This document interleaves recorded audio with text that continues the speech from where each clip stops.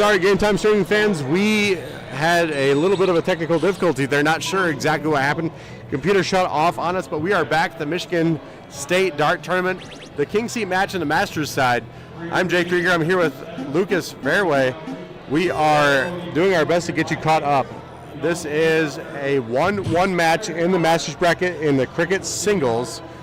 Brady Brown throwing first here, does have the point lead, has the house lead and the high ground, shuts those 18s down on BK, and then goes back to points. He's up 88 points, looking good. Yeah, no kidding. I don't know who you were praying to, Jake, but I was praying all over and every religious figure possible, but we are back up and running. 1-1 scoreline. BK with a nice 7 mark. Brady with the high ground. Both throwing a 6, but I see Papa Brown got the beer, so Brady could start doing more Brady Brown magic here. And look at this. Give it to me one more time. Ooh, 7 mark, but 1, 2, 3 was almost there. So it increases that lead to 140.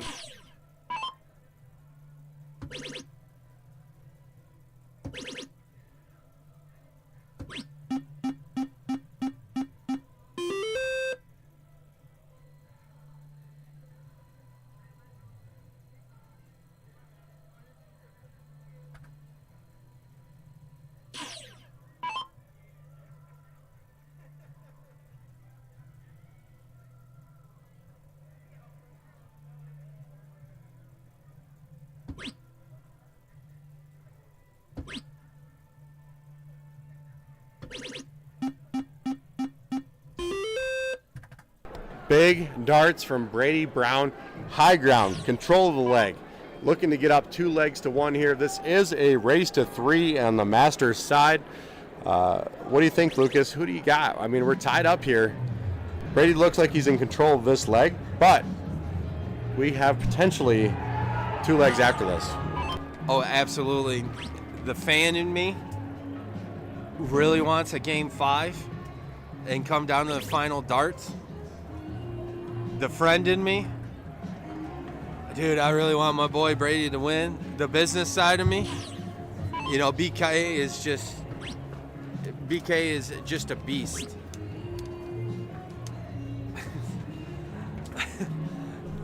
I made the best one. Made the best one win. Got a little note sent to me. A little love note. Thank you, Nate, if you're listening. But this is everything you wanted and more when you're commentating and getting roped into this, Jake. Right now with how Brady is throwing and just dealing with it, I mean, right there, bam, right on command, throwing a 5-6, rounding up. Dude, I want Brady, but I also am selfish and I want a rematch in the finals, so we'll see how it goes.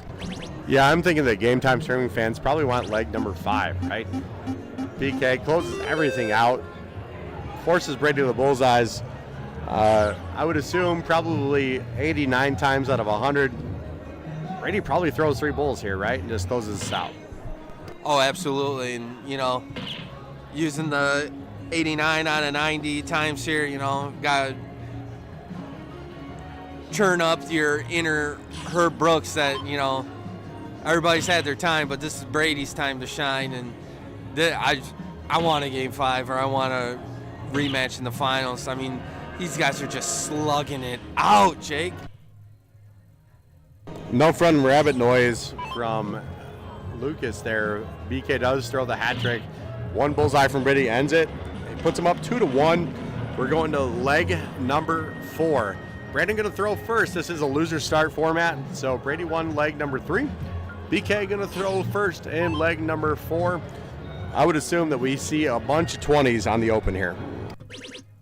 Oh, absolutely on that. Right on cue, hits the heart of the trip, then hits another one for a nice 7 mark. Brady down to 19s. Here we go, baby. I think everybody watching deserves a leg 5 here. We all want to see it. 3, 4, 7. 7 matches, 7. Brady Brown on the 19s. We're about to see the high ground principle come into full effect, though. Even 7 from Brady there puts him behind. 3, 6 from BK, 9. 1, 2, Big 3, baby. 9 from BK right there. Wow. Dynamite. Welcome to the big show, Jake. Man, Tyson versus Tyson right here. Dan Taylor, I see you in the chat. Thank you so much for the nice words. We wish you could be here too. But man, oh man, 6 mark or 5 mark still has him down almost a ton. Brandon probably going to take a peek at those 19s, but go right back up top. Oh, goes opposite. We're seeing Tyson versus Paul minus the money right now. These are big darts. These guys are playing for big money. I mean, the Michigan State Dart Tournament it's not cheap to get into, and it's not cheap to win. These guys are throwing heavyweight punches, haymakers. Like I said earlier, Lucas, we are watching Apollo versus Rocky right now. Absolutely. Ding, ding, baby. 33 down. And I'm not talking about Rocky Gilbert, by the way. Oh, no, we're not talking about Roxanne. But BK going to work on the 19s. Going to go right back up to the 20. Brady gets lucky. Only 43-point difference. He's going to take a breath here. Going to think about what he does. But he's going to probably go up to those 18s and punish them. If he gets enough of them, he'll take a peek at the 20. Just wires out on the trip. He's got to move to his left. Just wires the bottom, Jake. He's got a little bit blocked, but closes it. Not a big deal. Still got a lot of darts left. Here we go. That is the interesting thing about soft tip, Lucas, is that high dart in soft tip hangs. It's completely different than steel tip, because that steel tip dart, if your first dart's high, it gives you a marker dart to kind of follow into that triple bed. But in soft tip, that first dart hangs. So if your first dart's not low, it does tend to block that dart 2 and 3. Oh, absolutely. So Brady going back to work, finds the trip 18 and cut it almost down to a ton. Finds another one. He's down 65. So BK going to work, still has his own high ground. So we'll see what happens. Then right on command, shuts it down, goes back up to points, opens that ton lead back up.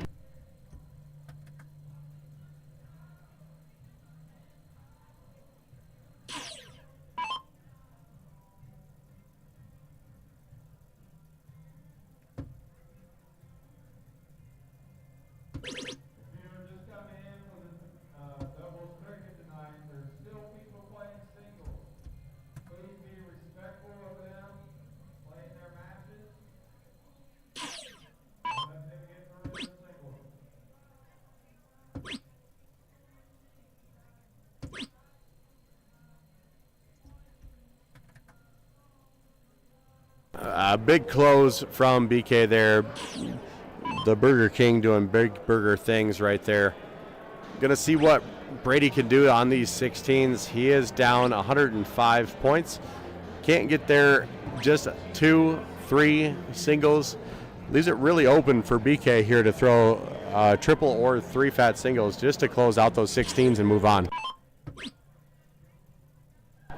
Absolutely. This is all BK's game right now. Just misses the triple to have total domination. So Brady can do some damage here with 15s to get it rolling, but we're looking at game 5, people.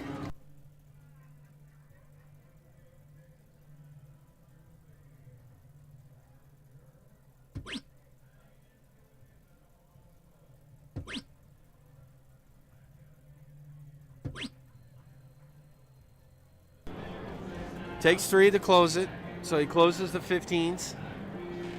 Still throwing a 4 1/4 compared to the 4.9 that BK is throwing. BK going right to work on the 15s. So there's close, and then 1 on the bulls. So Brady's got some work to do on the bullseyes and hopefully closing the 20. Yeah, BK's put Brady Brown in a tough spot here. 3 in the black. Would have got him the point lead, but first start single does not give him the opportunity here. I like to look, personally, Lucas, I like to look at that 20 just to get it out of the way, force BK into the bullseye. Not that BK can't throw 3 bullseyes at any given time with any given darts, and he does. He does exactly that. We're headed to game 5. We're headed to a diddle between two of the best here.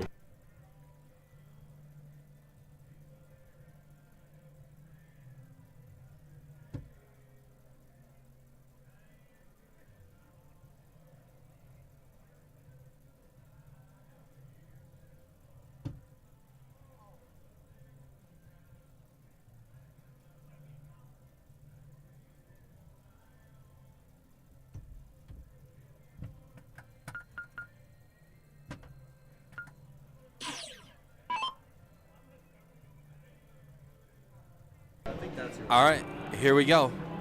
2-2, game 5, King Seat, Masters, BK to start. Ooh, just a wire out on the trip 1. Hits the trip 20 and hits a single 20 for 4s. So Brady going immediately down to 19s. Let's see what he can do.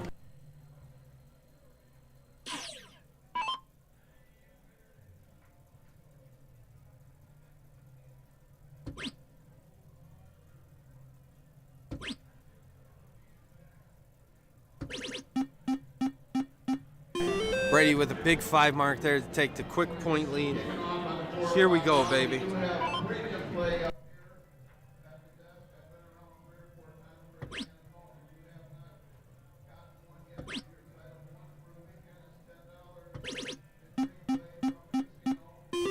And another big 5 mark from BK there. Up in points, up in houses. Does have the high ground, forcing once again Brady Brown to those 19s.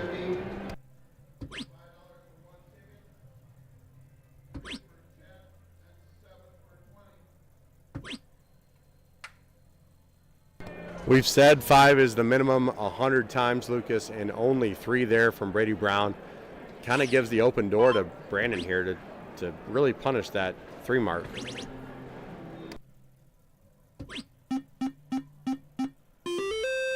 Five's the minimum. 5 he gets. He does not close those 19s, but he does hit 3 18s, a 20 and a 19. Still kind of leaves the door open for Brady to hit a big 9, but he's got to fill it up in the 19s here. Absolutely. Brady getting back into focus mode here. Looks like he put the earbuds back in, got his arm sleeve on, just misses the wire on trip 19. Misses on the second, but gets him a little closer. Goes up top. 1 point lead. BK has got to be licking his chops on closing that 19. Yeah, 1 point lead, but only a 2 mark. And Right Brandon on Kessler hammers that triple on the first dart. Drags dart 2 and 3 into the 3 and the 5. But man, having a 1 point lead, having 2 houses, I would love that position most of the time in cricket. Oh, I'm right there with you. I would put a diamond on it and call it mine. But here we go. Brady finding the trip 17 right off the rip. Finds another one. Ooh, hits a 7 mark. Wires almost for a 1-2-3 ringing up. But takes the point lead, has his own house. But Brandon with the 2 bigger houses and the high ground. Jake, this is going to be difficult. Yeah, from this position, I probably favor BK. Not skill-wise, not that either of these players one is better than the other. They're both throwing phenomenal darts, but just the position, just to have the 20s, the 18s, and be up in points before that dart, I prefer Brandon's position in this game. Oh, good look. Good aggressive mode there by Brady. Gets the point lead, but single 18 separates them. Little nervy from Brandon right here, but probably hits the field goal. Oh, ties it up. Jake, we could have a match flipped on its head. Yeah, that's a big momentum switch there. Just 1 mark from Brandon is insane. Brady is super excited. He's going to go close those 18s and then try to fill up the 17s with dart 2 and 3. Hits 4, does have the point lead. He's going to force 3 in a bed in the 16s from Brandon here. Absolutely. Here we go.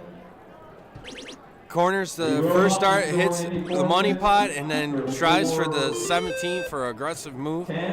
Brady is in control of the match right now, Jake.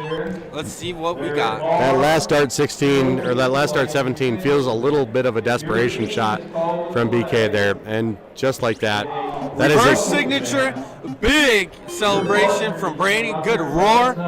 Papa Brown is happy, giving him some kudos. Just like, here we go, Jake. Just like that, I feel like that third dart 17 from BK was a little bit of a reach. He's a lot better dart player than I am, but I feel like that third dart was a little bit of an exasperation shot. He felt like he was behind. He needed to reach. He didn't get it, and Brady absolutely punished that dart. Absolutely. Got one, got two. Ring it up, baby. Hat trick for the win. One, two, match. Three, the match. 5 mark. I think that most of us would be super excited, super happy to throw a 5. Huge, incredible darts from Brady Brown there to beat one of the best players in the region. Brandon Kessler is a phenomenal dart player, and Brady just showed his absolute form, his worth in that game. Absolutely. Could not be happier. We will be having a rematch of this. I can't imagine that we will not be seeing these two again in the finals. Stay tuned, peeps. This is everything and more than what it was. Lucas, I think we have a finals match in one of the lower level cricket brackets coming up on level 2. They asked to be on the stream. I think we're gonna make sure that they find their way onto YouTube here or Facebook. Absolutely. Waiting to see what we got, and here we go here shortly.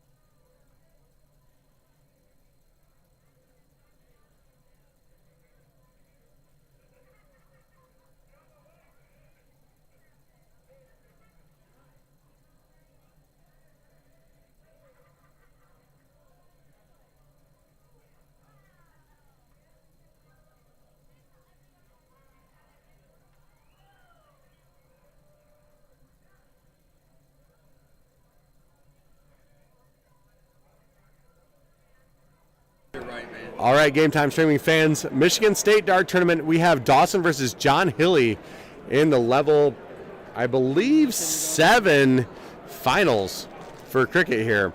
They asked to be streamed. We're happy to provide. We love a finals match. What do you think, Lucas? We both know John. We don't know anything about Dawson. We hope he throws great darts. So, if you don't know John Hilly, there's problems here. John Hilly is almost like the Pope in mid-Michigan dart scene. Everybody's got John Hilly story, sighting, heard a story, you know it's true.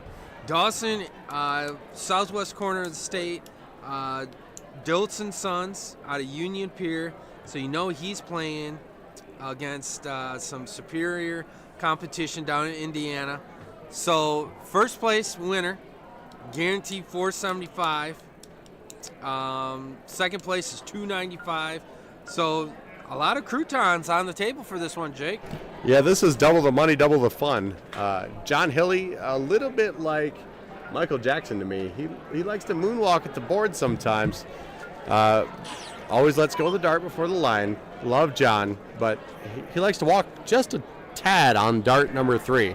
Just a touch. Can't figure out if he's listening to Drake and doing crip walking, or if just doing what he does. And you just saw what we're talking about. We love John to death, but we all know Johnny quite well. But when Johnny's on, he's a hell of a dart player. So this will be quite interesting to see how this comes out. Yep, John, a former Masters player. I don't know much about Dawson, but that southwest corner of the state, those Kalamazoo guys in South, they are some dart players down there. Got to see Bird on the stream yesterday playing Brandon Kessler on the 501 King Seat side, and threw some really great darts, and a 4-mark open from Dawson here. Yep. At this point, we got to start counting how many beers John is throwing, because John is a sneaky one. You know, you think he's good at 2, but you give him another 6, and John's accuracy just goes through the roof. Right there, he's focusing on the 18s. He's finding everything he can. He's on the scoreboard, but don't count out John just yet. And this is a race to 2, so we'll see what's up. Stop laughing at me, Jake. You know I'm speaking the truth. I'm only laughing because there was a point this morning where I had thrown less darts than beers I had drank, Lucas. That 9:30 start time turned into 11:30, and I had not thrown more darts than I had drank beers.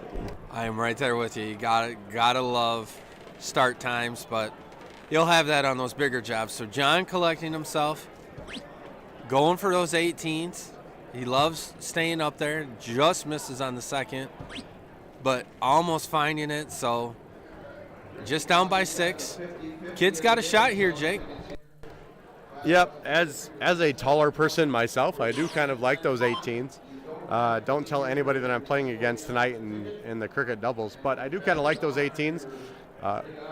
Opens up the door for Dawson here on those 20s and 19s, though, to have all the high ground. Does find 3. That's a good start. Absolutely, he's rolling with it.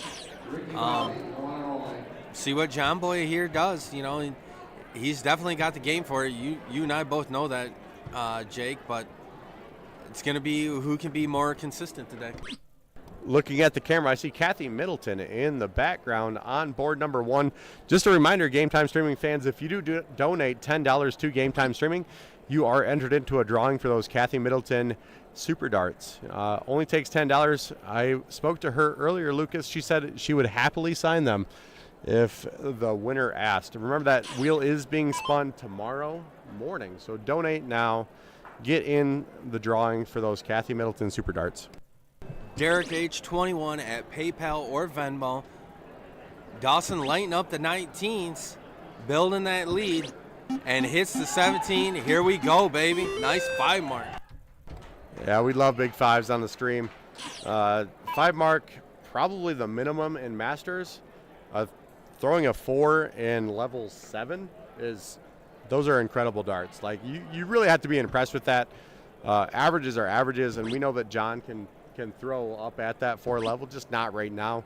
Dawson has an opportunity to get the first leg on the board right here, even though he's he's ahead in points. He just has to go ahead, close those 18s. Absolutely.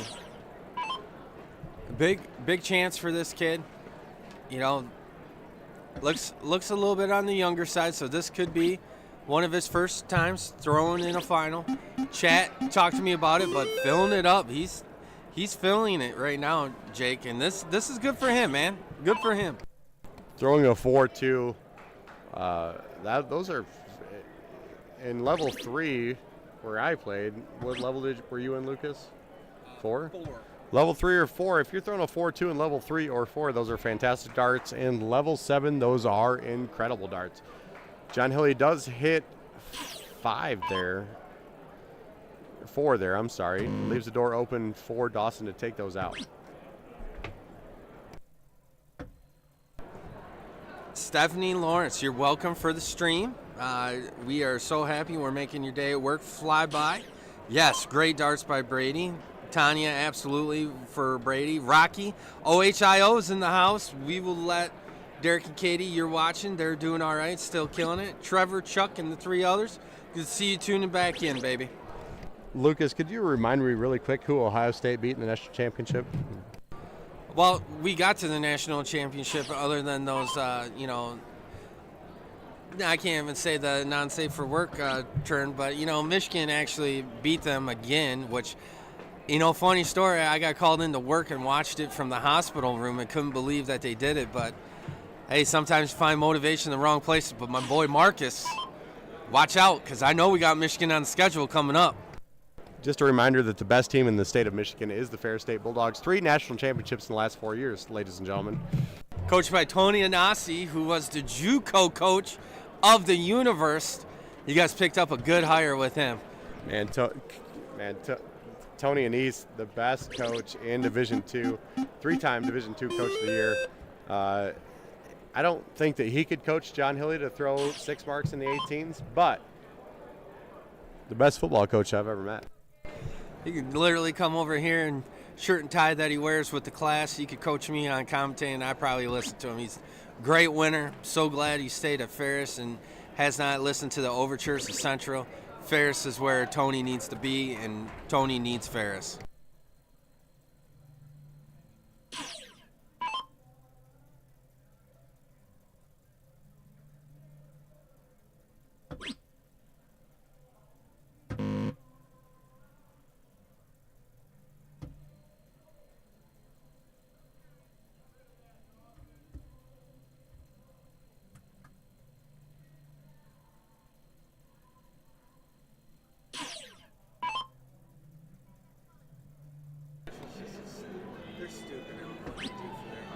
Dawson closes those 18s, has an opportunity here with a triple 20 to even the score. Does have all the high ground, all the houses, just needs 2 more 20s to even that score line. Does not quite find it, but I like Dawson's position here in this game, Lucas. Absolutely. Absolutely. His position is keen on playing to win here. Hilly's really got to think. He closes the 20s. Hits the 19 and does the John Hilly shuffle on the 3rd dart for the 6th mark. This is the Hilly we're talking about. He's like a diesel engine, the old 75 diesel truck. Gotta let it warm up for an hour, then it starts purring like a kitten. I'm telling you, Jake, I've seen it more than once, so have you. The Hilly machine is starting to purr. Yeah, it takes some time for those glow plugs to heat up, Lucas, but only a couple of marks needed from Dawson here to get the point lead and to have the house lead. And he finds a double on dart 3, finds the point lead, throwing a 3-2 to a 3-1. This is a heck of a level 7 matchup. Absolutely on that. So Hilly coming back. Got to find 16s to get the point lead. Let's see what he can do. I kind of know John a little bit. I really thought he would have chased on that first dart. Does find triple 16 with dart number 2. Still behind in points, still behind on the high ground, but that's a good open. And you can see the frustration in his face. John knows his diesel's got to be purring a little bit smoother, and he needs some more go-go juice. So we'll see what happens here. He's talking to his girl, Jen, telling her, hey, I love you, baby. But 3 from Dawson, 6 from Dawson, 102 points. Those are huge opens darts. Up an almost ton lead. Hilly for the good job, but this could be Hilly magic right here, Jake.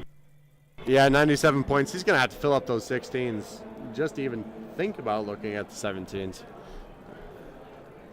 Personally, Lucas, my personal preference, just like John is doing right now, if somebody's hammering a number on me, I'm going to go take a look at closing it, just so that I have a house, and they don't, especially on a number that they're comfortable with. Absolutely. So, kid's got a shot here. Can flip the match on its head by taking 16s and 15s. So here we go. Yeah, 3 darts, 3 16s needed, and a 97-point lead for Dawson here. personal preference, going just like that, going back to 17s. Take a couple pokes at closing that 16. If you don't hit it, that's fine. Still have a 100-point lead, still have a ton lead. You just move back to the points.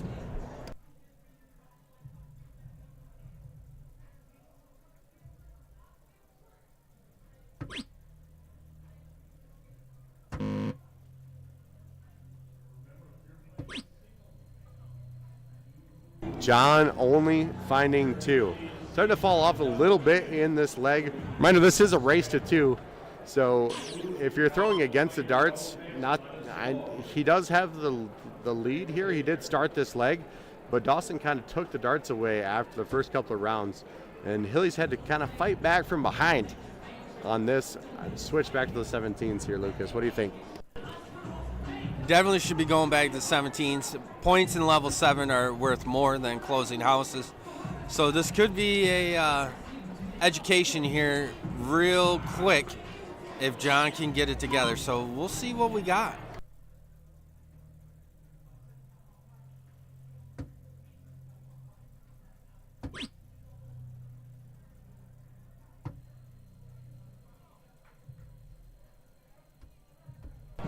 So Kid has all the momentum in his side. He's got the point lead by 60 or now 70, 72. So all he's got to do is hit 2 trips, and he's made in the shade for both. So there's one right on command.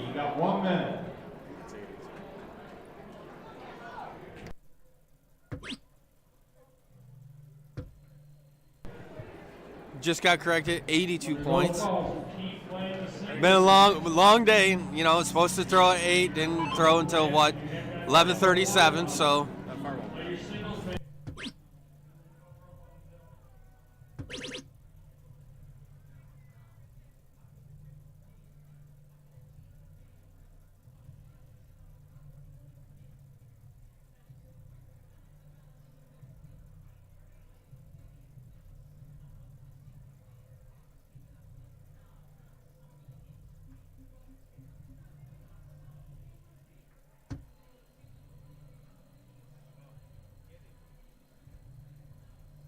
I think John just pulled the third dart out of his pocket, hit the triple 15, hits a 4 mark. Might have needed that third dart. Nothing wrong with having a pocket dart, Lucas. What do you think? Nothing wrong with having pocket darts. Must have the Porky model with 4 darts. And like we said, John is he's a character. You'll never meet anybody else like John. The ref chiming in, 82. And a great close from Dawson on those 15s. Finds a triple on this last dart. Forces John to the bullseyes.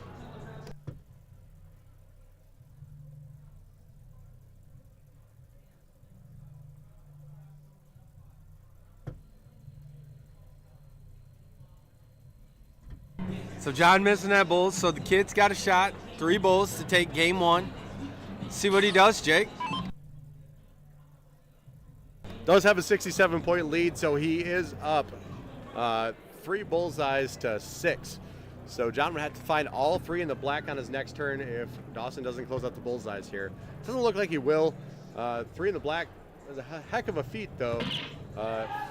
Does find 1. John does have to throw all 3 in the little black bit here.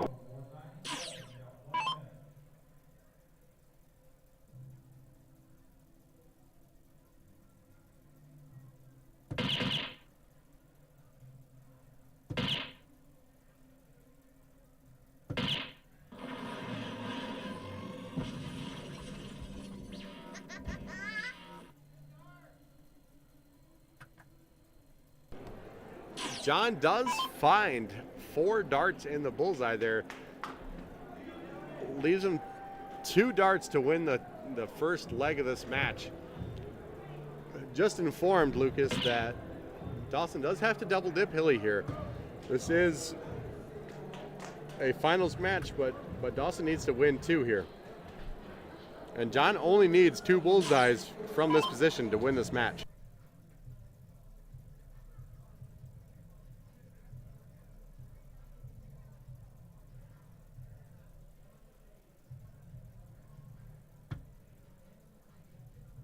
And yes, it is been confirmed. These two met for King seat. Now they're back doing finals, so Dawson has to double dip Hilly.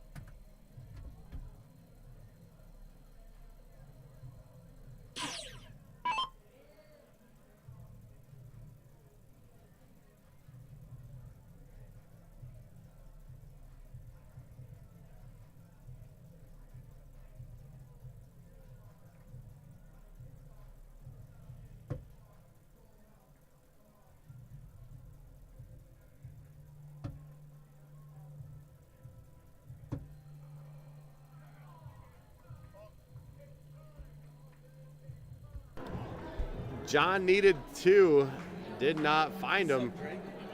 Does leave the door open for Dawson in this first leg of the double dip.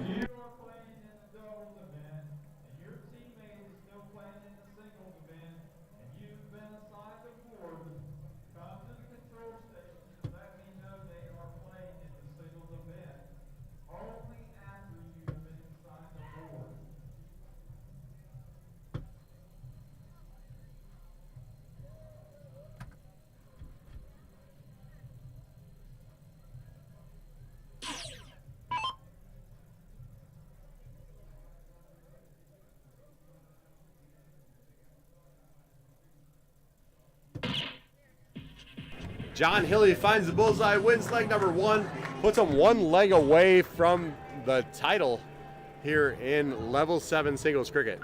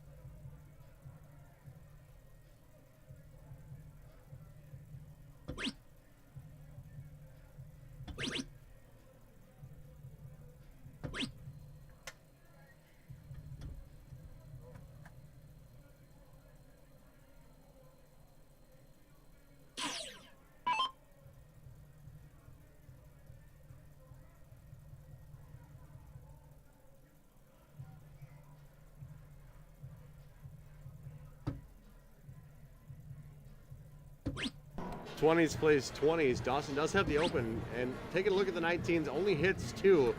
Leaves the door wide open for John here.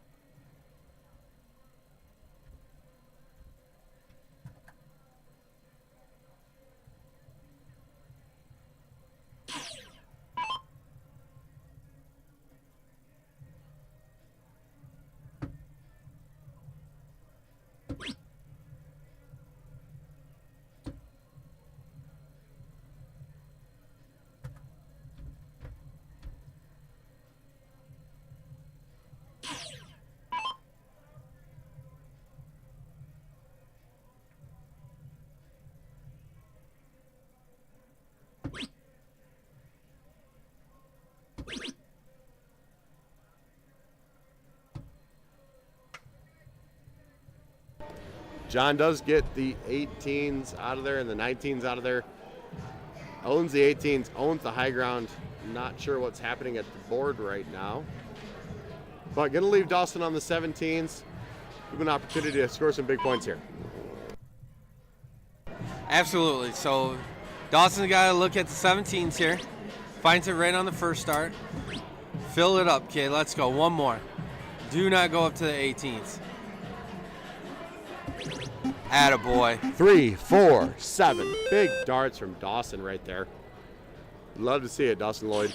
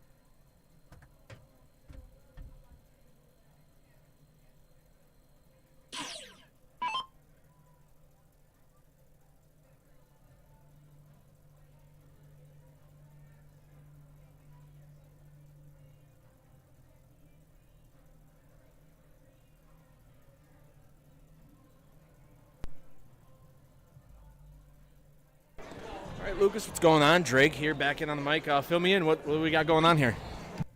Okay, Drake. So we have a local favorite, John Hilly of the Mid-Michigan area. That is Hilly doing the Hilly powwow. That is a patented move, just so you know. Right on, trademark on it and all? Yes, he is up 1-0 versus the kid, Dawson from Southwest Corner, playing with Dilton Sons. Dawson and John somewhat is in control of the match, but the kid can figure it out here shortly. So if the kid wins this match, we play another one. He's got a double dip, but John is in control. So there's the recap for you. Beautiful. This is a, so like you said, double dip. Going to be a race to 2 otherwise, or to 3? Double dip, race to 2. We are Division 7. Okay. It's been a hard fought. Kid's been throwing, John's been doing John Hilly things. Yeah, beautiful to see. You know, you are in the lower division, but you're still drawing in the crowd like this. You go out there, you know, both sides of the screen here, you got a couple fans on each side extra, so nice to see a hometown favorite in there. I wouldn't be saying a hometown favorite. He is one of Cadillac's favorites. He is the Grand Poobah Viking up in the Cadillac area. Might be even Pine River Buck. Okay. But John is a very unique individual. Yeah. And if you've ever met John or thrown with John, you know that for a fact. But the kid not going down without a fight, filling it up. Just a little high there, Drake, but Hilly in control. We can see what's up.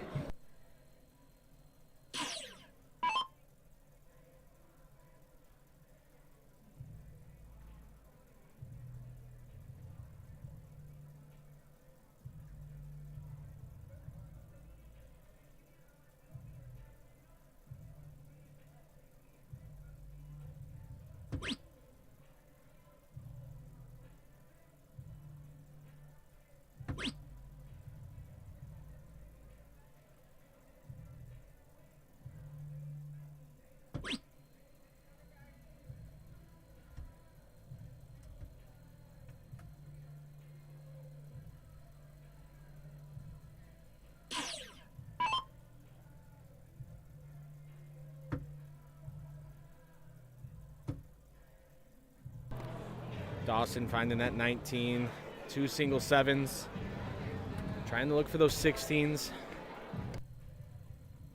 Yeah, just a little short on the bull, so John with game shot here, 3 bulls, and he's Division 7 champ.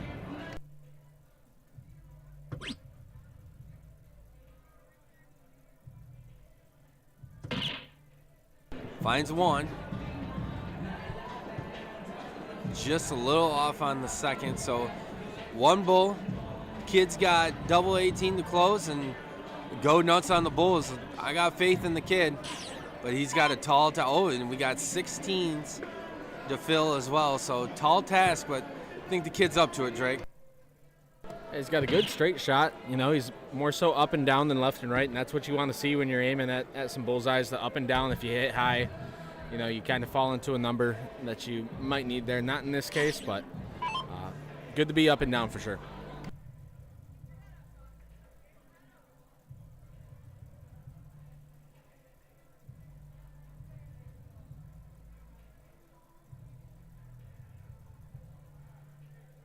Looks like Kat Middleton on that board there next to them. Once again, Catherine Middleton Super Darts Signature Series 18-gram darts up for grabs here.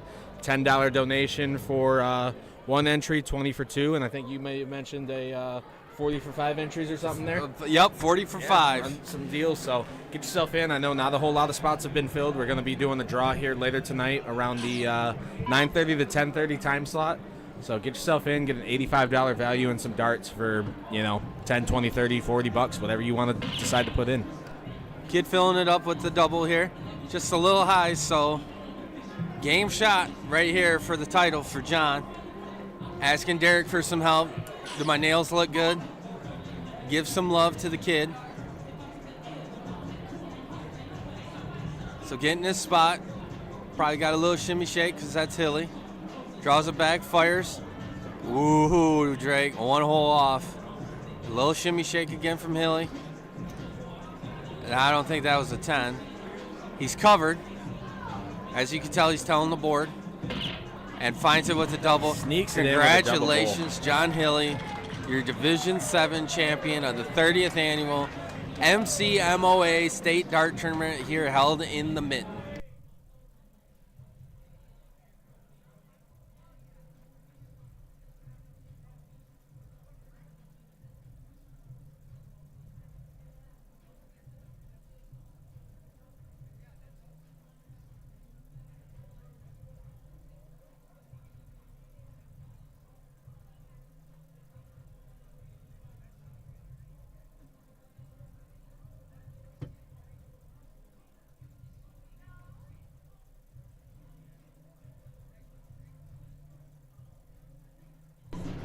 Oh man, I miscounted. Sorry, chat, light me up. This is 1-1. So, light me up, chat. You know I did it.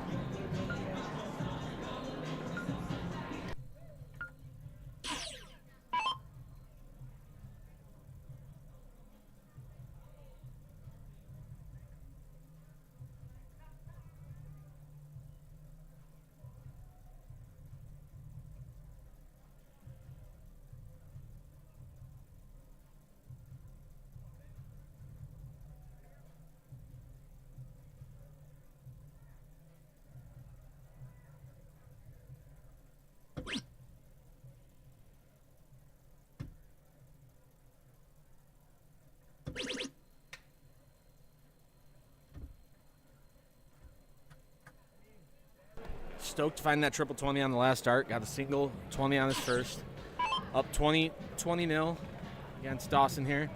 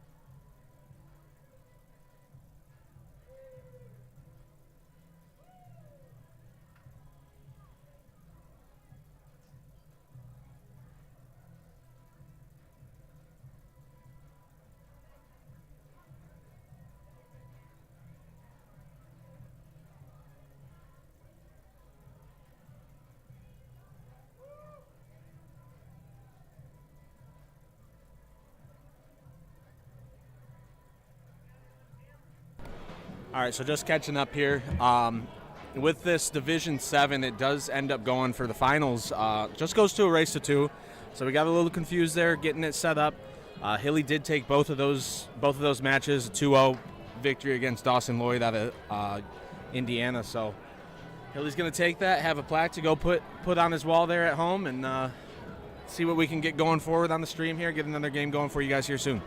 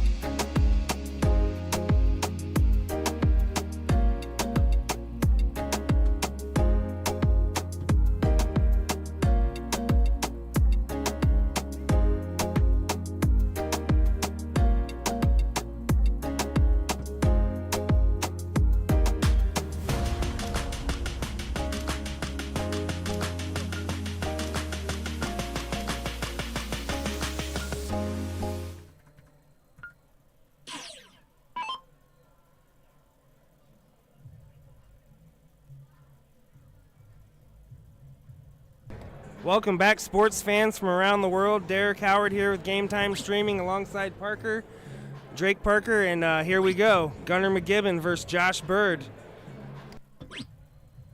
We do have Tyler Thomas coming in here with Drake, and I'm going to step out for a second, but make sure you guys enjoy this match. We're getting closer and closer to the finals. I had just lost to Gunnar, so here he is playing Josh.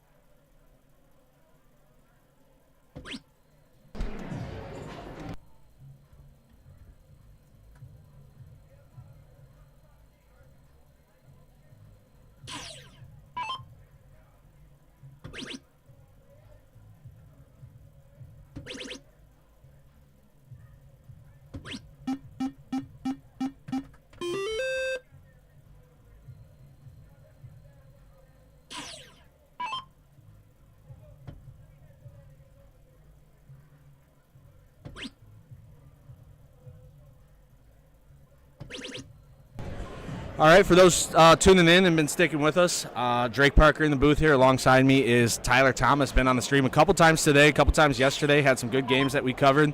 Definitely a familiar name and face to a lot of the dart fans out here.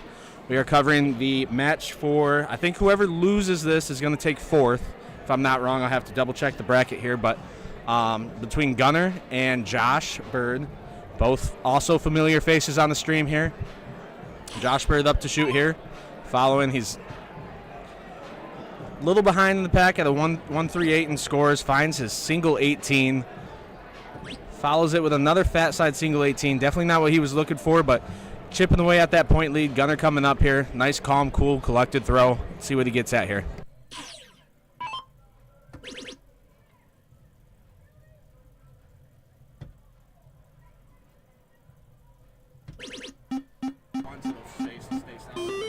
Gunny's a really good shot. nice, calm, and collective. Josh, on the other hand, is a little shaky right now. Yeah, definitely something that he can come back from. We've seen him take. I believe he won that Masters 01 yesterday, so he's already got the title under his belt this weekend. Gunner coming up, rocking a, don't want to jinx it, but a steady 4.8, 2.66 in the scores. Extends it with a single 19, finds another single 19, almost same exact throw. Switches to the 17s to close out. Doesn't quite get what he's looking for there. Going to leave that open for Josh.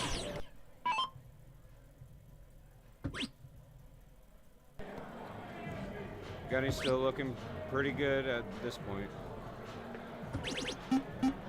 Josh finds the triple 17. Yeah, coming in at the 5 mark on those 17s, putting a little pressure on Gunner.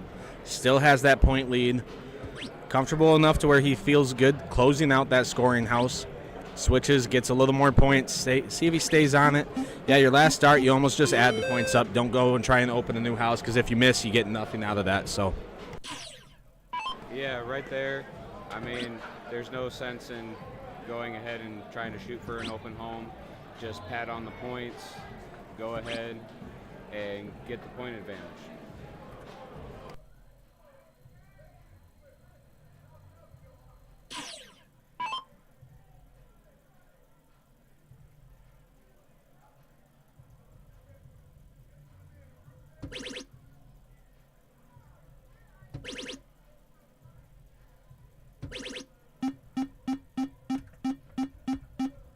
Wow, triple 19, triple 16, triple 15 from Gunner. Really putting the hammer down there.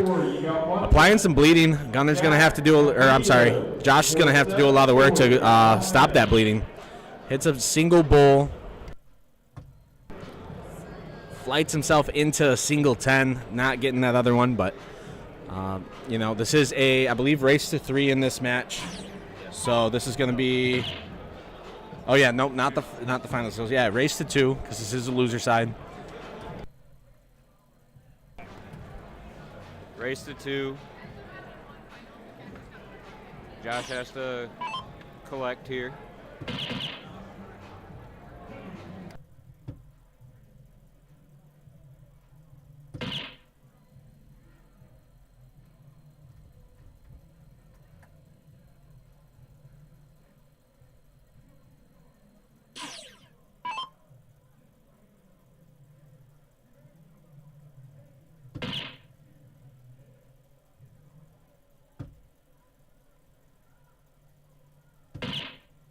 Gunner finding 2 bowls to get the dagger, finishing with a 4.40. So takes game 1. Josh going to have first throw here. Patting his legs. He's been in some tough predicaments before. Gonna have to. He's got formidable opponents that he's played against, and gonna have to all weekend. So, gonna have to just take a breath and start big here. Starts with a triple 20 to get him that open. Finishes in with another triple 20. Wow, single 20, flights into it. Not what you're really hoping for. You're right there with that throw, but when your grouping's that tight, you're almost bound to get flighted in. Exactly, right there. You're hoping for the 9. When you flight into the single, it's positive, but you're always hoping for that 3 trip first start. Gunner with a good return of his own. Finds that triple single for a 5 mark. Staying in it, that was a throw that could have made himself get out of it quick, and he puts himself in. Josh right there closing that, putting the coffin dart on that 19, going back up to the 20s to increase that point lead.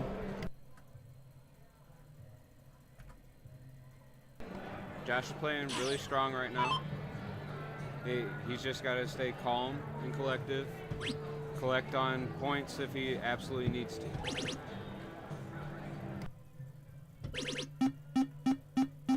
Just like that, Gunner finds a new house and scores on it big there. Both gentlemen throwing 6-0s into this. This is going to be the start of round 3.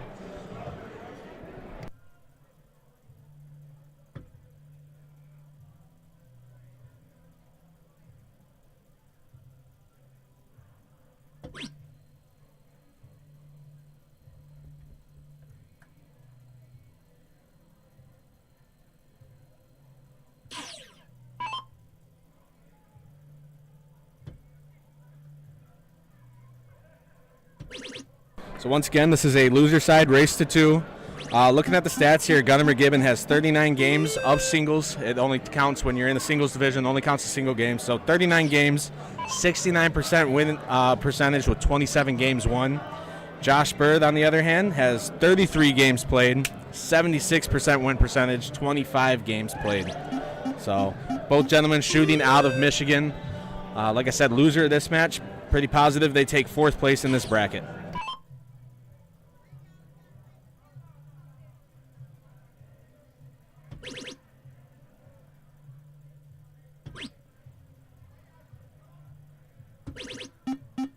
Brandon, seeing you just joined, this is Master Singles Cricket. This is going to be round 8. So yeah, loser of this takes 4th, moves on to take Brandon Kessler. And then winner of that match goes on to, I'm going to have to double dip the person in the first seat, which I can pan over here and get that. That is guy in the booth here with me, Brady Brown.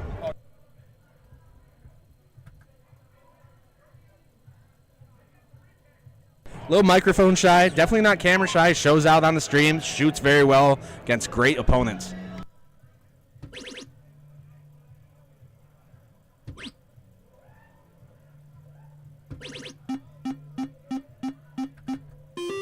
Trip 16, single 15, triple 15, increasing that score lead to a 2-5-1.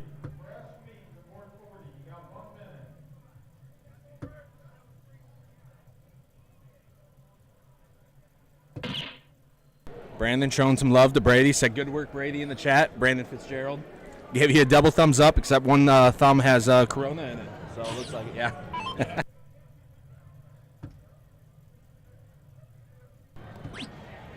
Gunny just needs to calm down a little bit.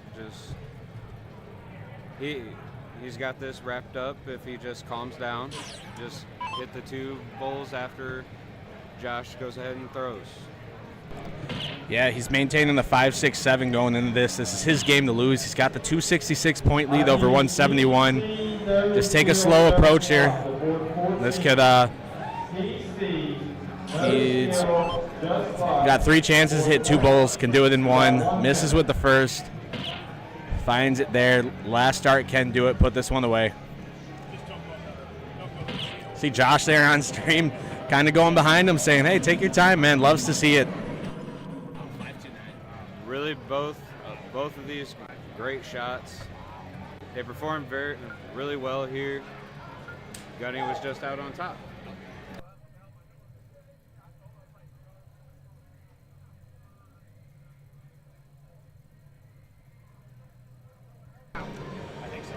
So Josh falling short there, going to take 4th, not getting the plaque to bring home, but as I said, he's getting the plaque from yesterday. So Gunner going to be moving on to take Brandon Kessler. Winner of that match takes on Brady Brown. Going to have to double dip Brady for this, so some good matches coming up. See a race to 2 here in the Masters is a little crazy to see, you know, because everything topside race to 3, and just like that, the game can go that quick. Brian Henry, see you popping in the chat. Appreciate you popping in, man.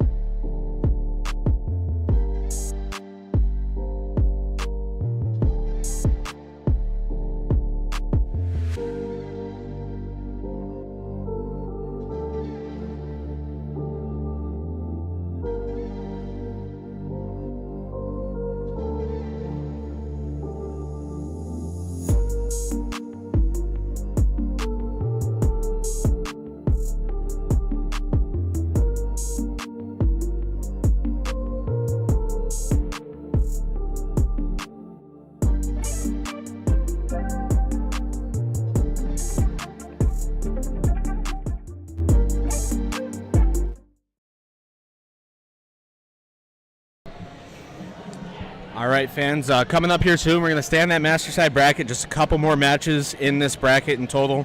So Gunnar McGibbon getting that win over Josh Bird is going to put him up against Brandon Kessler. Kessler was just now walking up to the board here as I came on the comms. So give them a minute to warm up, and we'll get you guys tuned in.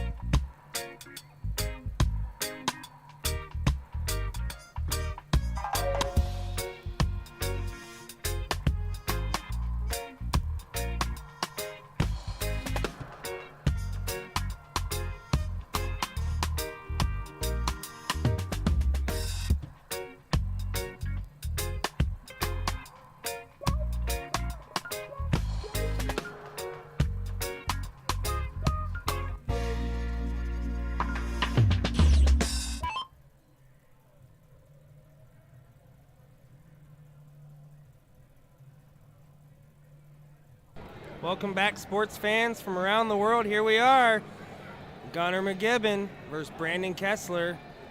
I stepped out for a minute. I see Gunnar got past Josh Bird. Shooting great today. That's kind of what Gunnar's known for, is that loser bracket. Starting to run through losers brackets. And shooting great.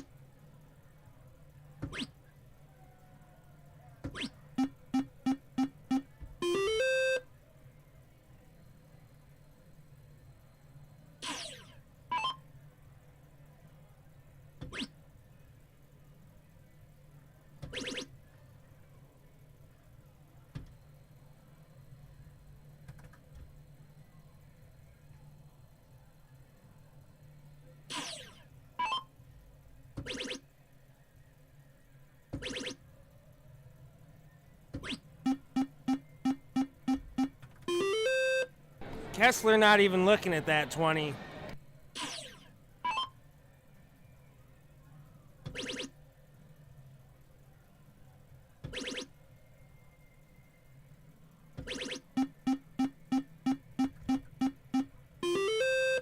Massive 9 mark from Gunnar McGibbon.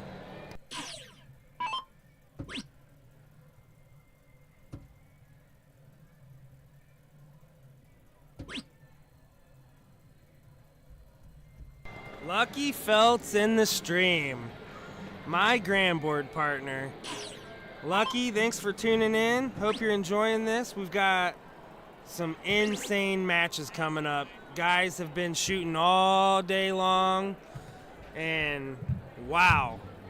Thanks for tuning in, everybody. And like, follow, share the stream. We're really starting to take off here.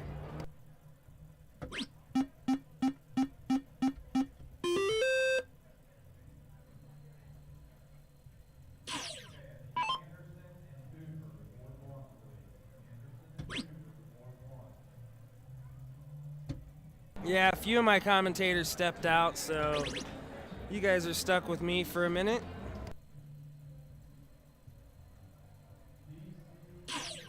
Lucky, did you wind up moving to Memphis? Are you all set up? What's the story here, buddy?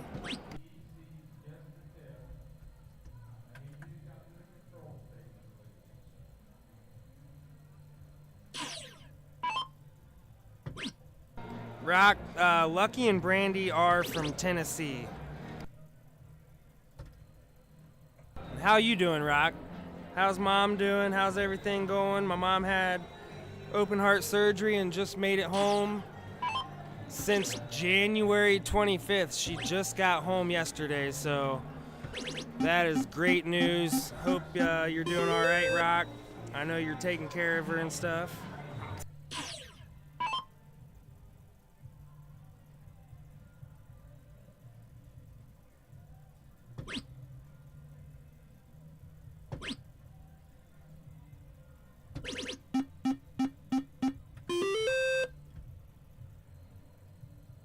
Hey guys, Drake back here on the mic. Just came back from a bathroom break. Seeing we're starting round 8, already hitting 640, 642s. This is crazy shooting.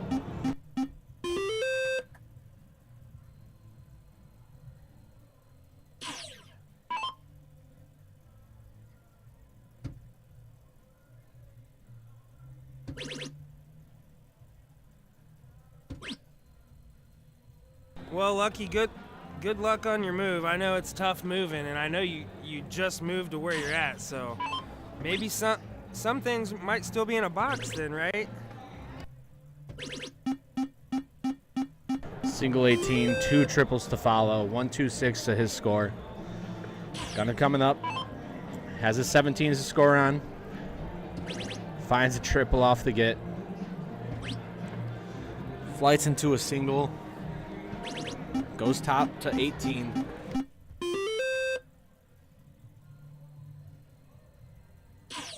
This is a classic match and a classic look at iron sharpens iron. Yeah. These two players make each other better, make each other throw this type of game.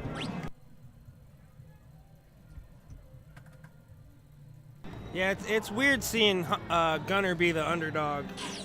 You know, I know he's the underdog when he goes to the club and all that, but it's just weird. You know, his averages are high, but they're just so far away from Kessler's, and he's sitting there holding his own, doing great, and Gunnar's a fighter.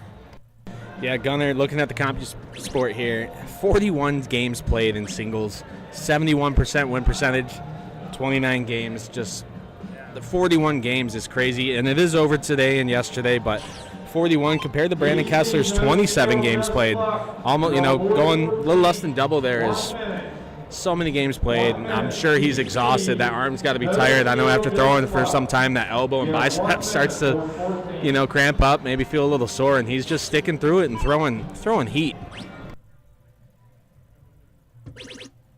Gunnar seems to be pretty skinny and young, so I'm sure he's going to have great stamina, and he's going to need it because even if he gets past Kessler, it's still going to be a tough road. These cricket masters are just insane. I'm telling you. We had a lot of masters show up today.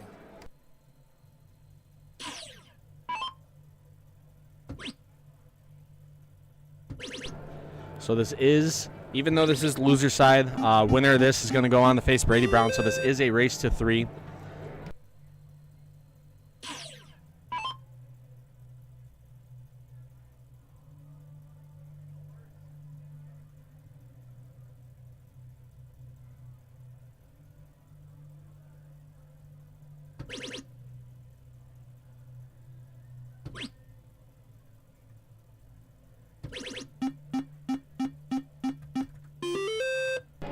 Closing that gap of score, bringing them to a 942 against 963. Brandon Kessler has the 15s to score, closes those 16s, now going bullseye. He's got the lead, 1 dart to do it. Just falls outside the black, getting in the blue. Damage control here for Gunner on this turn. Kessler's awesome to watch on the CSC Challenger Series. Real proud of how good he does. It's nice seeing him live every year, and saw him at the Tank Memorial Classic. He wound up in the finals with Gary Clark. Just Kessler is just so fun to watch. It's so smooth. Yeah, very smooth throw. Wow. Triple 15 right into the double bowl to take the match, finishing with a 5-3-2. So he's going to take round 1 here. Best of 3. Gunner's going to have first throw here. Really got to open up heavy on those numbers. Whether it's 20 or 19s, you just got to pick your number and open up strong. Definitely been smacking them trip 20s today.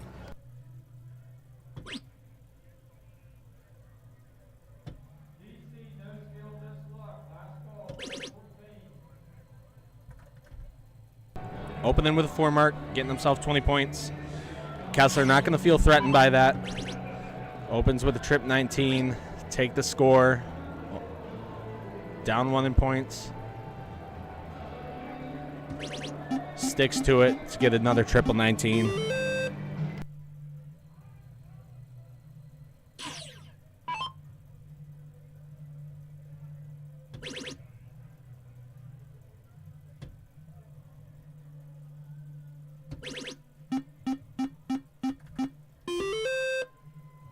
Jerry, see you in the chat. Hey, everyone from South Carolina. Thanks for tuning in.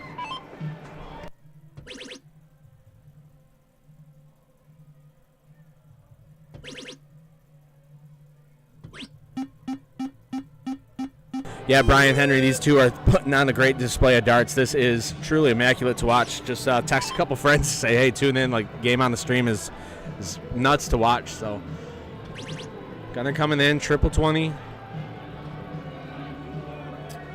Trip 5, flights into it. Oh, doesn't quite get that other triple.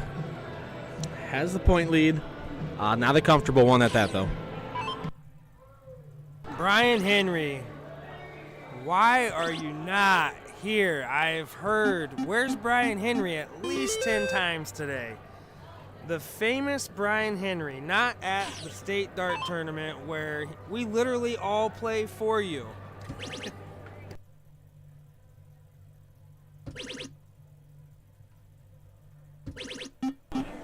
Crazy 9 mark for Gunner to really reel this in and flip the tide here.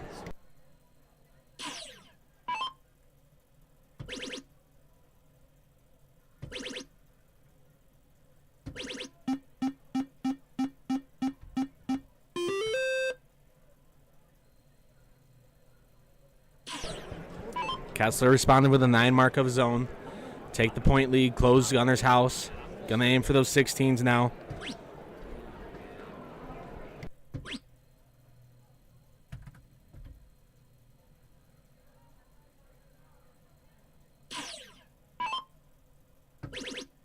Brian Henry, all 3 of the remaining players shoot for Motor City, 100%. This is, just a good batch here to watch.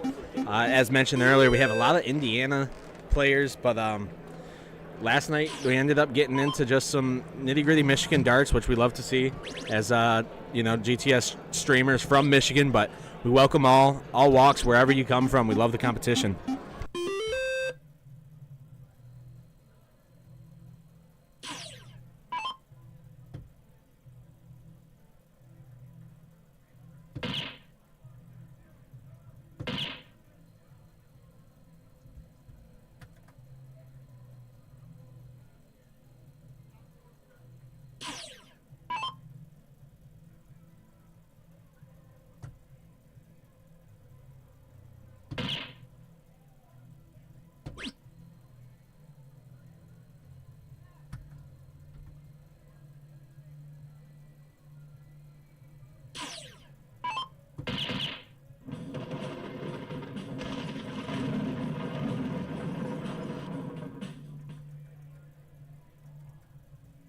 Kessler taking a 2-0 lead in the race to 3.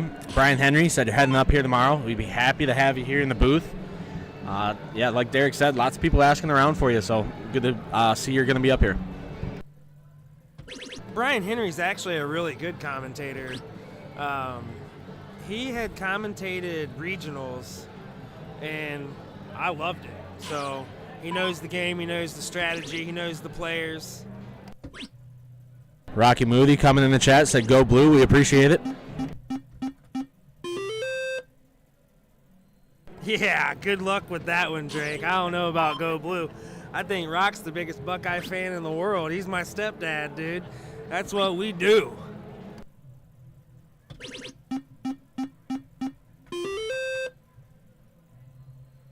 I've got a filter on my phone. The word Ohio doesn't even pop up there. Hey, Kessler's from Ohio. So here we are, Ohio State versus Michigan right here. Yeah, Jana knows. Look at that. See, we got all kinds of Buckeyes in the chat. Talking about the Buccaneers, they're not doing bad. They got good. Hey, good year, Lucky's Adam. also a Buckeye, so is Brandy.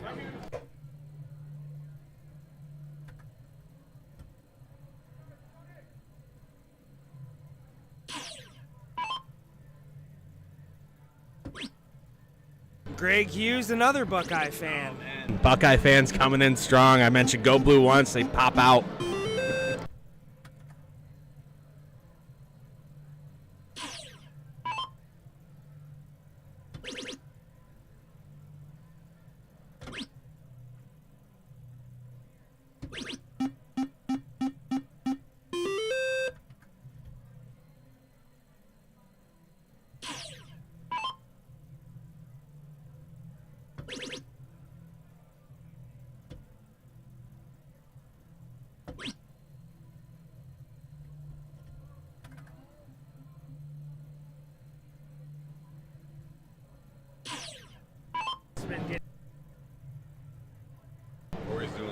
So Gunner popping out with a triple 20. Follows it with a single. And a trip 18 to close the house for Brandon Kessler. No nut fan here. Go Blue, Greg. After I said that, Derek told me, he's like, no, he's actually a Michigan fan. He's probably mad right now. Single, triple, 17.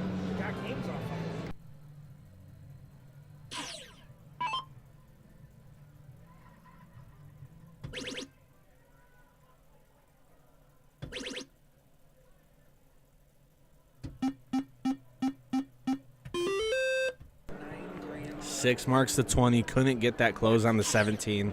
Right there in that triple two, just off to the right of it. Kessler making him pay. Trip 17 finds that triple two as well. Another triple 17. Six marks it. 360 to 420. Gunner's still in the driver's seat here.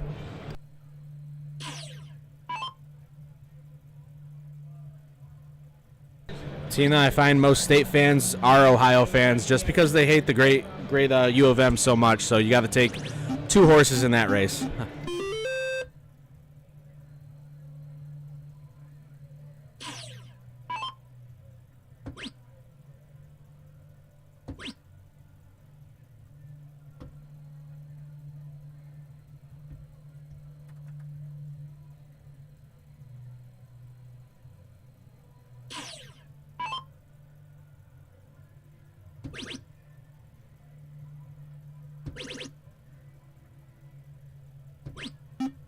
Brent Cervelli, Go Blue, baby.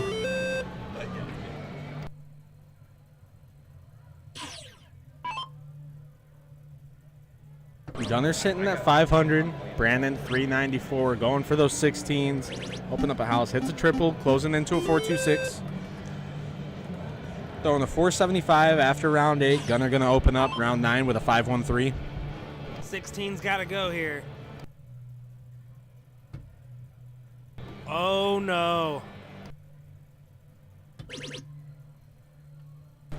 Good resort to go back up to those 20s, but leaving that open for Kessler is a dangerous spot. Like you said, 16's got to go. Couldn't get it in the first two darts. Kessler's comfortable. Going to go for those 20s. Close that out. Said stop scoring on me and hits a triple 16. Oh, my goodness. Confidence overflowing.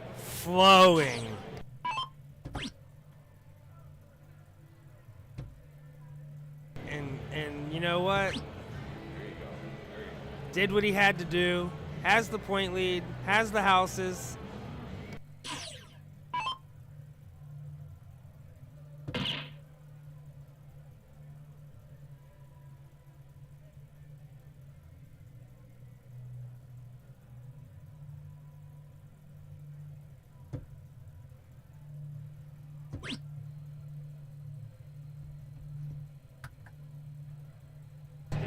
McGibbon, point lead, little under 100 here. His game to lose here. 3 bullseyes, can do it in 2 darts, especially with a throw like that. 1 more can get it, and he finds it. Kessler knew it, takes a sip of his water, ready for game 3.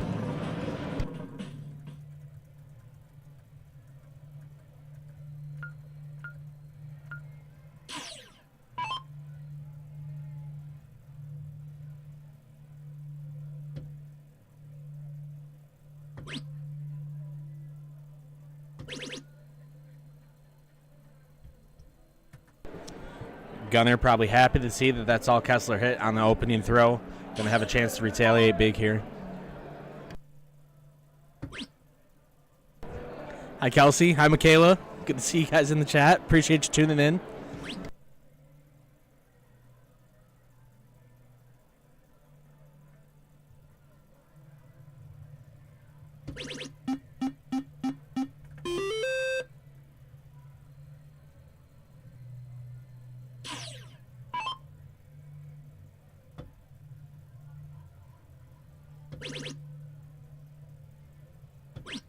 Not even looking at that 19.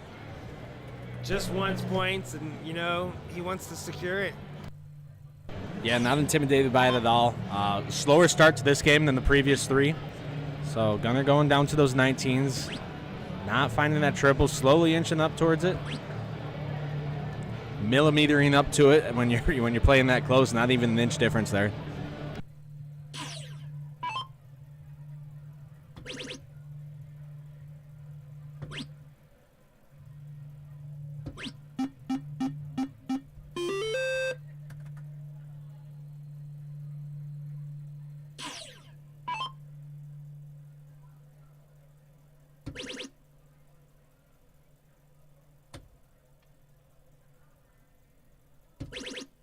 Yeah, I think that second one was in there, but board don't lie, right, Jake?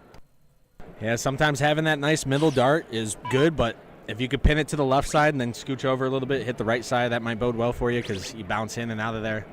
So, way to get it there on that third dart. Kessler, single, trip, single one.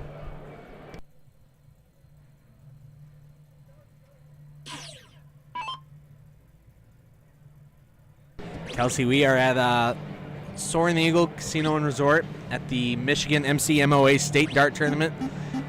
Started yesterday, runs till Sunday night, I believe.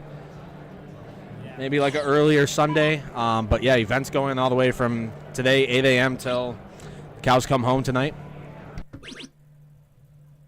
Yeah, I usually cut it off around midnight, but it does not stop at midnight. I promise you that, especially cricket day. If there's a short night, it's 01 day, and I think it went till 2:30. Yeah, you've seen some of these shootouts between players here getting to those, later rounds, 15, 16, 17, and so on. So, and you have that at every level. You have that here at Masters, and you have that in, level 4, level 5, 6, 7. So, just great shootouts between everybody. I know some people weren't getting into their hotel room till 2:30 at night, whether that was playing or maybe hitting the casinos. Just late nights all around.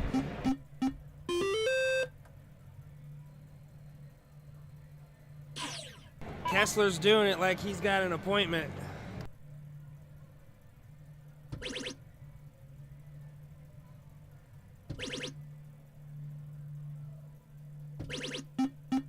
Nine marks to 16s. Much needed there, but Kessler having 2 houses in control in the 20s, it's tough, Yeah, shows it there, opening up 60 points to his total, adds another 20, making it 80. 397 to 362. Gunner does have that lower number, able to score on that 16. But if he could do anything like he did last time, bounces out. Finds a single, gonna need a triple here to feel a little more comfortable. Bringing it in home.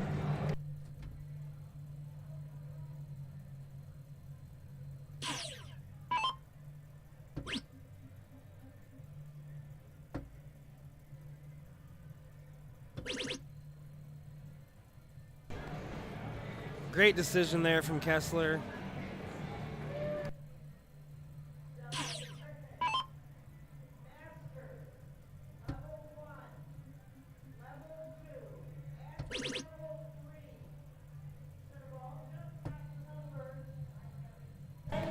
Drake, have you ever seen Kessler's stream on his Facebook page? I have not. So actually, I'm not friends with Kessler. This is, I've known the name for a little bit, but never became Facebook friends with him. So I'll definitely have to get him a friend request and tune into that.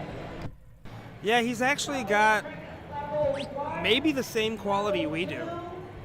Yeah, it's not like he's streaming events or anything. He's just streaming himself because he's a 5'4", or maybe higher. But yeah, he has a great stream on his personal Facebook page. He's streaming his CSC Challenger Series matches because he is a Division I shooter.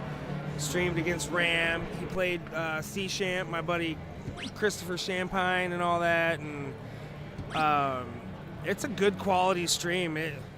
X1 Elite or whatever. I'm not sure. Yeah, so it's looking good. And he actually has a different company also or something, because Dave Fig had told me that he has a dart coming out here soon through Kessler's new company. He showed me the pin on his shirt. I can't remember what it is. Chat, do you know what that is? Awesome. Yeah, I'll definitely have to check that out. Like you said, it might just be him streaming himself, but a 5'4" is fun to watch wherever.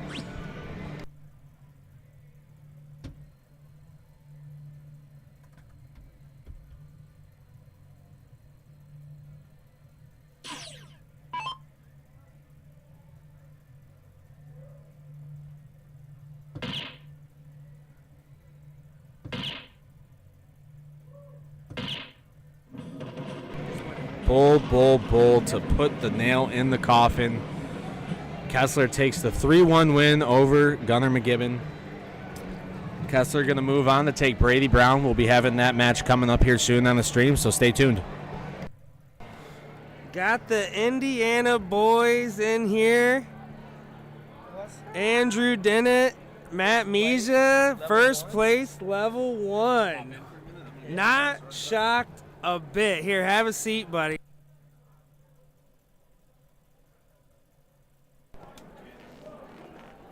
What's up, Andrew Dennett? How's it going today? How's your weekend going?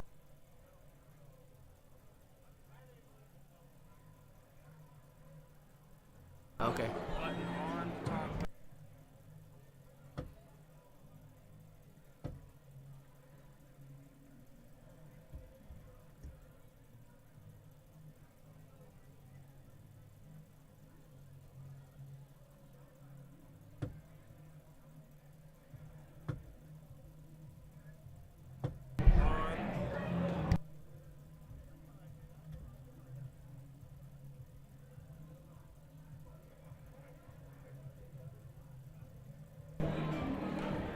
It was a great match, man. I've been having a great time. I played Wayne. He was a good dude. Great shot. We went up to his room, had a few brews. After I beat him in third place match, we came back down. He came back and saw me, and we went at it again. Great match. Yeah, I had waited on a board, and Wayne was on that board. And he ended that game a 4-7-5. So I knew Wayne was shooting good. I'm familiar with him because I drew him first round in the Michigan Bull Shooter last year. So very familiar with Wayne. Shocked that he's not in Masters. Shocked you're not in Masters. So I'm glad you guys got to meet up and battle it out, because you're not going to be level 1 anymore, son. You're all around the world. You're on all these dart streams. You won the GTS Doubles Championship. you guys are doing it and moving on up. And it's excitement. I can't explain it, but Wayne was a great shot. So was everybody else I shot. I had to bring my darts for sure. This was no easy competition. Yeah, so did it go to a final leg, or how did that work out? Yeah, I went to game 3. I took the first one. I played really well the first game. Second game, he shot really well. He came out blazing. He was ready. And third game, I just won the cork, and I went from there. It was a 3-dart cork too, so it was a great match all the way around. Yeah, I'll tell you something about Wayne. He's a great shot, but he's gonna tell you when he first sees you that he don't like fist bumping. That's like the signature Wayne, because he told me that at a bull shooter, and it kind of caught me off guard because I'm in Masters, we don't fist bump ever. So I was like, all right, well, I don't like fist bumping. Well, I heard somebody this weekend say that. They're like, that guy right there told me he don't like fist bumping. So just curious if he said it to you.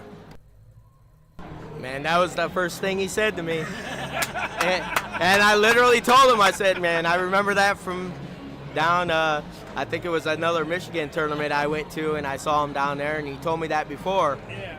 But, yeah, he warned me, and it was funny. It was a good time.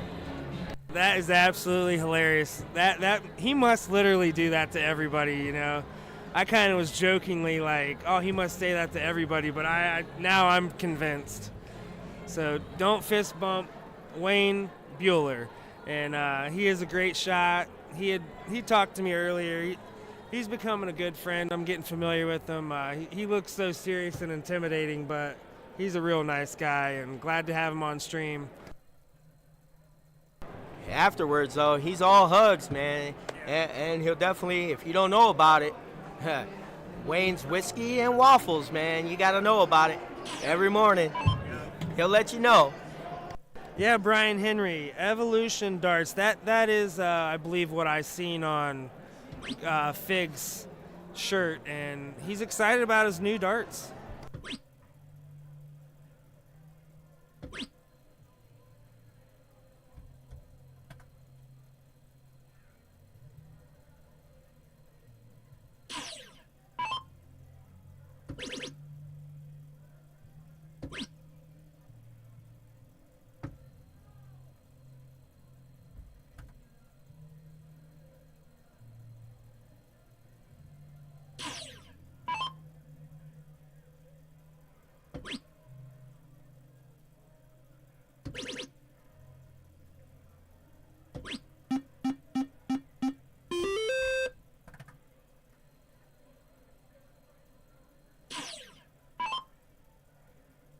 Ban the bump, Lucky Felts, yeah. Yeah, it is definitely more seen in the lower levels. I don't think it's necessary. I think that we can get past the bump here in America. It gets a little wild.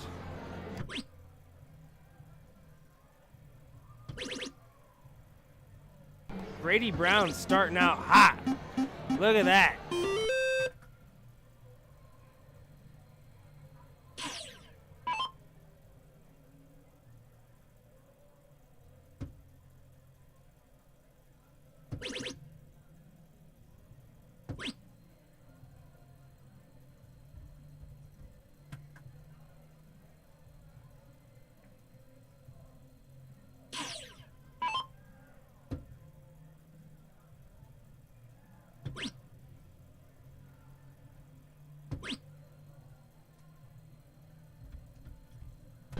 Brady with a rare miss, but he's still looking pretty in control of this game.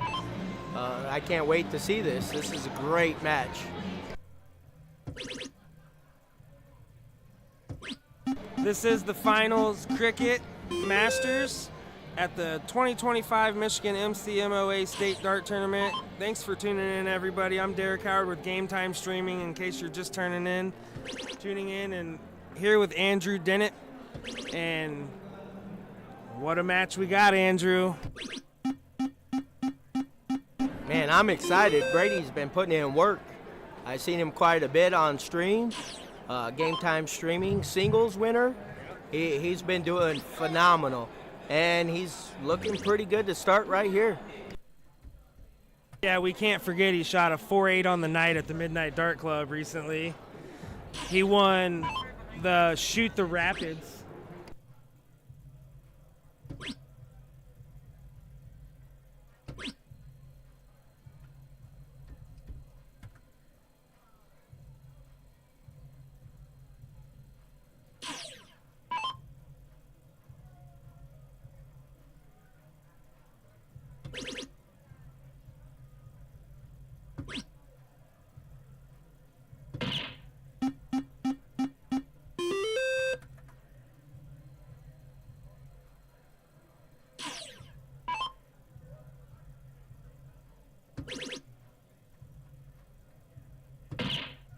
Brady Brown looking so smooth.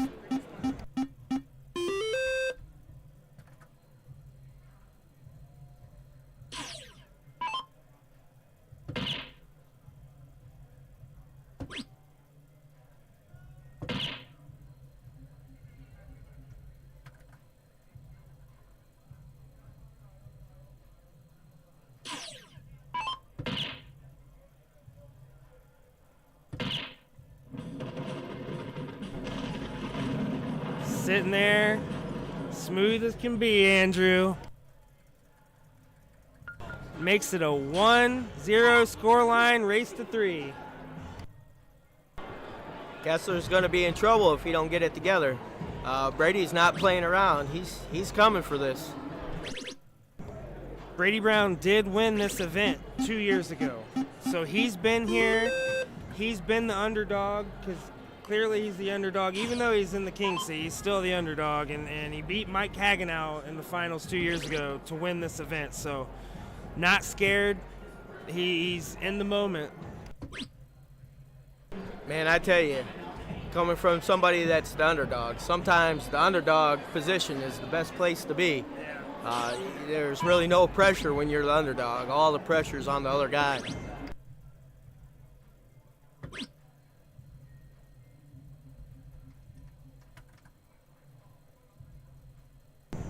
Kessler's trying to make sure that he doesn't let this underdog take advantage of him.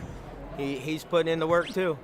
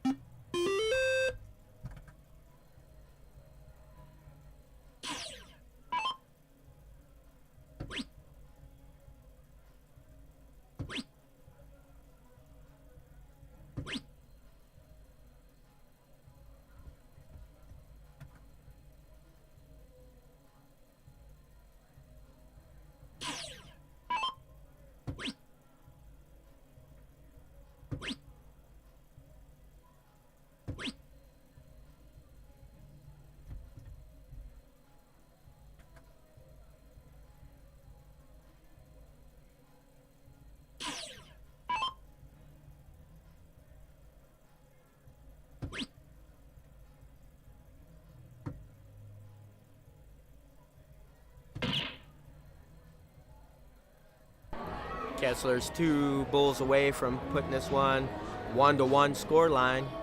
Looking pretty good. We'll see how the next match goes.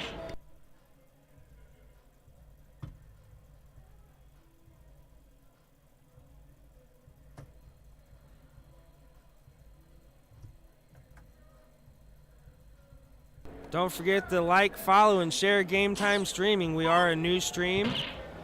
And Kessler's going to wrap this up here, making it a 1-1 scoreline.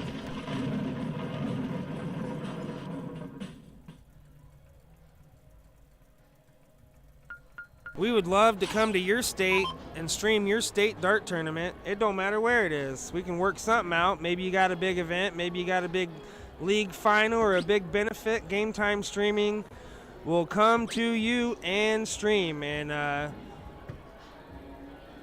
we're bringing some good quality. We getting a little bit of experience here, getting a crew.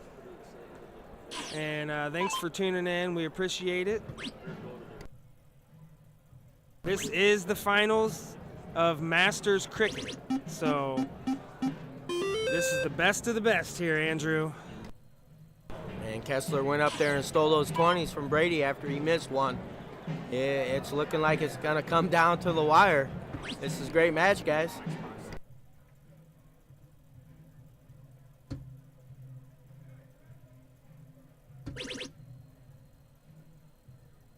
Brady Brown is in the king seat, so Kessler will have to dip him. But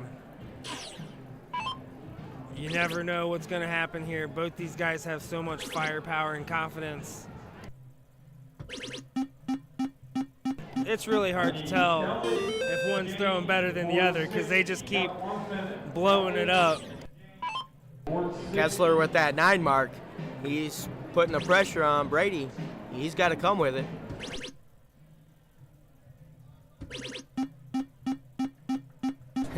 And he came with it. There it is, 9 mark to follow. And let's see what happens. This is a great match. It's just so tough with Kessler having 2 houses open. It's just so tough here. Even a 9 mark's not going to help you a whole lot, but he's going to get, if he hits a trip on the first dart, he might close that 20 and might look at the 18 and get super aggressive here. Is he going to look at the 18? Smart move. Love it. Great strategy, Brady Brown. Beautiful shot. I love that he went back to the 19s. So many times I catch myself trying to play that hero dart, and he went smart and he hit that big trip 19.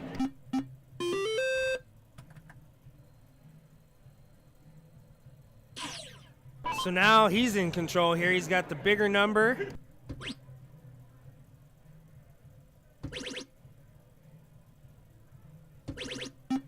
Staying dialed, focused. All 3 of them darts are straight down the middle. That's a pipe shot right there. Man, Brady's looking tough. He's applying that pressure right back at him. Kessler misses, and it might not be a good sign for Brandon. Doesn't have the point lead, but opens up a brand new house. That's a veteran move right there, and it might work out for him.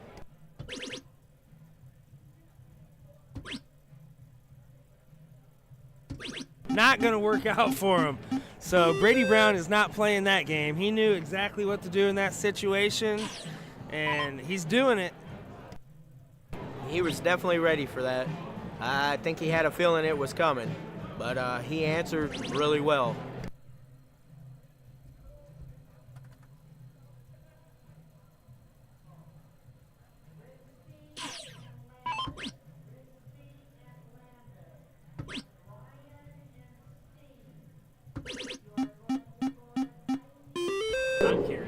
Man, Brady loading up on the 16s, hitting some 19s.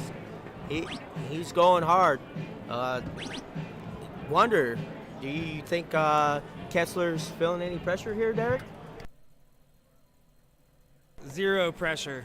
This man is a CSC Challenger Series Division I guy. He ain't feeling no pressure. He wants to win, but you know what? He wins this event pretty much every year here. He's been in this position. He's been playing for probably 20 years. Kessler don't feel much pressure at all. He just got done playing Ram. So, yeah, not feeling pressure.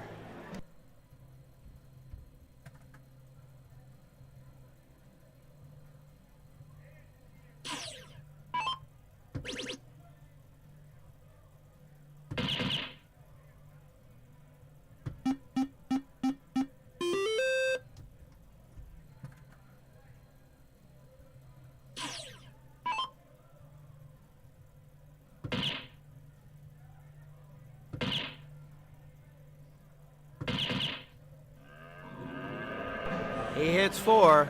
Great shot, but Brady only needs 1 to close it out. I don't think he's going to miss.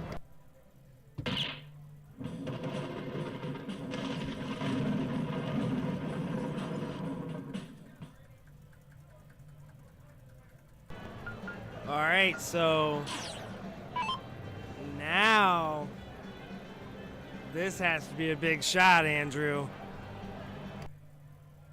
Brandon's got to come out firing. He's got to maintain this lead. He's got to keep focused and just make sure he does everything right. Yeah, getting aggressive. I like the move, but at the same time, Brady's been tearing it up. I wouldn't be surprised if he went 9 mark here.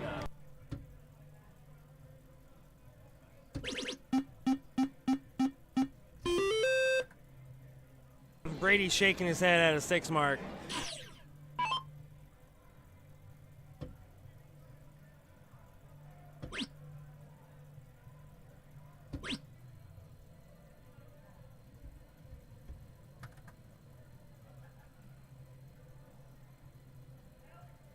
I'd say he's not going to look at that 20 until he hits a 19, but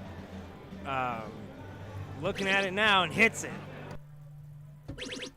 Massive, massive shot from Brady Brown. Wow. He's trying to take it home, Andrew. Man, Brady come ready.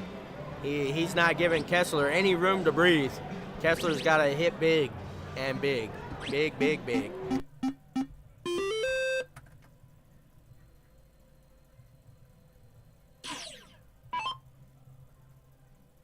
I don't know if I like him taking that 19, but down as many as he was, but it was risky, and it might pay off if he can capitalize on these 17s here.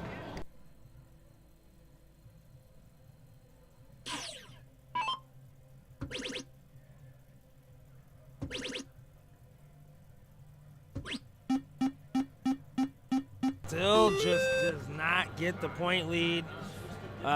Brady Brown's strategy is really keeping him in this game here. Shooting a 5-6.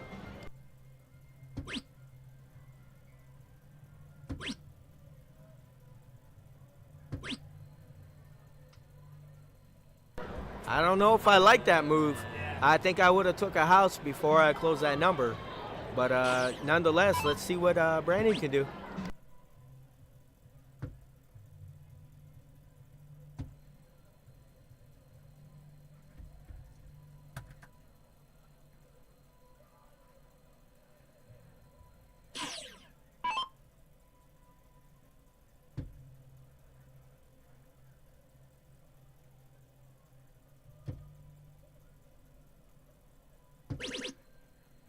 Sneaks it in there.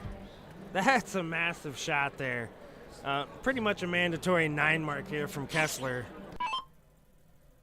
That was rare. 3 rounds in a row, they all missed. I'm not used to seeing that, but Kessler tried to shoot. Chooses not to go 16 his 3rd dart to get the point lead.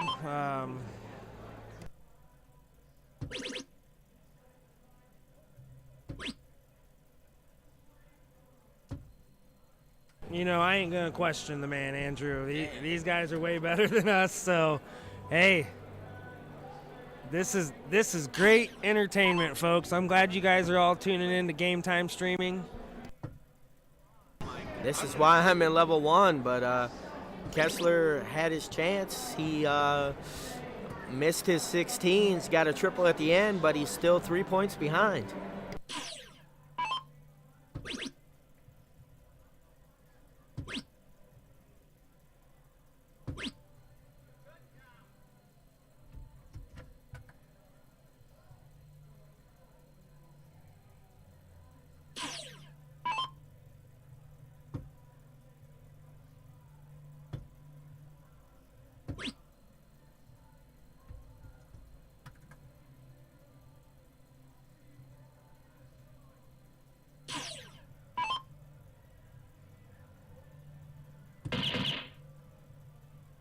Single Bowl for the win for the 2025 Michigan Cricket State Champion. For the second time, Brady Brown, the Michigan State Champion of Cricket Masters. That was a great shot by Brady. Brady showed everyone what he came to do, and he did it again. Well, congratulations, guys, to Brady Brown, and thank you guys for tuning in to watch that. That was an awesome match, Andrew, and thanks for coming in the booth, buddy. Hey, man, I appreciate you having me. It was a great time. This whole Michigan experience has been great, and I'm glad you guys came out to stream it. You guys are wonderful. It's great to see you guys getting bigger, and I hope to see you guys keep going. I'd love to see you multiple different places, man. All right, so Brady Brown, your state champion once again in cricket. Absolutely fantastic darts. Jeremy Chandler says great darts in the chat. That's right. So, all right, here we go into doubles cricket. Stay tuned, folks. Heck, Brady Brown might win that also. You never know. So we got a special match coming up. I know Big Rig, my buddy's coming up here, and stay tuned.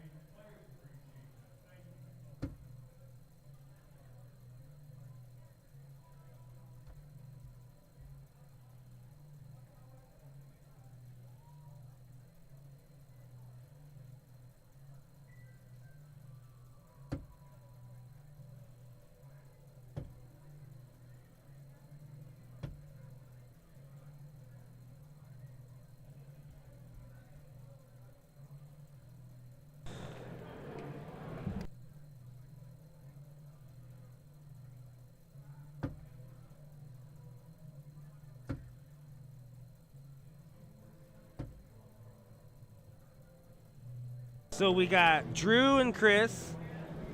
Drew is in the king seat. This is a race to 2, and this is the finals in Division 11. Yep, Chris coming in from the bottom side of the bracket, so he's going to have to double dip Drew here if he wants to take this one home.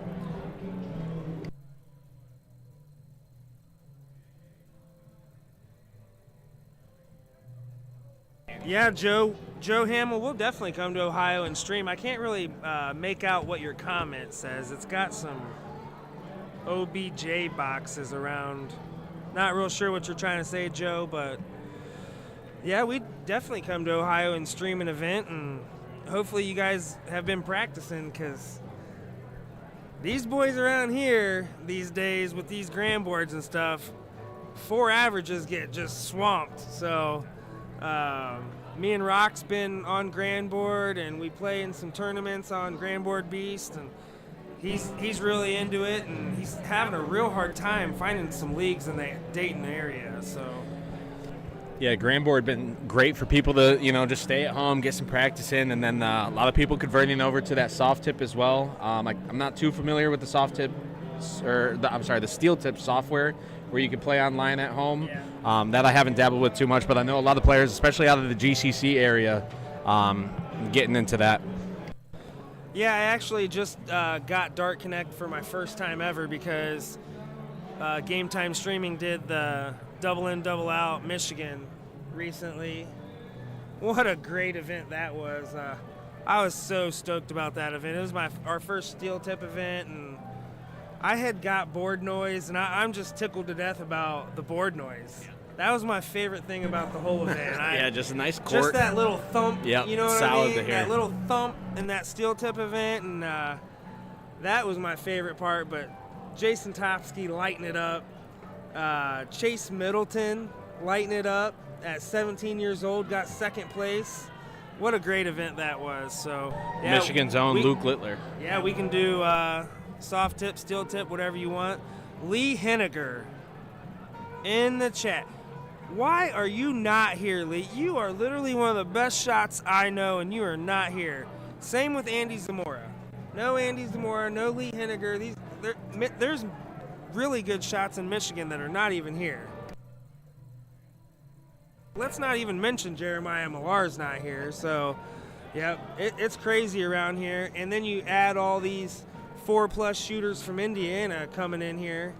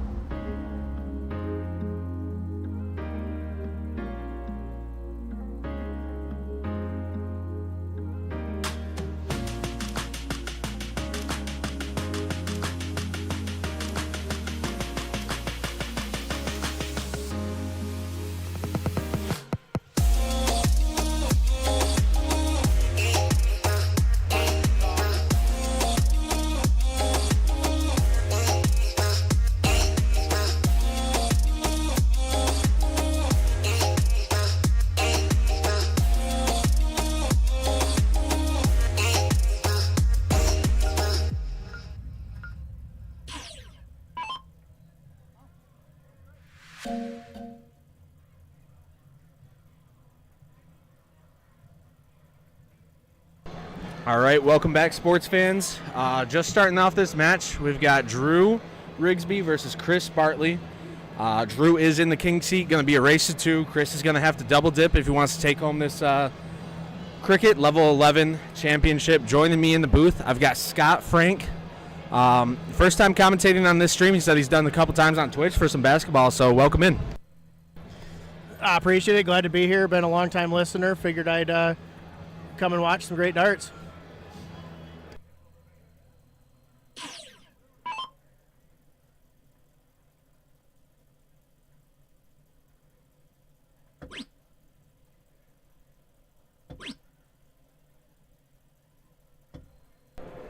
So Drew opening it up second here.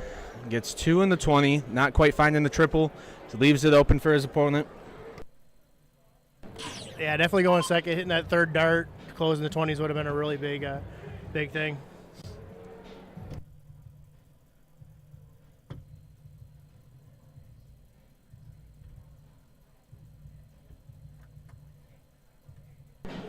Not finding anything there, leaving it open for Drew to come back.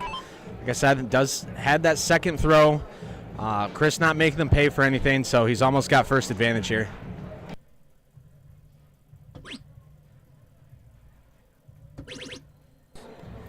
And that was a big opportunity for Drew, closing the numbers. I personally probably would have pointed on the third dart, but, I mean, you hit that trip 19, that's a hell of a shot. Going to look on the low side. Aiming for those 17s. Feels comfortable with them. Finds one. Drew rocking the Danny's Friend shirt. Danny Broughton, who's been on stream here a couple times, familiar face. That was, I believe, one of their tournament names for a team of 3 or more there before. Yeah, I know there's 2 of them that got it. I'm still waiting for Danny to get the I'm Danny shirt.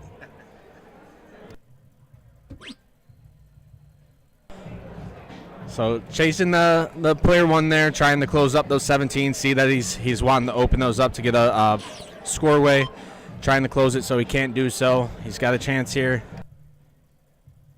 Yeah, I see Drew's logic, but I also think that, Chris is one big round away from taking control. I would, personally put some points on the board when you can't close with a fat. Yeah, 100%. You don't have any points. It takes a triple 17, triple 19, triple 20, and everything's all closed out. So you want to get a small point lead here at bare minimum.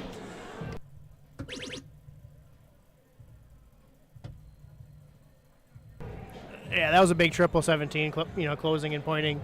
I don't know how many matches I've been in where you play nice and then all of a sudden the guy, lights it up, or you struggle on bullseyes and the guy claws back. Yeah, I mentioned yesterday, as much of this game takes practice and skill, you can just have a string of bad luck and it changes everything.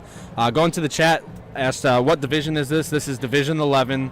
This is the finals match, race to 2. Drew Bigsby coming up to the board right now in the king seat. Chris Bartley going to have to double dip if he wants to take this home. So Drew looking comfortable in his throw right now, going up to the 18s to just close another house, not extending that point lead more here. Like, once again there, I would, I understand the thought process of closing the 16s, taking the house away, but, another point sets another mark that he's got to catch up on. Yeah, 100%. Just like that, he doubles in for the 18 to open himself a score away. So if I was Drew, I'd want to see a little more points here, or I'd go for some more points here, maybe throw 2 darts to it if I don't hit a triple right off the get, and then go see that for a double 18.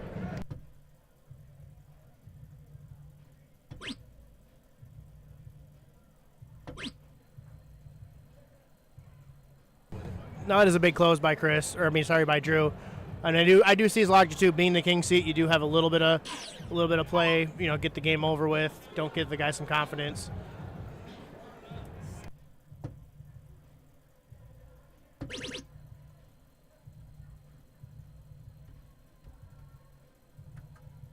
Looking for those 16s. Finds himself with triple 19. Nothing that he can score on, but he does close something against Drew. So not a horrible rogue dart. I've definitely been guilty of having the dart go somewhere where I don't want it to, but it ends up working out for me. That's all I said. If I'm going to miss, I'd rather miss next door The neighbor, she doesn't do anything for me. I'd rather go 2 doors down, and that was a big miss in that third dart for Drew. That could have really took a stranglehold on that leg. So even though Drew's starting out good, Chris falling a little behind, but he's really not out of this horse, only down 34 points. He has been definitely, Chris just hasn't been hitting the triples. I mean, singles are nice, but you gotta start stringing it together. A couple trips, a couple 3 marks, a couple 4 marks, if you're gonna come back, especially. And that's a big close there by Drew. Huge close, bringing his opponent to go to those 15s now. Completely different number, different side of the board that he's been throwing on.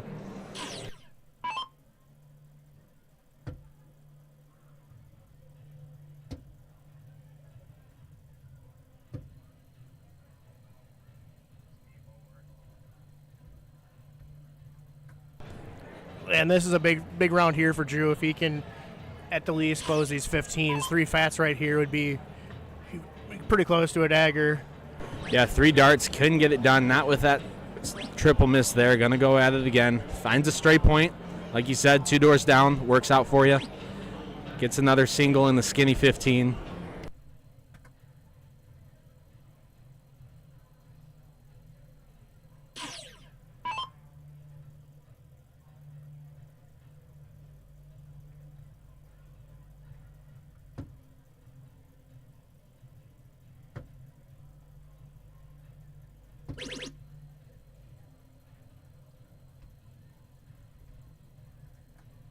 So both Drew and Chris shooting for Motor City Entertainment here in Michigan. Drew Rigsby, looking at his CompuSport, 13 single games played throughout either today and yesterday. 92% wins with 12 of the 13. Chris Bartley, 23 games played, substantial amount more. He's rocking in at 78% for wins. And right there, that shows you how big fats can be. That single 15. Granted, yes, Chris can technically hit a 4 mark here, turn it into a 3 versus 6 game, but he has to score on bullseyes now.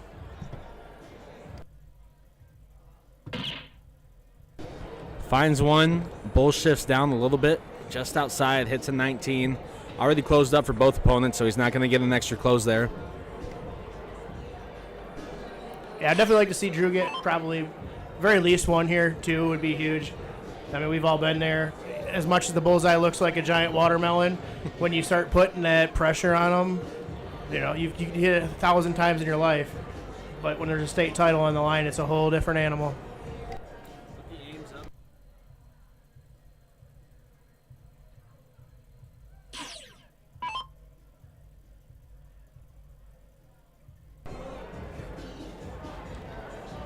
It's still only 2 darts if you hit a double, but Yeah, I mean, it does worry me a little bit not going for the bulls. I understand points are points, but, if you have confidence in your bulls, the guy needs 6 to catch you plus a 3 mark to close. That 1 bull would be a lot bigger than a single 20.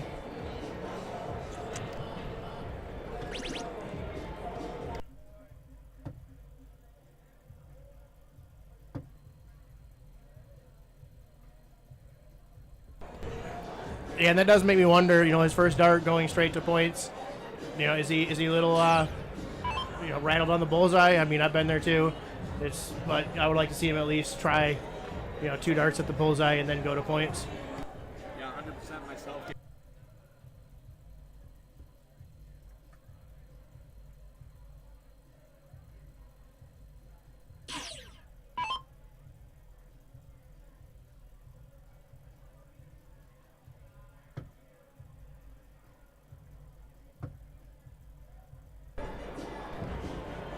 One big thing too is if Chris can even bring it to within a game here with, say 3 or 4 bullseyes, maybe 5.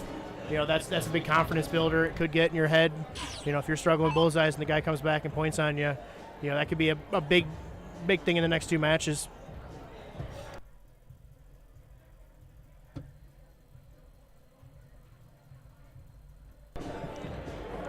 Three darts. Just got to go for the bullseye here. Get this game over with. We're popping in the round 14 here. 2 can close it. Have 3 to get it done. Yeah, I definitely feel like you need one here just for the confidence. It's like in basketball, you got to see one before you can make the second one. Definitely his tightest grouping there in the first 2 darts around that bullseye, so maybe gaining a little bit of confidence on it, honing in on it.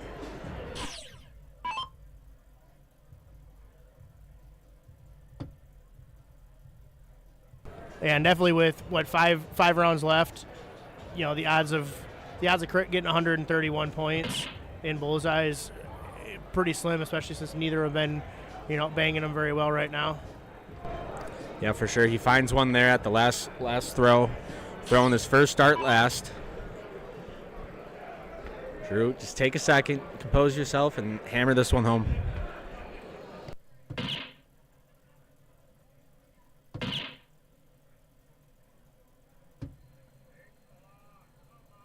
Even that's 2 big darts. I mean, you hit the first one, all of a sudden you hit the second one. I mean, I imagine the third one he might have been a little amped up. I mean, we've all been there. You get excited. Yeah, you hold on to it a little bit too long. Yeah.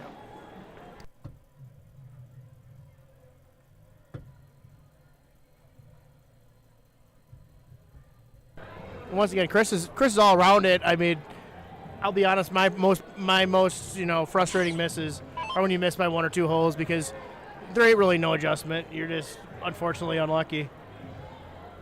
Yeah, it's a game of millimeters at that point. So 2 darts, needs 1 bowl. Hits the same throw as last time. Switches sides, getting frustrated. They both realize they're heading into this later round.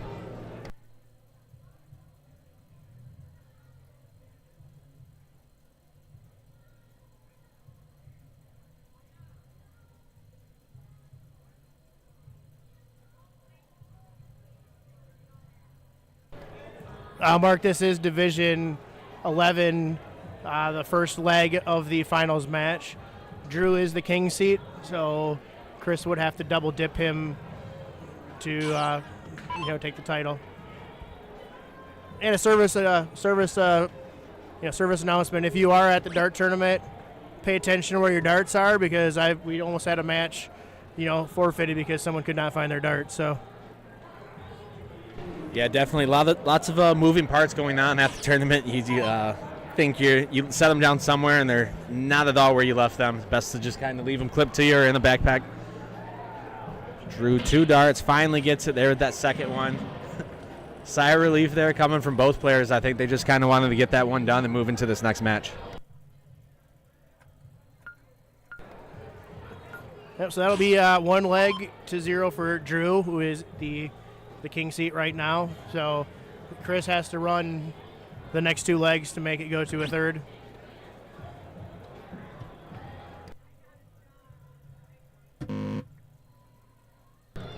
Just looking for that double maybe on that last dart. Couldn't find it. Hits the black border. Drew going to come up. He had the second throw. Really didn't get capitalized on, so he's got a chance to flip it here.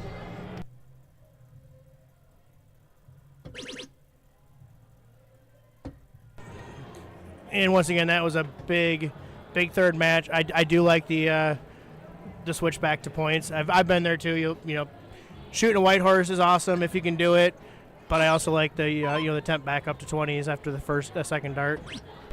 Yeah, and quick thinking on his part too. He hit that trip 20, went right down to that 19, and once he missed, didn't hesitate, went right back up to 20s for points.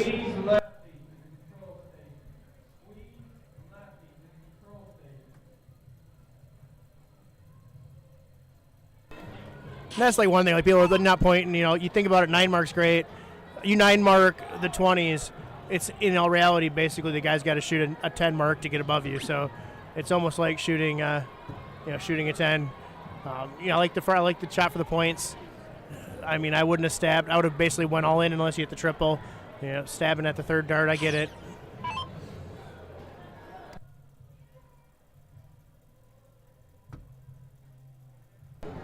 Sticking to the top side of the board again, looking for those 18s. Shooting all around it, shooting the shadow off of it. And sometimes that's just the most, that's the most frustrating thing when you're on the wire, you're missing by a hole, you're missing by 2. You can't buy a point even though, And then now his partner is probably falling, into a 16, aiming for 20 or 819s.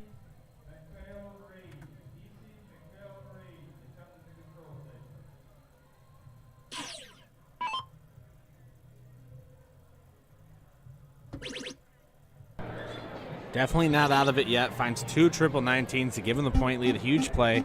Look for maybe that double there so he doesn't crowd the triples. Doesn't get it, but big turn of events here for Chris. Yeah, that's a huge round, and that's where, potentially being a little conservative on pointing can come back to bite you because, you don't catch the lead. Next thing you know, the guy hits 220s, another trip 19. You're right behind the 8 ball with, no house to play with. Yeah, and Chris just showed that trip 19 is in his wheelhouse. He just did it there twice, so needs to get the point lead here back just to feel good. I would stay on another time here. Does stay on him against, didn't hit. Oh yeah, I definitely would have went, like he did all 3 darts. You're up a few points, but Drew only needs 1 to close. I honestly think the reason he won 18s the first time was, he might have fallen into one because it looks like he's much more comfortable on the 19s.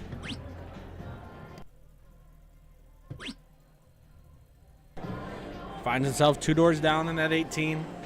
Definitely was looking for those 20s, get that point lead, get a nice stance moving in here.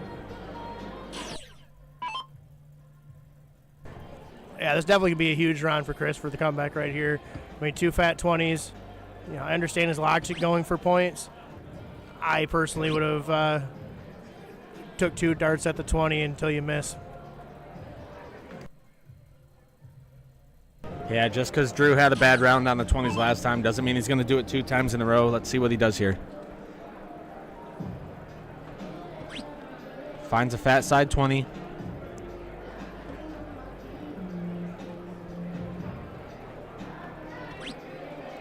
Almost hits the double, finds another fat 20, brings him up to 120 over 114.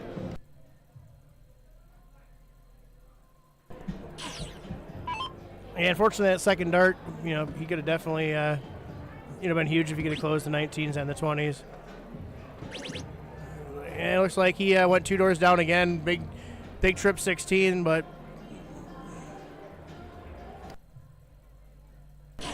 take what you can get. Puts Drew in a different spot here.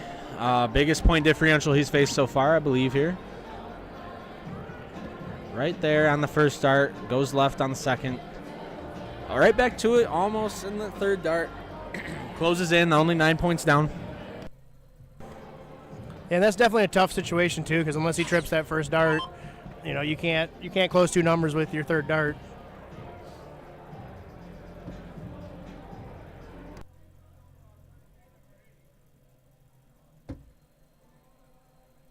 Not happy with the throw there. Took a step back before the third one. Didn't hone in like he wanted it to. I do feel a strategy. I like it. With one being down a leg. Make Drew do something he hasn't had to do all match. Play from significantly, but put 100 points on him. Make him uncomfortable. Looks like Chris is directing airplane traffic behind him. Yeah, especially being in coming from the bottom side, you want your opponent that's sitting in that king seat to have to fight for it because one more game here and Drew takes this set, so Chris needs a big dub here, and then once again has to dip him.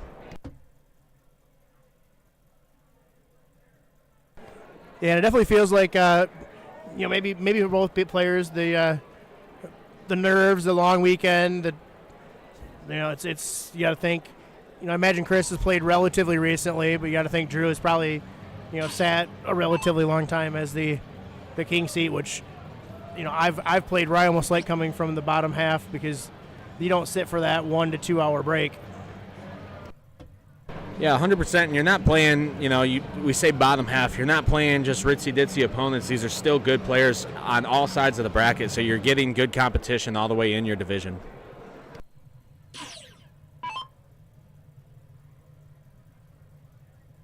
So Chris now down in points. Looking for those 16s. Ends up getting the fat one there at the end. Brings him 165 to Drew's 160.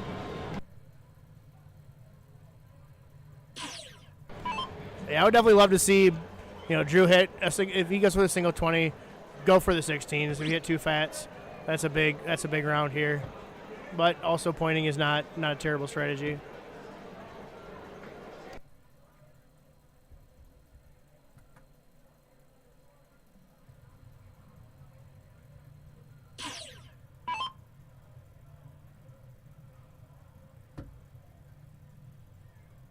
For those hanging with us, it is 6:30. In another 3, maybe 4 hours, we are going to be doing a draw for the Catherine Middleton Signature Series Super Darts, 18-gram. Derek H21 at Venmo and PayPal. $10 gets you 1 entry, 20 gets you 2, 40 gives you 5. I don't know if there's a deal on 30, but everything donated to the stream helps Derek and Katie keep this thing running. We wouldn't be here without them. Getting an $85 value in these darts, so if you put 10, 20, 30 bucks in, you're making money regardless. You might as well do it to help the people that you like and win yourself a good pair of darts. And if I'm not mistaken, I imagine Kat used those darts last night in the mixed combos tournament, and I believe they double dipped to win. Maybe we can even talk Derek into asking her if she'll get on and announce the winner. She may hate me for saying that, but hey, maybe, you never know. I think that'd be pretty cool. Have to see how she's feeling there around 10:30 at night.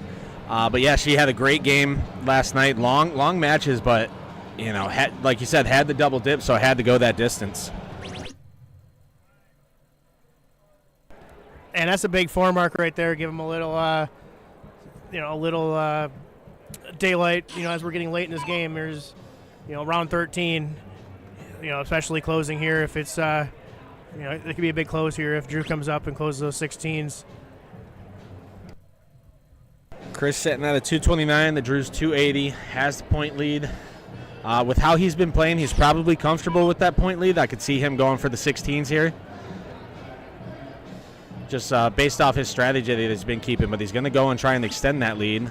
It's up to 300. It switches down. And we got Chris behind us directing airplane traffic again, wanting his partner to miss left. I mean, I've been there. I'll try to do anything I can to, either win a game or, put some voodoo on my partner. And that's a big miss right there, Chris. It's got to be frustrating. 1 hole away from a big triple. Well, actually a few holes away from a good number because the 19 would have done any good. Yeah, as you said, both gentlemen shooting from Motor City Darts. If anyone knows where Chris is shooting out of, what home bar he plays leagues or Luck of the Draws in, give that a shout out in the chat. We'd love to see it. Yeah, it does make me wonder if they've shot against each other in the past.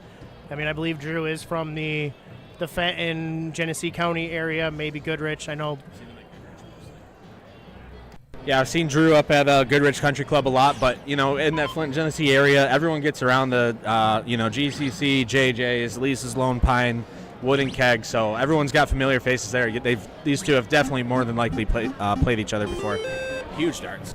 Yeah, that's a really big 5 mark there by Chris. Maybe doubles are his way to go. I mean, triples have been a little bit rough, Okay, Brian Henry does say he plays out of the Rusty Nail. I believe it is the Nail now. Appreciate you tuning in there, Brian. As mentioned earlier, Brian's going to be popping out here tomorrow. You going to find yourself out here as well? No, unfortunately, I'm just here as a spectator. I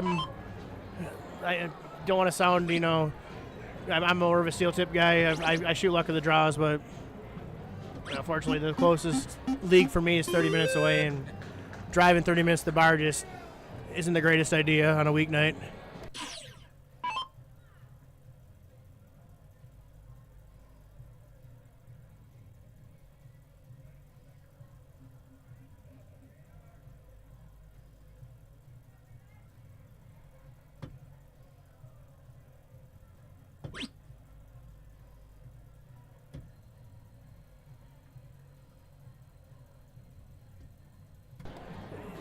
This could be a very big opening here for Chris. He said we're on round 17, I believe. You got to think points here. I mean, not pointing, but I don't necessarily agree with his all points thoughts right here. Yes, he hit 4, but closing that 20 could have been a nail in the coffin here with 4 rounds to go. Yeah, I think, like you said, 4 rounds to go. These guys know how they've been throwing. They might not think that they're going to end it tonight on go all the way to bullseyes. So maybe just taking their points as they can. But like you said, closing those 20s to stop your opponent from getting something, having to force him to throw at something that he's been throwing at this whole match damn near. And then even then, he's got to hit 4 of them he's got to hit 4 of them to point. Where now, I mean, I definitely think Chris needs to go for the 20s here, even if you third dart stab at the double. He's just going all points. I understand it, but I watched a match the other weekend where a team went points. They got hit a 7 mark in round 20 and stole the win. Yeah, you blink your eyes and these points can flip just like that. So Drew going to have to hit a 6 or higher here in the 20s. Goes for the 19. Well, probably, I don't know if he goes for the 17. Yeah, I'm hoping he changed it up to the 17s. I get the comfortability, but I feel like that's something you do in round 10, not round 18. Yeah, Brian Henry hopping in the chat said, with a 100-point lead, shutting is important with a 20-round limit. Lost his flight on that second dart, lost his flight on that third dart as well. That's kind of what you deal with throwing something that's not like a fit flight or whatnot. I've done that. I switched to Ruthless, and those springs just don't keep them on as tight as some other things.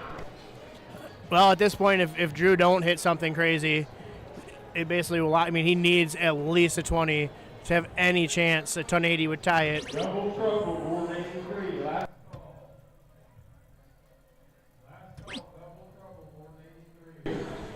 Brings it in with a trip 20 and single 20. Not going to be enough to close it right there. Got one more round to go here. It is definitely where I would close those 20s, because even if, I don't even think he could hit it with a 7 mark or a 9 mark on the 17s if he closed the 20s. But I mean, yes, a 180 will win the match for Drew. I mean, that would be pretty phenomenal. Best starts he's ever thrown in his life has to come here. Great start.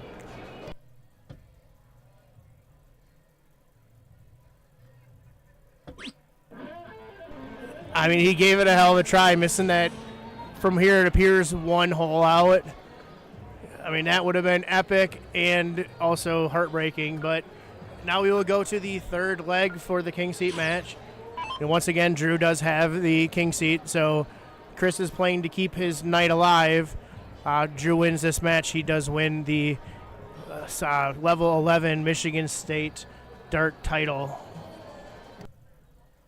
Yeah, thank you, Brandon, for putting in the chat the division. I did mention it on stream, but I appreciate you putting it in the chat so it stays there for people to see.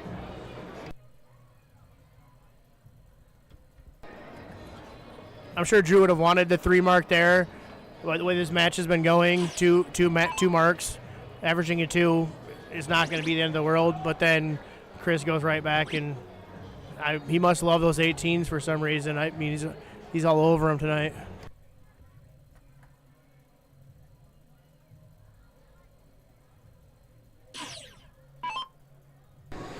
On the board next to here, you see Eric Brown throwing over there. Brady Brown just won a title, Masters singles cricket for, just a couple minutes ago here. So Brown looking to maybe bring home another title to the Brown family.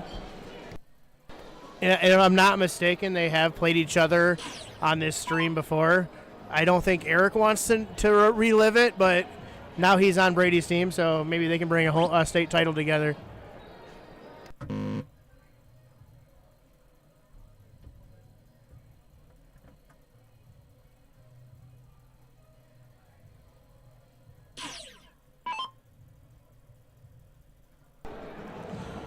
Drew's sitting here. 20s are closed up. Going to have to go to those 19s.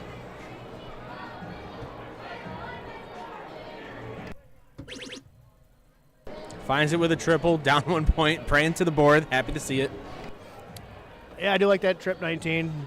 I'm also the advocate where at that point, maybe throw the last dart at the 20. Yes, it's not points, but at this point, it takes him away from getting, especially with the way he's been shooting 18s too. It kind of, keeps him away from that that corridor he's been hitting relatively well.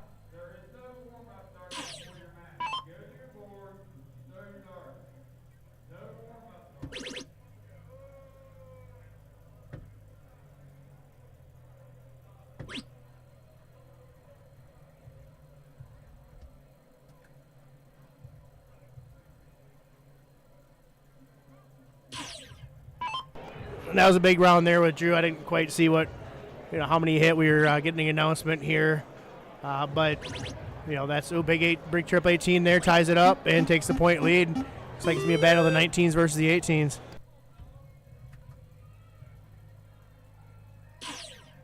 Start of round 5. Drew coming in with a 2.5. Has the 19s. Had a great match on them last time. Can't quite find it there. Looks aiming for that triple. Sinks a double. 1 point lead. I mean, it was nice getting that third one, but it definitely a point lead. And I do see behind us here we have another regular commentator, Lucas, back there. Looks like his hand is full back there. He's probably drinking some soda pop or something. Yeah, Lucas was in the booth earlier with me and took a good chunk of today's stream, so appreciate him being in here for sure.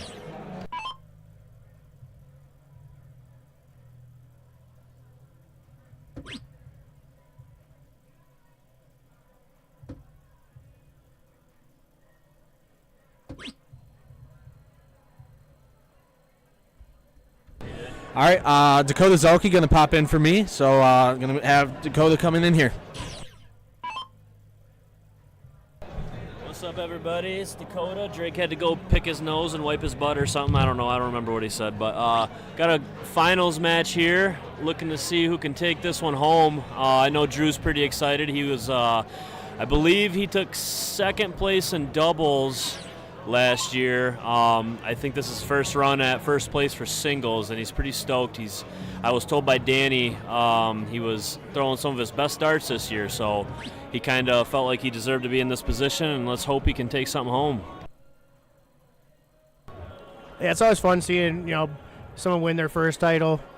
It's big, especially when you do it all by yourself. I mean, doubles you can get a hot partner who carry you. It doesn't quite mean as much when it's like completely all on your back. Yeah, I totally agree with you. It's all your pressure's on you, whatever you decide to do with that mental space and how you want to throw your darts, and all your strategy is just a singles, baby. It's all you. I feel like this could be a very big turning point in the match if Drew can hit a big round, even if it's like a 3 or 4 mark, get some points, get the close, big double there. It's definitely a kind of a turning point in this match right now. Yeah, I would have agreed with you before he threw those. Opportunities arise and you got to capitalize. You never know when you'll get another chance to do that, especially if you don't get the start of the game that you wanted. You gotta find those opportunities and make it a turning point for you. I totally agree.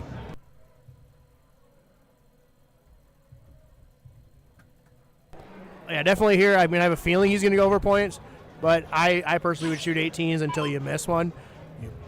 3 fats right here, especially the way Chris has been hitting, 18s last round. Ooh, and he just wires that dart. And can he?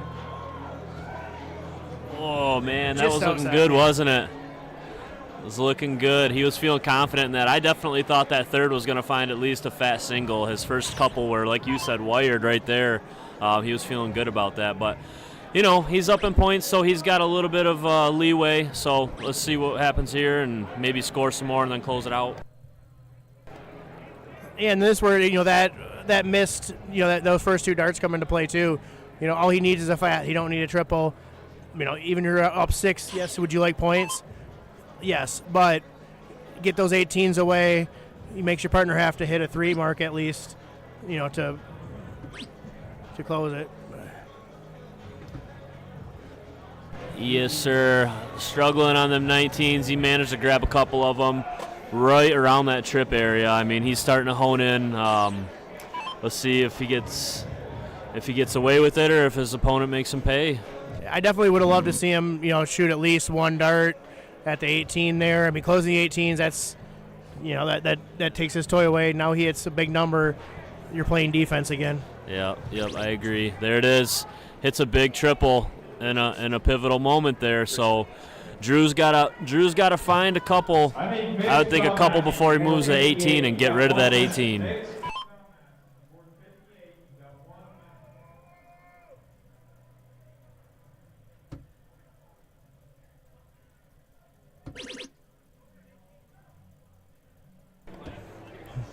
I appreciate Dakota stepping in there. Drake is done picking his nose or whatever it was. You got it right the first time. Once again, I understand the wanting to be up at points, but closing that 18 gives him, a big defense right there. Like I don't like not throwing, especially the round he hit 2 fats, just missed the triple. Take his toy away, make him hit 3 night 17s to get back on the board. Doesn't come up with anything on that throw, giving Drew another chance. You got a decent point lead, like you said. Got to go for just hit a fat 18. That's all you need. You don't need anything fancy. Yeah, I mean, especially with this kind of lead. I mean, earlier he had 6-point lead and he went for it. I mean, big darts here, but I really think that single 18 basically makes Chris have to hit, 217, so there's 2 mark before he can even get close to pointing. Yeah, and if he closes out that 18, that's the difference between this game going to maybe round 15, 16, and maybe, if he leaves that 18 open, this can be another one that goes all the way to 20.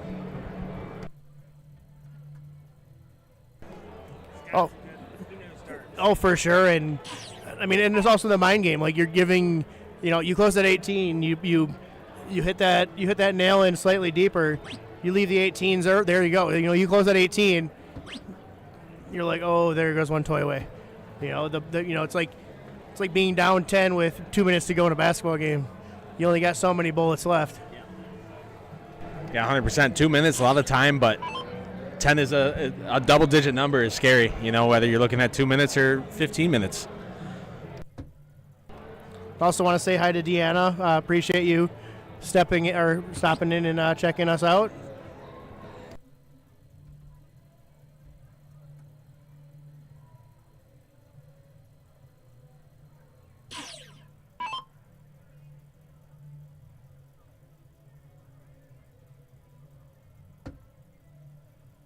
Drew coming in at those 17s, hits the double, moves over to the 16. I like that. Like I said, we got a good point lead. Don't need anything crazy. Just got to close this game out. Yeah, especially when your partner needs this. He would need a 7 mark on the 16s to catch you. You still have 2 houses. It's not the end of the world if he somehow pulls out an amazing round. But what you're basically doing is trying to take away possessions for the opponent. He can't score if he doesn't get the darts. Aiming at that double there on his last 2 darts, hits it with the 3rd, gets the close. I'm going 16s here still. Oh, yeah, definitely. I wouldn't even think about pointing unless your first 2 darts are way off. And I do like the trip 15 try. I'm the mind game side. I would have thrown the dart at the bullseye just to kind of, put the thought in his head like, oh great, now he's hitting bullseyes too. Yeah, threaten that bullseye shot for sure. So see what he does. Yeah, goes 15s here. Closes to 17.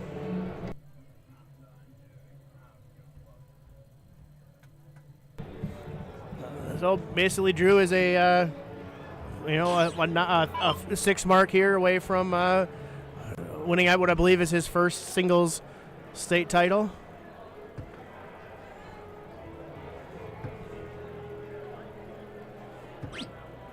And he did fall into 1. That's you're still ahead of your partner or your opponent.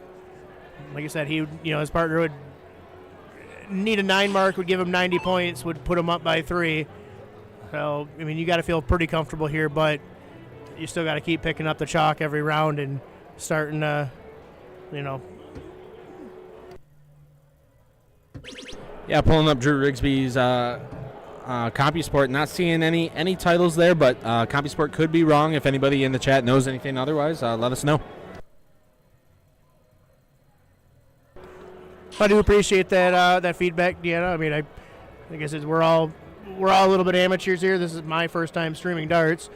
We are here at the Soaring Eagle Casino here in Mount Pleasant, Michigan, for the Michigan State Dart Soft Tip Tournament.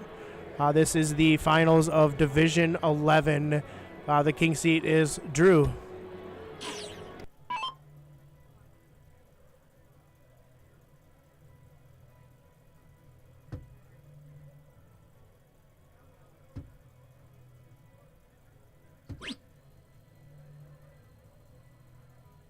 Finding the 15, bringing himself to 289, heading into round 18. Drew is up, has 3 darts, and only needs 3 marks here to kill this game. And once again, like that is a huge 15 right there. You know, almost 100-point lead. I think that last dart was probably a little nervy. I mean, I've been there though before where I thought I had 20s open and I had 18s or 19s open, but it would take a pretty big feat of strength here from Chris, as they've been both pretty cold on the bullseyes, but he needs probably 2 to 3 right now, 2 to 3 the next round. I mean, at this point, he needs 2 hat tricks to Chris tie the game. Swatting the fly away from his head after that throw. I mean, he could have been directing airplane traffic too. We have been hearing planes buzzing around. You know, normally it was Chris in the tower, but one more to put it away. Finds himself a hat trick to put the match away. what a way to finish the match too. I mean, hat trick for the win. You know, the only thing better could have been like a 180 or a 6 bowls, but hat trick for the win is huge, especially, you know, when it's been a little bit of a cold streak on the Bulls for him tonight. So congratulations to Drew, his first state title in Division 11. Yeah, huge win to Drew. Off to the left side of the board there, you see Griffin, Nick. I know Danny Broughton sitting out there, a lot of his GCC friends. His shirt, Danny's friend. You know, good love and support coming from the GCC community. So if you're watching from home from the GCC area, give a big GG in the chat. Let Drew know you're supporting them. And also, you know, big congratulations to Chris. I mean, I imagine there's got to be 40 plus people in the bracket. I mean, second place, taking it to a third leg in the king seat match. You know, it's definitely nothing to be disappointed about. Great game. So that was the end of Division 11. Singles cricket. I know we do have some doubles cricket games going on. I think there's still maybe a couple stragglers in some other divisions for singles cricket going on. Not 100% sure what we'll have coming up on stream here, so give us a couple minutes and we'll get something figured out for you guys. Thanks for staying in.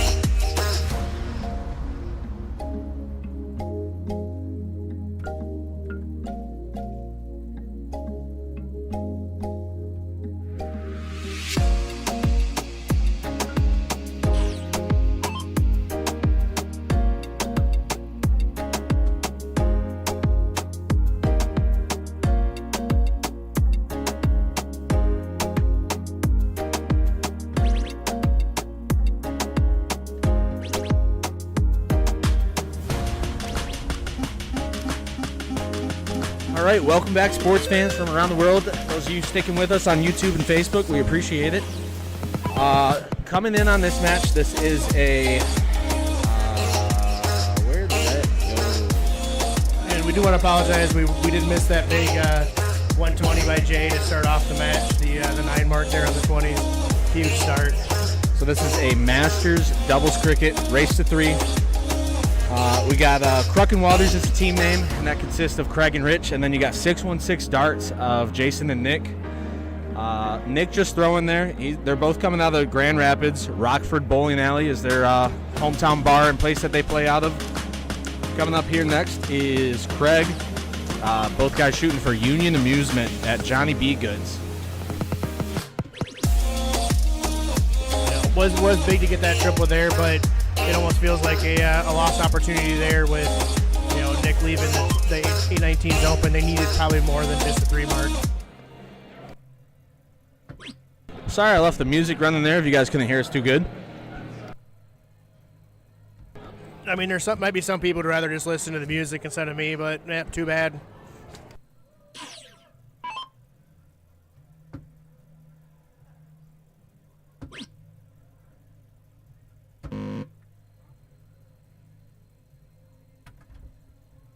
And once again, we are coming here live from Soaring Eagle Resort in Mount Pleasant, Michigan for the Michigan State Dart Tournament.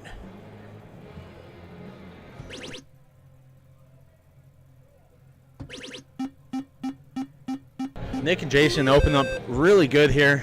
20s, 19s, 18s, 17s close. Finds a triple 18 and a triple 17 in his last 2 darts there. I mean, if you're gonna chase the team that's shooting a 5 mark, you can't wait to this late in the game. It's gonna be very hard to catch up when you're behind the 8 ball this far.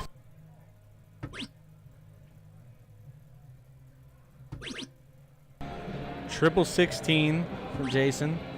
Goes over to the 15s, finds himself a single, sets his partner up for a good start here. Oh yeah, that would have been a huge one if that would have been 1 hole further. But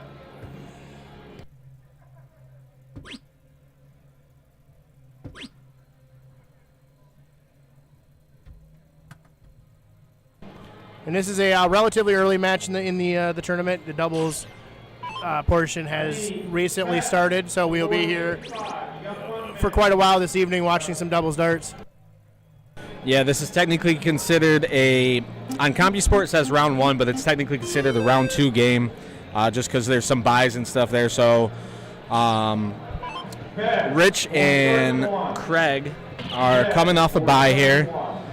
And 616 darts, they are coming through from this. I believe this is their first match. So you have a bye and a first match. This is essentially a first match for both teams. Yeah, it can definitely be a little bit misleading the way the tournament is. You have first round, second round, but a lot of teams do not play in the first round, so this is both teams' first match. For anyone at home, if you don't have the CompuSport app already, get it on your phone, get it on your computer, tablet. Go in. You can log in as a spectator or just a fan. Type in Michigan State Dart Tournament, and you can find it. You can type in your friend or family's name, team name if you know anything like that, and just track their whole bracket, see where they're playing. Give them encouraging texts. They love to see it throughout the day.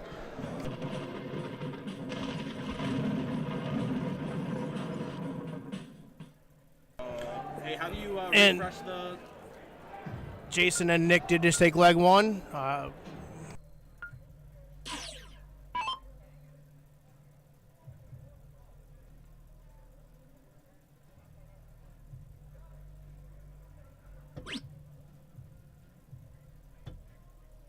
And we just did hear Derek is about to shoot, so if you want to say stuff about him in chat, he will not be watching, so now is your time.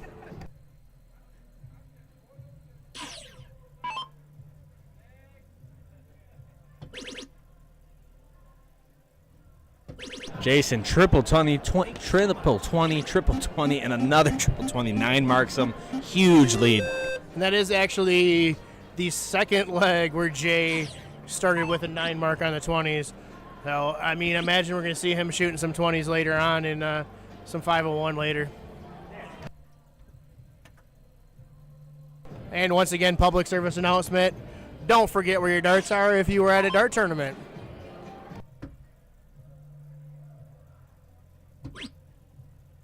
So Nick moving on down to those 19s, going to try and close those out so his opponents can't score on it. Just falls short, tying them with a 2 mark. This right here is a huge round for Rich. He needs to hit those 19s, put some pressure back on. Correct Jason, Jason and Nick. Threw me off when I said Jason, not Jay.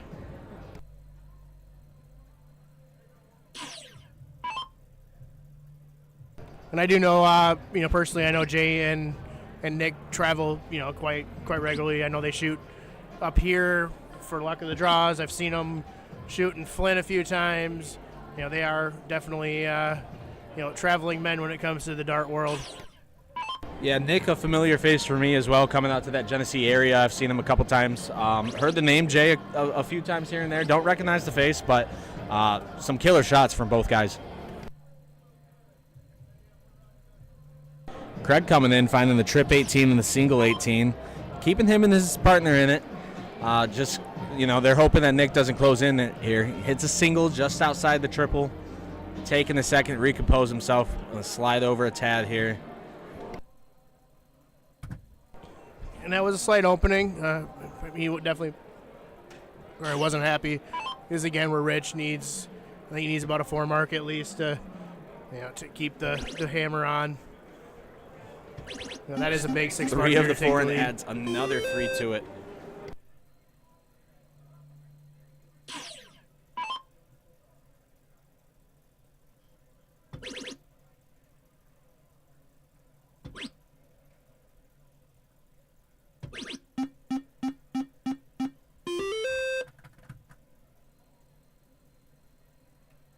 And that was a big 7 mark there from Jay. Got the point lead back, closed the other team's 18s. But another 4 mark. Nothing to be disappointed about, but definitely could have used 5 or 7 there.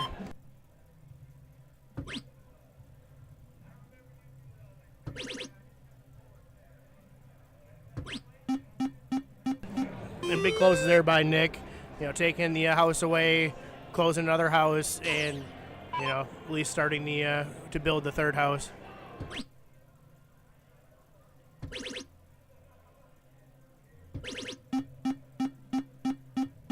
Single 15, trip 15, trip 15 for a 7 mark. Closing in that gap, actually increasing that score gap. So Jason's going to have to come here. He's got 16s and 20s open, going for those 20s. Gotta admit, I am shocked right there. That is the first 3 darts he has missed, I'm assuming, throwing at the trip 20. I know he had two 9 marks, and then last round he had a trip 20, so it's a little bit shocking. Yeah, still early on in this game and in this bracket in general. Smile on his face. He's not killing himself for not hitting that huge dart. Yeah, that's definitely a huge close there by Craig. I mean, it definitely that sway second dart could have been bad, but he hit the big triple there to take a good lead in the game. And it'll be a 5-3 bull race here. Down in points, going for those 15s. I like the decision. Stop the bleeding here. 2 for the double bowl. Gets it on the bowl. So Craig and Rich going to take round 1. This is a race to 3 Masters cricket.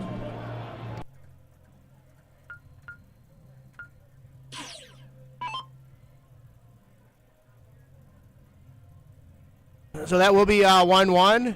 I'm going to call it here. I think Jay's going to hit another 9 mark on 20s to start the leg. And I was wrong.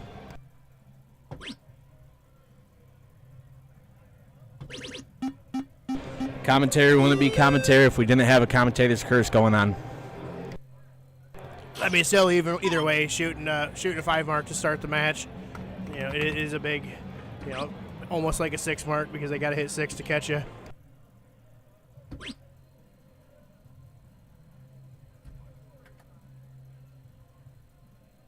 And this could be a really big turning point here for Nick. Only getting 2. If Nick can close those 19s, and he's not even looking at them, hammer another triple 20, another 4 mark. Yep, the familiar numbers here, starting with a 120-point lead. They do have the 2 marks in the 19. Find a single to, no, never mind. Just outside on both. There we go. Find the single, closes it. Doesn't get any points. We'll see what Jay here, I'm assuming, probably closing up those 19s. Yeah, definitely huge opportunity here. But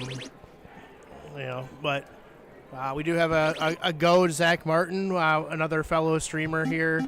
Hopefully he is shooting well. I've actually won a state steel tip title with Zach, so. Yeah. Going for the white horse there, falls short on that triple 18. Good look from Jay. Rich in the red, throwing now. Looking for those 18s, falling short in the 4s each time there. And definitely a little bad luck, right there. Unfortunately the neighbor does not give out points.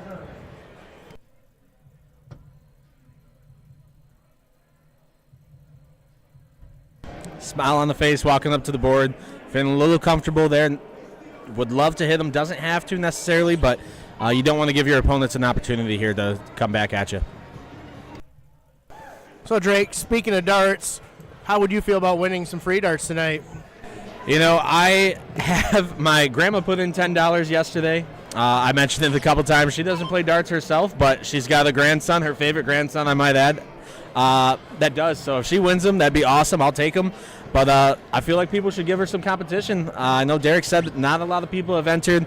$85 value for the Catherine Middleton Signature Series darts, 18 gram. Reversible barrels, if you like something a little more tense on your fingers, you can go with one end. If you want something a little more smooth, flip them around. Feel great in the hand. And, it's a shame not many people are signing up for it. You got to get in on it. And I did suggest to Kat, she is here tonight, that it'd be awesome if she announced the winner. She did not say no. Derek didn't say no, so who knows? Maybe if we get enough people in chat, wanting Kat on stream, she might do it for us. But as we get here in the later stage of the game, unfortunately, Craig and Rich struggling a little bit. Shooting below a 2 in the Masters, I imagine, is not going to cut it very many days.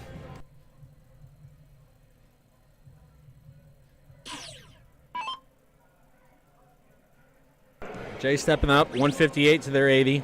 Hits a trip 16 to close that out. Trip 15. Like the look at Bull, set his partner up for 2 darts to kill it. Yeah, that's a big 6 mark, 7 mark, whatever you want to say. Yeah, I get one didn't count, but big round there. It kind of feels like Rich at this point might just be like, all right, let's close them. Hopefully they miss and we'll come back.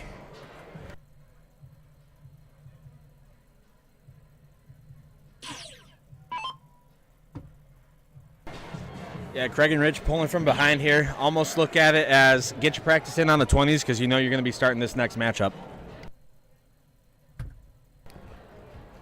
For sure, and like even for them, it's very early in the day. It's your first match. We could be seeing them on stream again later out of the day. Yep. People drink a lot. People get tired. People struggle. You know, it's very early. So Nick letting his partner Jay go back at it. Set himself up with one dart before. Nick added another one. One dart can kill it here. I once shot with a couple of guys that would actually be mad at me for lowering their average by not hitting the hat trick to win. But Jay's like, whatever, I'm going to win the match. And I believe, is it a race to 3 for the? Yeah, race to 3 for Masters. At least the top side. Once you get in the bottom side, I think it goes to a race to 2 until you play for that. The one going to the money, or yep.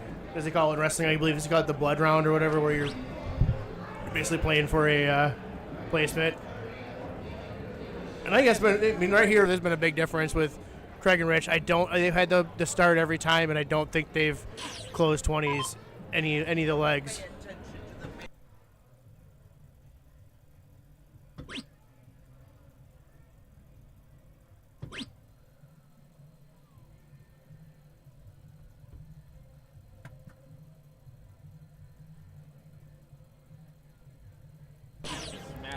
And that is a big miss there from Jay. First time I've seen him not close 20s early.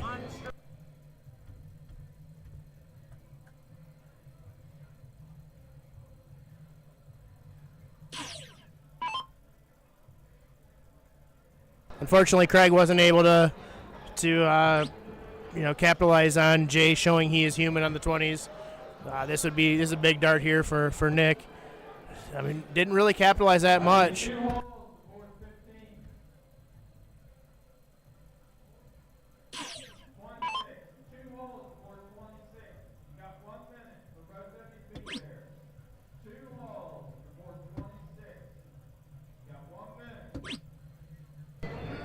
I do like the first dart, close the 20s. If you go 19s, you hit 2 singles, now you're in a dilemma. You're going to leave them a point. It would have been nice to, maybe trip that 15, that 19 at least, but it does not look like Jay is going to make him punish. Only a 1 mark. I mean, this is a huge, huge round for Craig. A 3 mark or better he needs right here. They need to get on the board.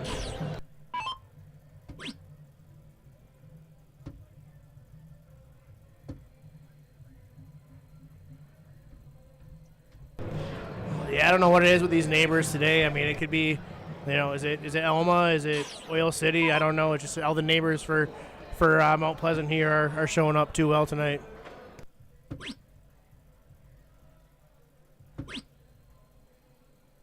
Keep finding myself not hitting the button here hard enough and end up getting in the backward cycle to where I mute myself and start talking. So if anyone notices that in the chat, come grill me. Let me know.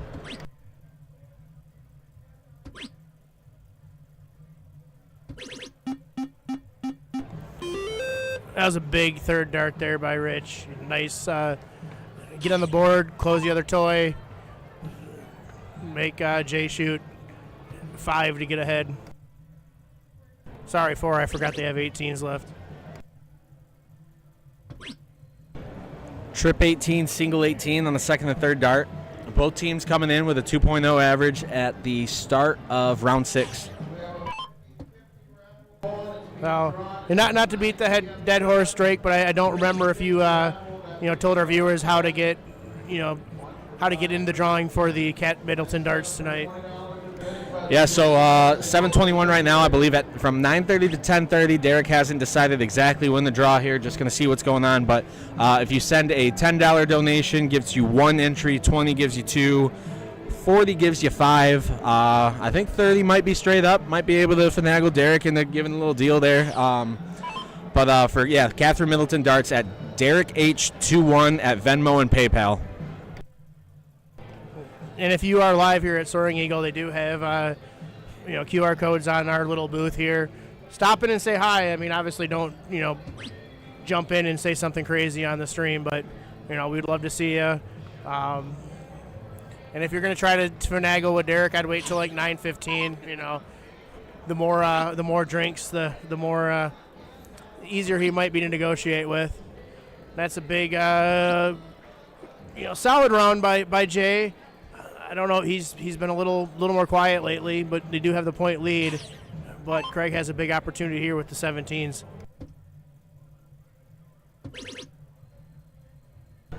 Finds that triple 17, added 51 to the point value there. That was a big third dart, but it definitely would have probably been nicer to hit earlier, at least take a stab at the 18s as Nick comes right back, takes the lead back with one dart and extends it as well and takes a stab at the 17.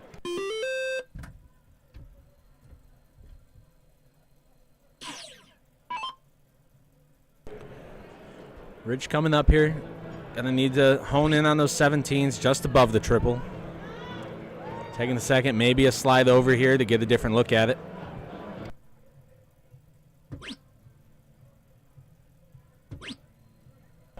Must not seen what he liked at the 17s, made the adjustment for the 15s. I played with guys that they'll go for more toys before they even point. I'm personally I'm going to hit my flight anyway. I might as well throw at it. It's soft dip. It might count if I hit my flight. You never know.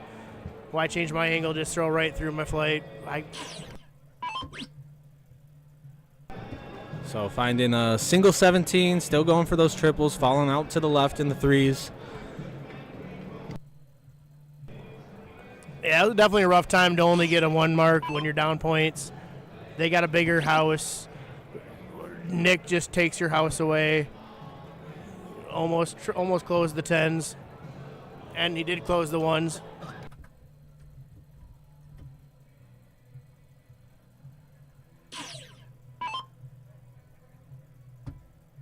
Throwing from behind, looking for 15s to get something to point here. Gets a triple, brings themselves up a little bit.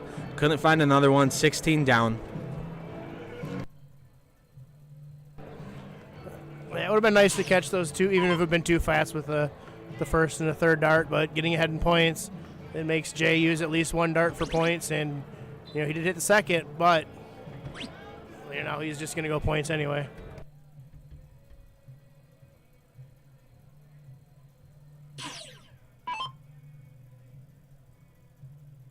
Craig Waters stepping up, still has his 15s open.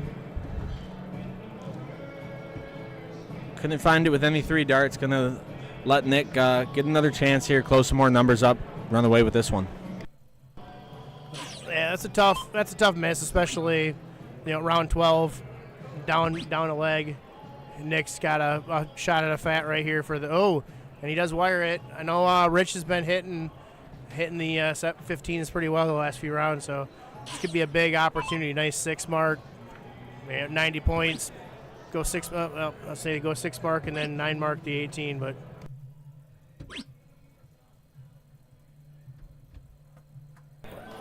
Not a big fan of the third dart. I understand he might have had it blocked. He might not had. I've always said if you have no confidence in hitting the dart, you're probably going to miss it. So you might as well throw something else. But you're not going to win too many tournaments staying away from a open point when you're down behind the 8-ball here. Yeah, we just seen Rich a couple throws ago. Block that 17 and move off to those 15. So he definitely likes an open shot at the numbers he's going for.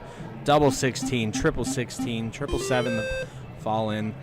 Closing in the point lead, but still a decent distance to go here. Yeah, definitely with, 82 point lead. Big dart there by Nick. Single bowl, can he hit the double bowl for the win? 2 bowls once again. I think he just wants to, tank his partner Jay's average a little bit by making him hit the single for the win. Now right here, Rich needs a ton of bowls and still has to cross his fingers. Yeah, Nick deciding Jay looks good on stream, wants him to finish it out here strong. 1 dart to put it away. Finds it on the first throw. Finishing with a 2.86 between the two and a 2.33 for Craig and Rich.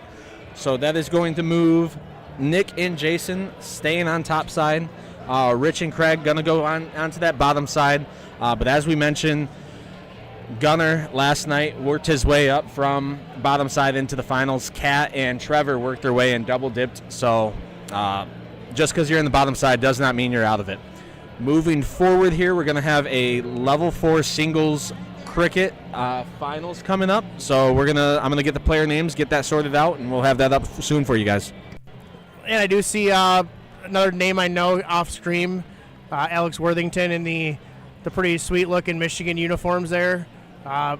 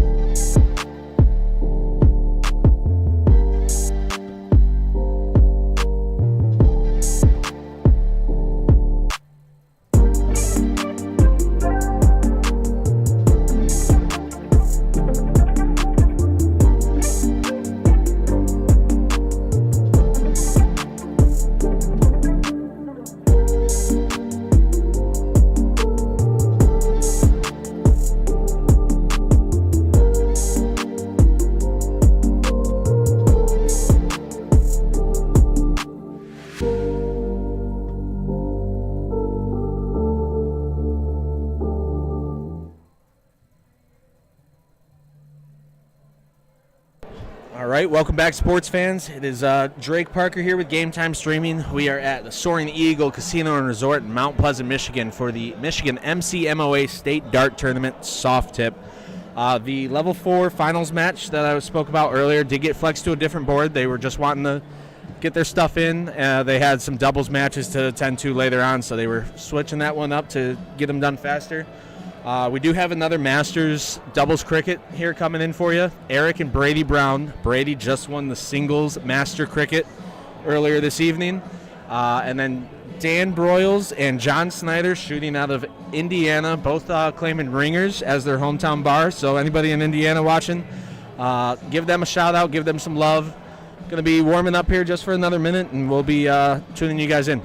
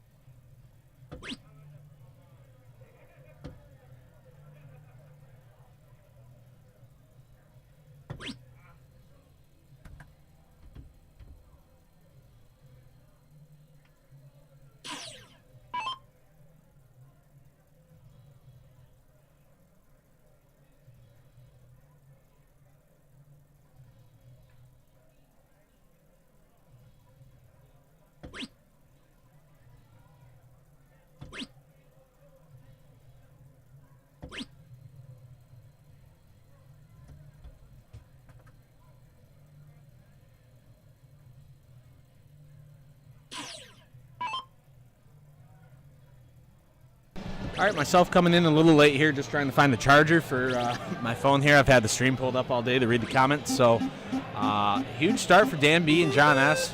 Closing 3 houses off the get within 2 rounds.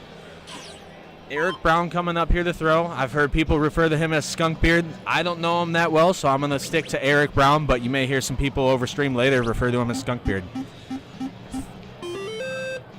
2 triple 17s, getting some points, taking the 51-point lead.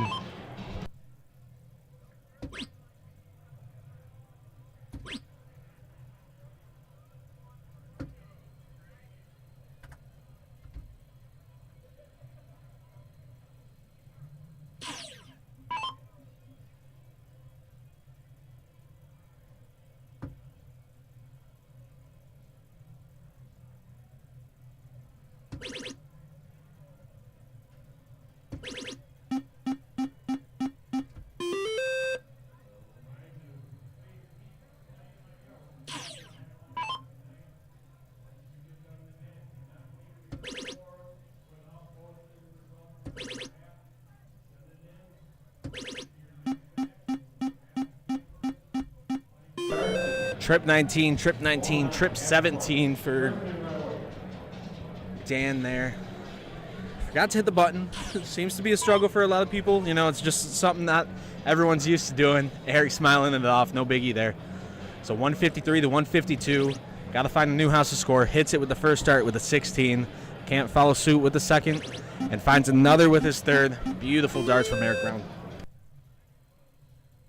Reminder, this is a Masters doubles cricket. This is a topside, winner side match, so this is going to be a race to 3. I believe anything in loser side or bottom side is a race to 2 until they get to that final match of the bottom side bracket to switch back to the finals. Scott Frank joining me back in the booth.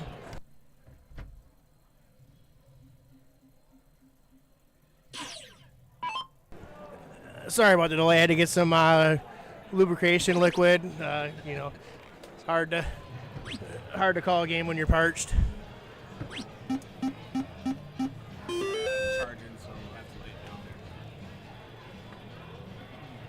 If you guys look in the chat, I do have, not pinned there because I don't have that authority, Derek does, but Derek H21 at Venmo and PayPal to get yourself entered in a giveaway happening here in little over 2 hours for Catherine Middleton's Signature Series darts, 18 gram, feel great in the hand, $85 value. Get yourself in. Can't go wrong with a donation to a stream that you guys love and support, and you know, got a chance of winning some good darts in hand.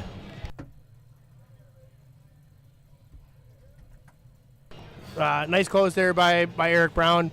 I'm sure he would have loved to have some points on that last start, but you still got the points here closed.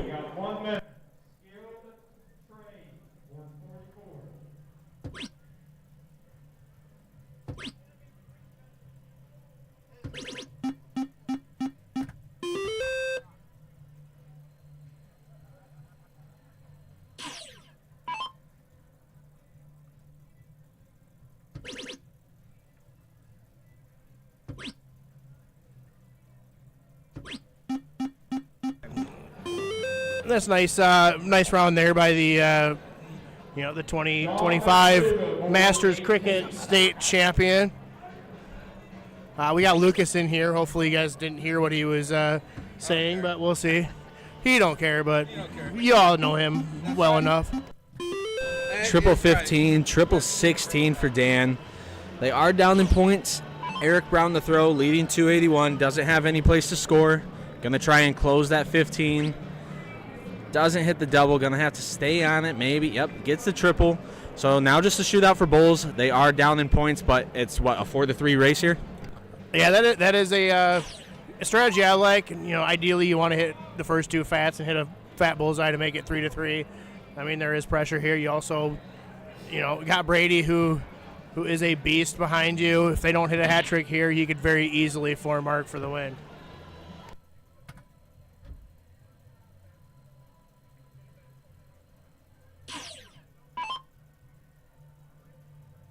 Needs 3, 2 darts can close it.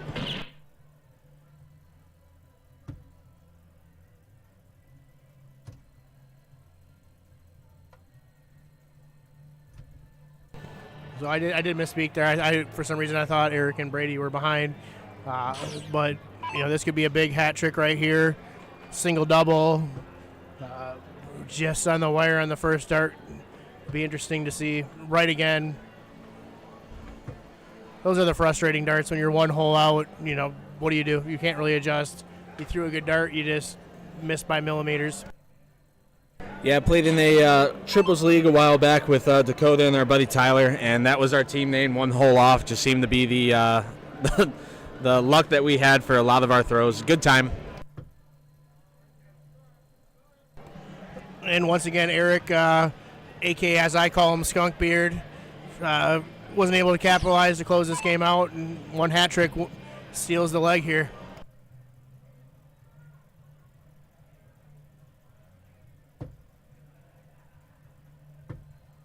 Gonna fall short, give Brady another go at it. Has the one mark, one dart can put it away if he puts it in the black. Shooter sleeve is on. He finds himself one in the blue. Following suit again. Gonna take that to a 1-0 lead. These are those averages. I mean, it's some pretty good darts. Hopefully they can pick it up. And as you if you're just joining us, we are here at the Soaring Eagle Resort in Mount Pleasant, Michigan for the Michigan State Darts Tournament. We are here in another doubles Masters match. I believe is this a second round match, or is it the de facto first round match? I believe this is a first round match. Yep. Let me double check the bracket here, but for the youth following along at home. this is round one because some people have buys or just get sent right into this bracket here. So yep, round one for both these teams. And that is a big capitalization there. Unfortunately, 2 mark to start, and come back with a 6 mark. That's big. 7 mark, I believe. So I misspoke as per usual. This is Eric and Brady's second match. They beat Bryce and Jonathan 3-1 in what's considered round 0 on the bracket. So second round for them, and I'm looking at the bracket as I speak, and I am almost certain this is Dan and John's first match. And that is something that is very, I believe, underrated. Having played a match, gotten the cobwebs out. You're coming in warm. It's tough. I mean, imagine, I don't know how these guys did in singles or if they played singles, but potentially they could be sitting for 2-3 hours before this match.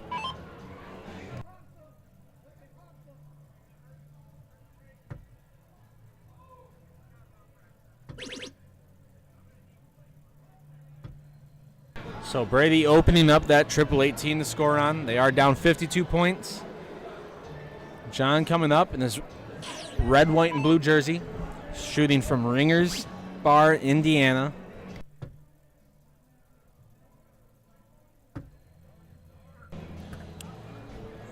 That was definitely a big miss. They could have put a lot of pressure on him, but Eric needs a big round here to get himself back on track.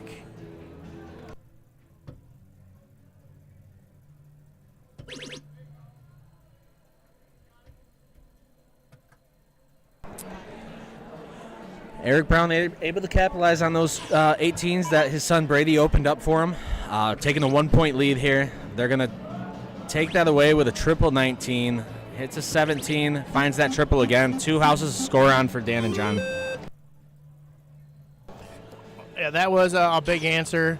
From the guys from the state to the west of that state I won't mention.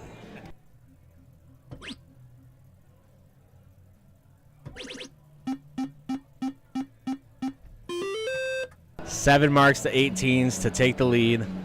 Like I said, still 2 houses to score on, 19s and 17s. They are 2 doors down from each other, so, if you miss one and find yourself over in that other one, you're not going to be too upset about it. I do agree with Katie. Stephanie, you could just be like me and not throw darts and come up here and get on the announcing booth if you're not, you're not playing this weekend. You can still come visit us.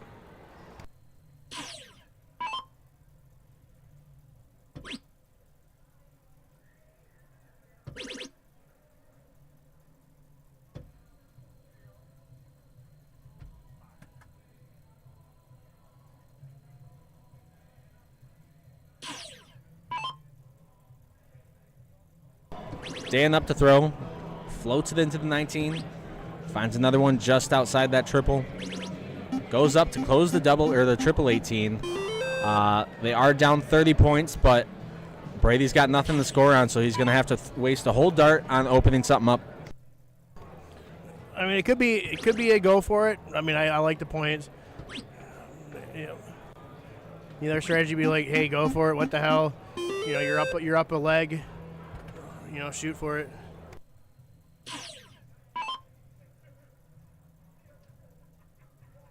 Congrats, Stephanie, on the grandson. Awesome to hear.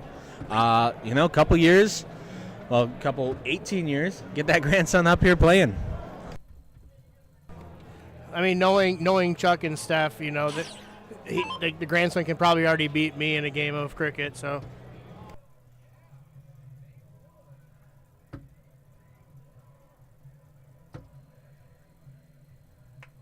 Knocking on the neighbors' doors there. 888, 777, single 8. Dan up to throw. Dan rocking his own last name on the hat. I love it. Love the, you got a brand, you got to promote it.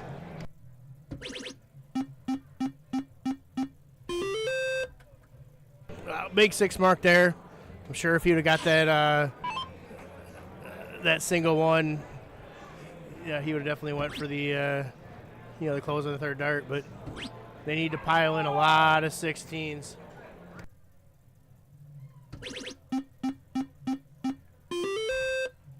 Finds 5 of them, 2 singles, ends with a triple.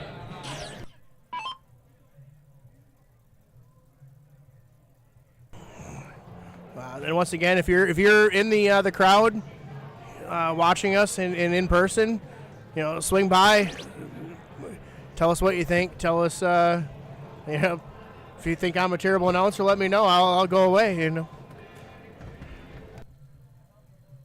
Yeah, if you're in the crowd or watching at home, if you want to give a shout out to anyone, either put it in the chat, come tap us on the shoulder. If you see us walking about, we'll give you a shout out on stream and shout out who you want.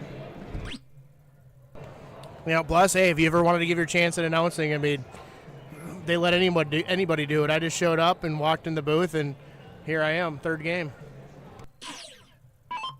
Happens to be a good friend of Derek, but as long as you kind of know what you're talking about and not slurring over your words, they're pretty friendly here.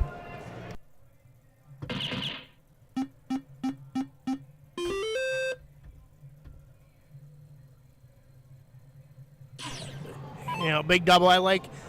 You got 3 houses. I like to go for the bullseye. Make it, give your partner a easier chance for the win. I mean, even if Brady doubles this, it's still, you're still only 1 point lead and 1 bowl to win.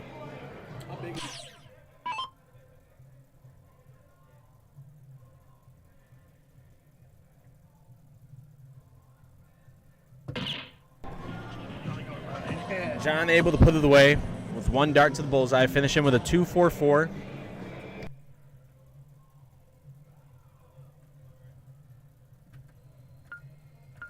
Melissa shouting out Dan in the chat. Come on, Dan. That's my dart partner. Nice shot. Huge darts from both Dan and John, representing Indiana, Ringers Bar, Indiana.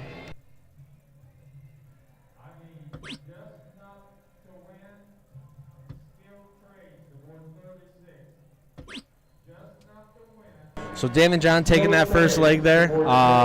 Race to 3. Eric and Brady Brown to throw first. Brady just coming off a 2 mark on the 20s. That's definitely a very uncharacteristic 2 mark from him on the 20s.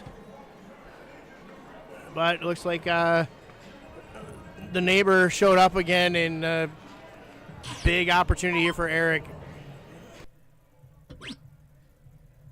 Melissa, if you're watching at home near the hometown bar of Ringers, share the stream. Give it to the friends and family around home there. Let everyone know. I'm sure you guys got a Dart League group chat. Go ahead and share the stream in there. We appreciate everything.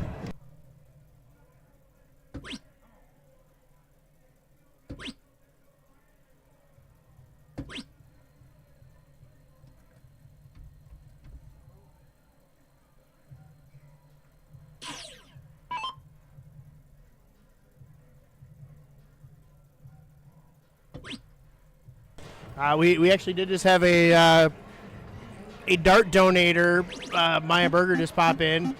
You may get to hear him on stream later. The gentleman with Burger Time Darts who made Lucas a decent dart player with his own barrel. So.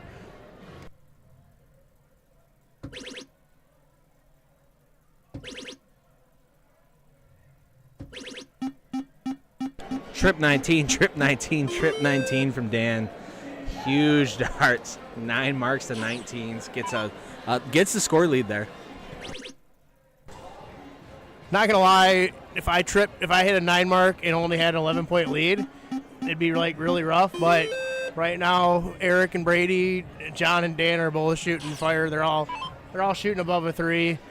Big round right now for them. They're going right back to. Are we gonna go back to back to? Oh. Went for the stab on the 20s. I kind of like that idea-ish, but you also have Brady behind. If he does not close these, I'd be shocked. Yeah, as you mentioned, throwing the 9 mark on 19s, only getting that 11-point lead. You feel happy with that 9 mark, but then you look up and Eric's right behind you throwing the 7 mark on the 20s, and that's why you only have that 11-point lead. Joshua Morrison said 200 stars. Shout out to Joshua Morrison. Appreciate it, Josh. Doing okay is a relative term. I'm doing pretty darn good, but I also don't have to deal with the pressure of the dart, so all I have to do is here and talk to you guys. So, yeah, Josh, doing good myself. Definitely tired. We've been going since 8 a.m. today. Had a late night last night. Didn't wind down for bed till probably about 1:30 in the morning. Myself, I know some people had later nights than that. Lots of caffeine thrown through the veins, keeping me up here. Eric finding a triple 20, going down the 17s. Can't get it on the second or third dart for the triple, but single 17 there, 400 to 319. John up to throw.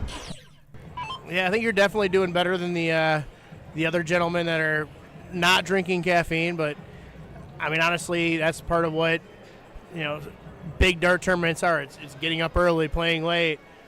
Even if you're not, drinking aiming fluid, you're still going to be suffering on long nights, unless you lose quick, and then you don't have to worry about playing late and getting up early.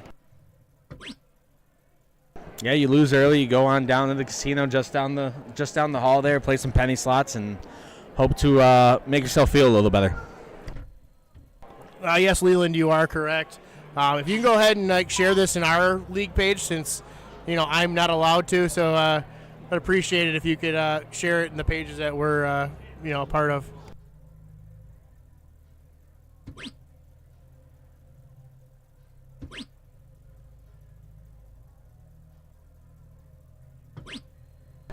Brady Brown finding 2 fat side single 17s. Going up to the 18, hits a single 18. Still keep that point lead at 400 over 319. Dan up to throw now.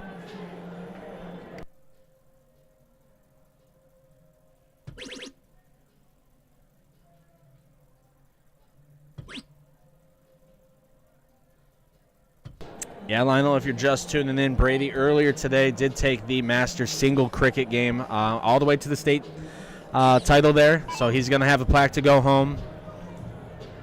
Father up to throw right now. And I can't remember if I believe it was Masters cricket 2 years ago, the last time I visited this great tournament. Brady also did win the Masters cricket title in 2023, if I'm not mistaken. It was either cricket or 01, but I'm pretty sure it was cricket.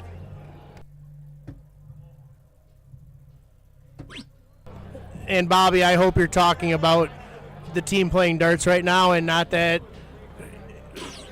misspoken team out of Cleveland.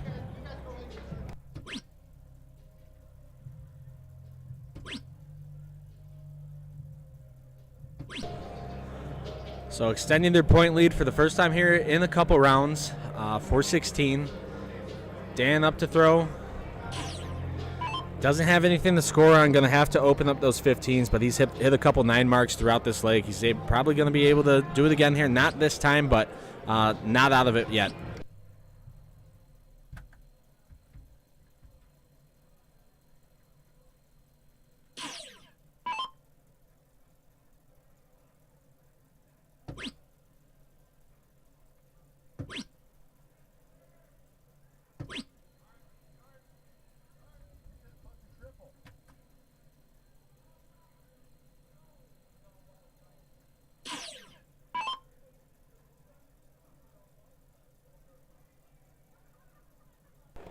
I figured you were, Bobby, if you were talking about the Cleveland Browns.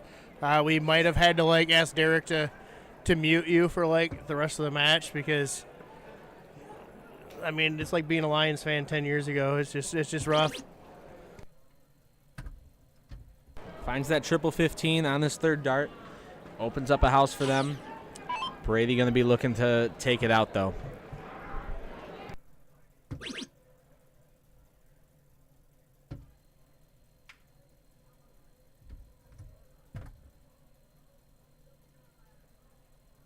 Big close on the 15s.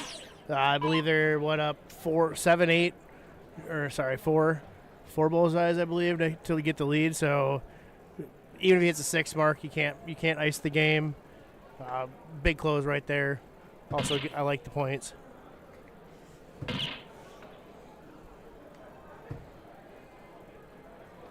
Just shifts to the left on that third throw, finding 2 single bowls. Eric stepping up, 448 to 367, going for the points. Still sticking to it. Stays on it for the triple, extending that lead substantially. Yeah, that's a big dart.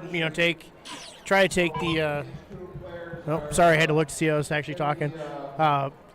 Take the ball to them and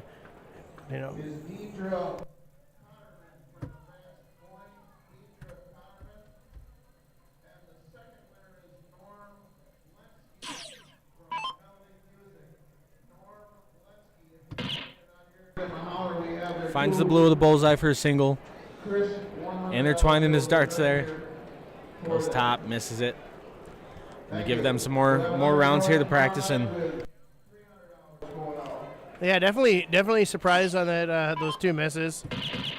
He's definitely gonna owe his dad a beer after that leg. With shooting below a 3 for him is pretty rare, and Eric with a 4.5 has been doing the work.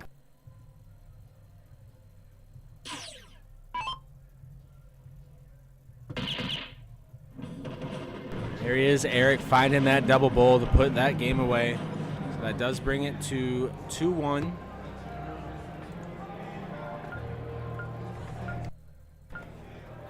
And as I've told, leaving the bowl for your partner to lower his average, but Eric just went and said, "Screw that! I'm going to raise my average and hit the double to win it."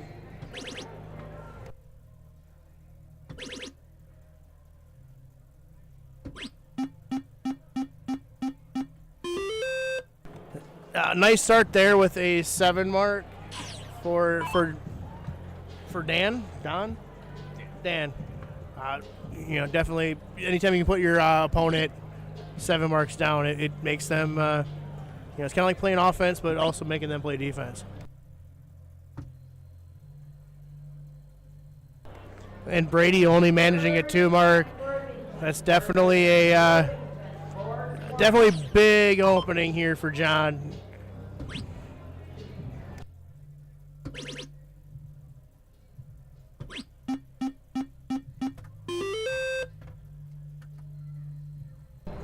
Four mark on the 19s, finds a single 18 there at the last start. Eric looking 17s, finding 2 on the fat side. Above the triple there for the skinny, closes it out, bare minimum. I do like the strategy there. I've always been if the other team's got a mark on the 18, take the open number, go for it. All they need is 2 to close. Why fight an uphill battle?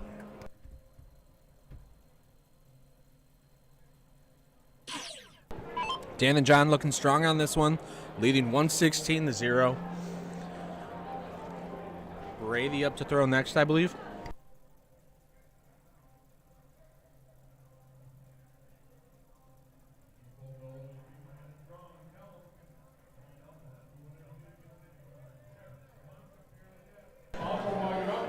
The command center right now is talking about some draw that they're doing, not related to the one that we're doing here at Game Time Streaming. Catherine Middleton Super Dart Signature Series 18 gram, $10 entry. $10 gives you 1 entry, $20 gives you 2, so on from there. Derek H. 2-1 at Venmo and PayPal gets you an entry in that race. Don't think a whole lot of people have signed up, so you got great odds. I know Derek had mentioned the previous winners of giveaways have only put in $20, so $20 spot gets you a drawing or a place in that drawing. It's nothing to skip out on.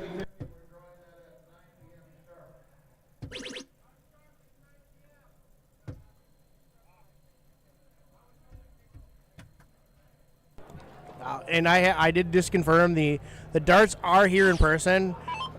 I don't know about you, but if I win them tonight, I'm going to ask Kat to sign them. She is here tonight, so you never know. And Hef, you can call him Little B, but when you win 2 Masters, have you become the master, or are you still the Padawan? Yeah, something going back to those darts. If you are in-house watching the stream, debating if you want to enter, stop by the tent here by board 2. Ask to feel them, see if they feel good in your hand. Something to play around with.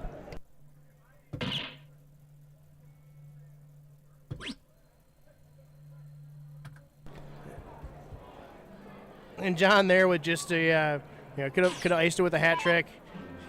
Basically, Eric needs a ton of bowls to put the pressure on.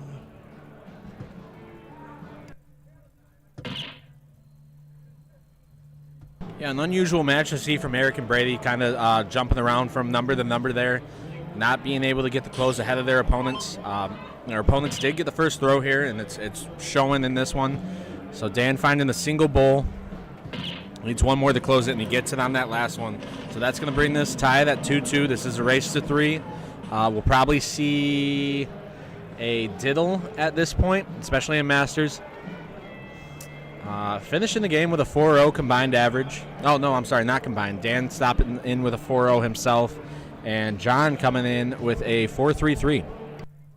And Brady with looks like one hole out of the double bowl. And Dan will step up to try to beat that.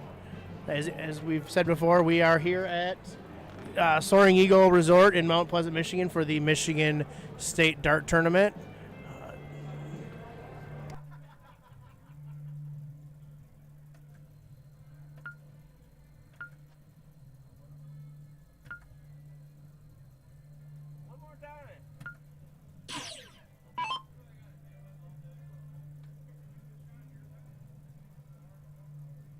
Oh, and just so you guys know, we can no longer talk bad about Derek. He is back. Did you win? Yeah, I got hanging out. Oh, he did win. So we're about to start the third leg here in the second-ish round of the Masters bracket. Big 5 mark here from Brady to start off.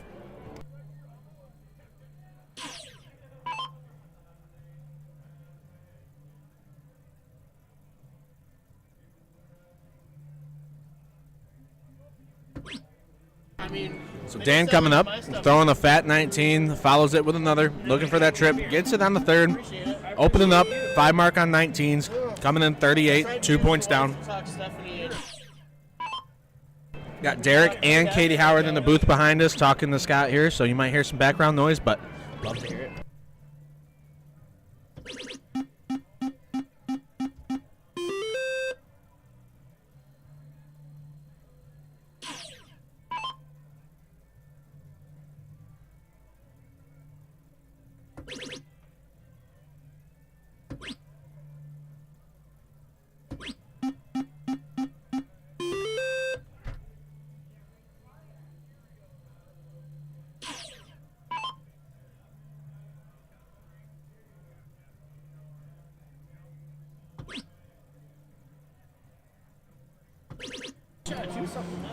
So Brady Brown coming in, single 20, triple 20, taking a second.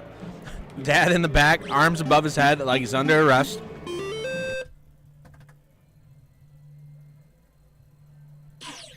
All right, this is definitely a big round for Dan here. You got to get on your horse here. You're down 130 points. That's a big. 5 mark is great, keeps you in the game, but being down 52 points with Skunk Beard up to shoot, we definitely need more than that. Yeah, 5s across the board as of right now. This man stepping up, carrying a 7. Finds a 6 mark, brings him down to a 650, 400 to 228. Yeah, nice. I get 9 marks like that. Usually mine only are 3 marks. Usually I bang the neighbor twice and then hit the triple, but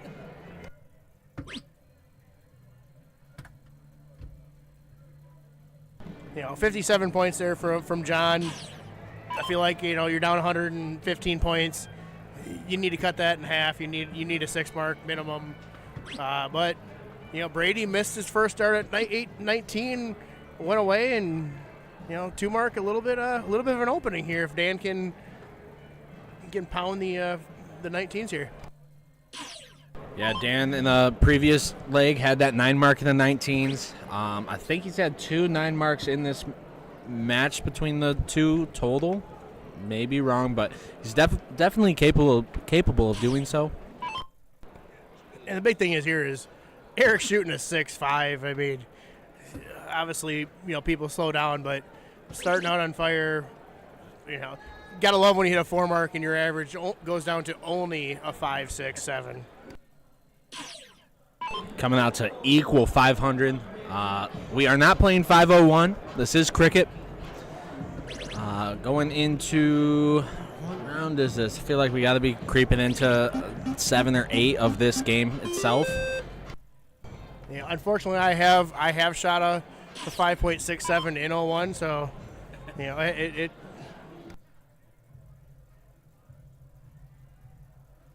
Brady with the point lead at 500. Looking to close the 19s, hits a single, needs one more to do it, finds it in the fat side, probably back up to top side, finds the triple 20 to extend it.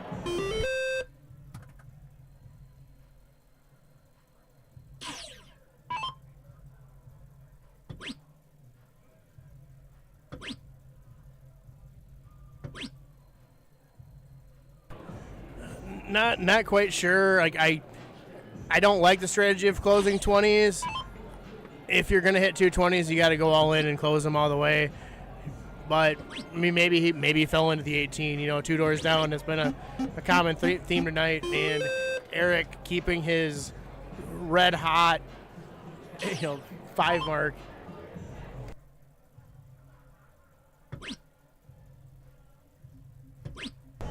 John finding 2 skinny 18s. Going back to the 20 to close that, stop the bleeding, but they do have a wound still open on those 17s. We'll see if Brady continues to poke at it here.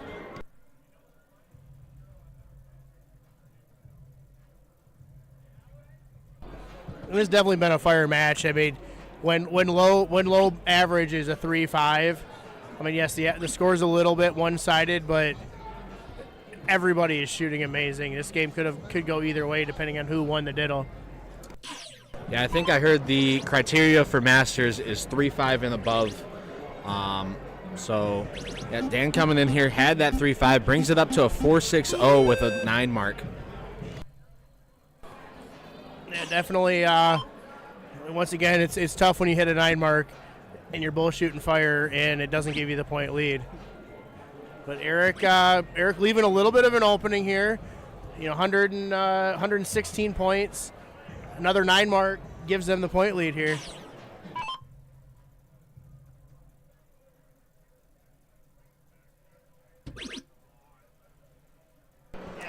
Double 16, single 17. Finding a trip 7 on the final one. And we just did hear from the, he might be the CEO-ish. We'll see. Derek, they are streaming regionals this year, so if you enjoy hearing us on Game Time streaming, we will be streaming regionals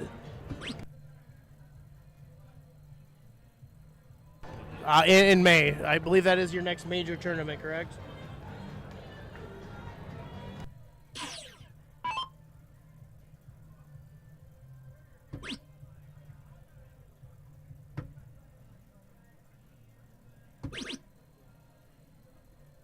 Dan Broyles, single 16, finding the trip 17 on the last start there. Eric coming up, starting with 665 points. Has the lead, finding that triple 16, kill the house for the opponents. Goes for the 15, finds a single.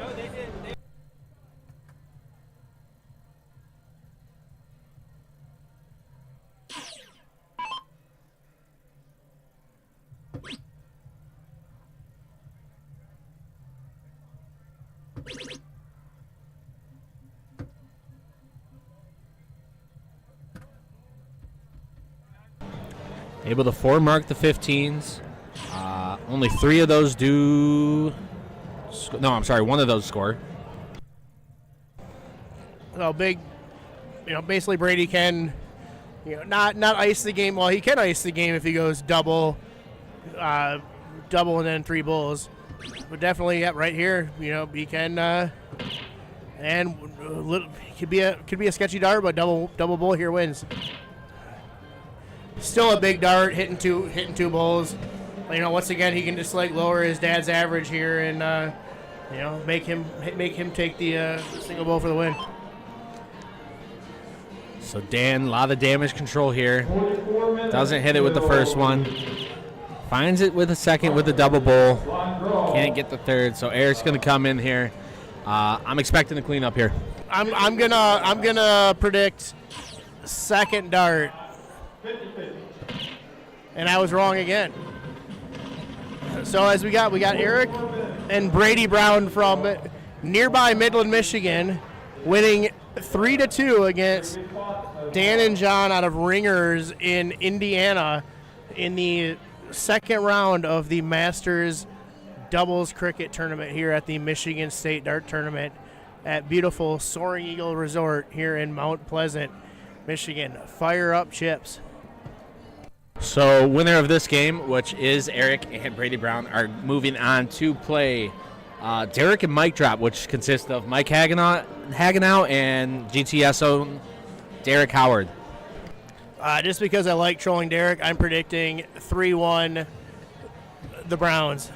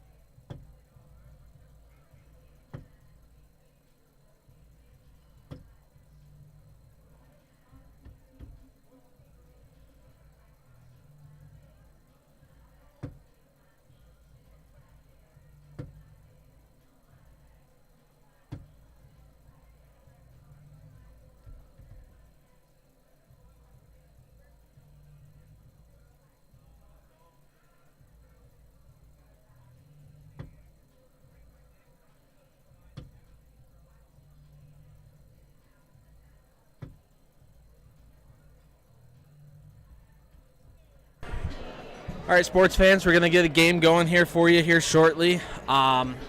Just getting some practice rounds in after that defeat there. They are going to be in the bottom side moving forward.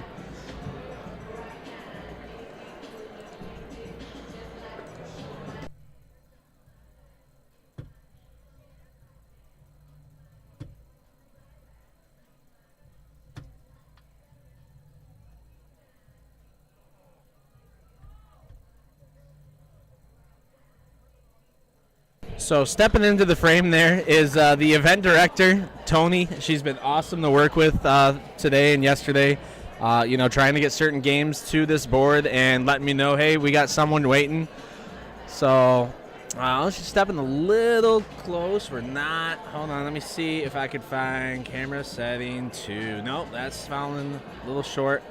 But that is Tony and Mike Jarris' daughter. Oh, thought I heard my name there. So, yeah, darts is for all ages. Just want to remind everyone. And this event for all ages, whether you're a newborn, you're 72 years old, come on out, enjoy the atmosphere. Great time.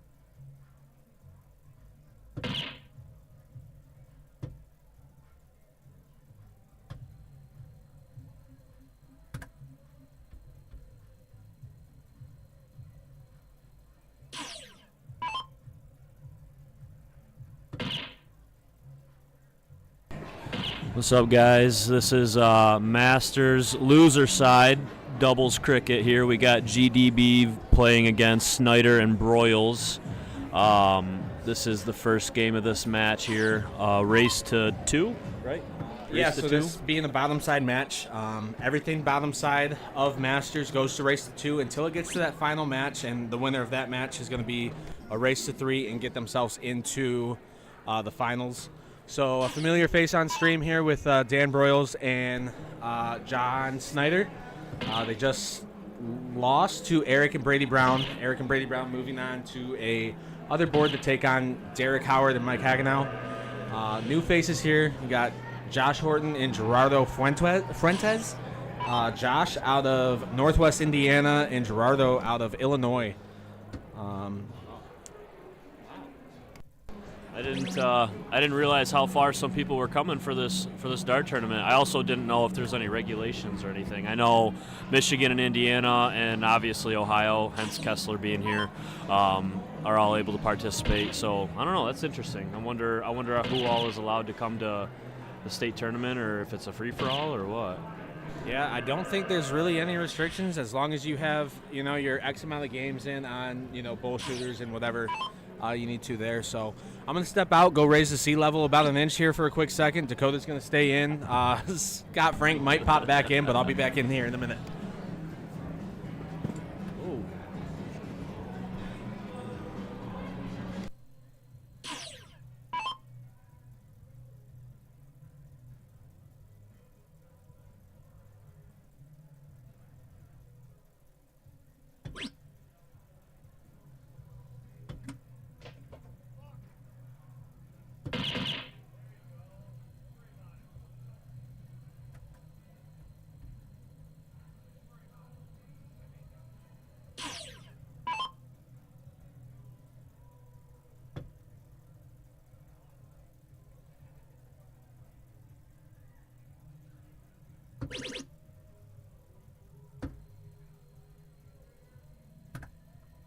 John not doing what he wanted to do there, that's for sure. Darts are kind of all over.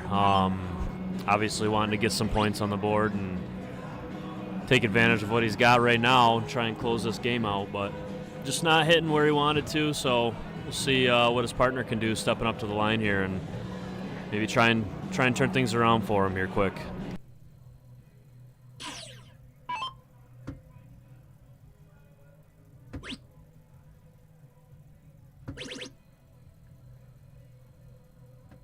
Ooh, finding that triple 17, giving him a few points. That single 17, trip 17 puts him up just a scotch. See what they can do now. They want to keep that lead, so let's see what Gerardo wants to do with it. See if he can find these bowls and turn it around a little. Finding 3 there. Pivotal moment. Gets a point lead. Close game right here. It's tight knit, so every dart matters at this point.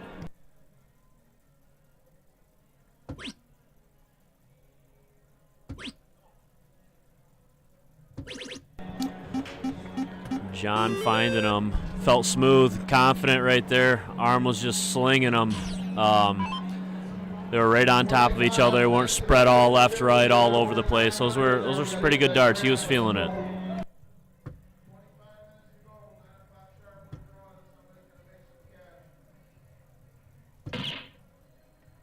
Josh trying to get a look at them bowls. Only managed to find one.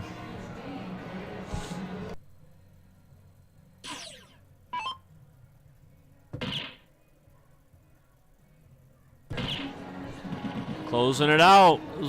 Tie score there, 446 to 446. Tie score 0-0 or 1,000 to 1,000. Whoever gets the bull first at that point is the winner. So good on him for closing that out and getting themselves the first win there. Feels good to be on top.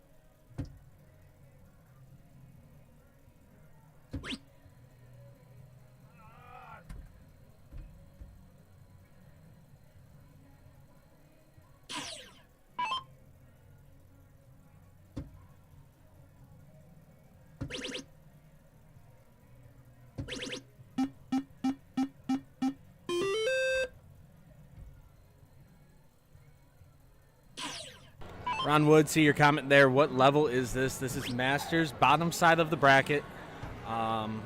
Race to 2.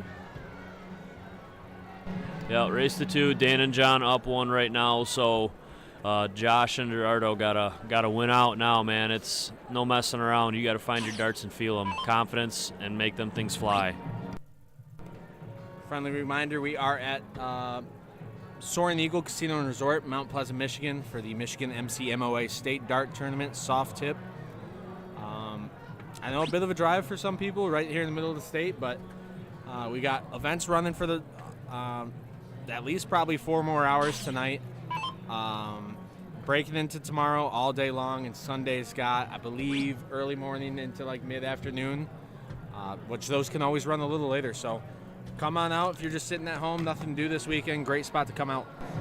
Yeah, Sunday's looking like 8 a.m. start time, but I don't know how true we'll stay to that. Today, things were pushed back hours, so we'll see. That's a long weekend for a lot of people. 8 a.m. start, 4-person, so quads.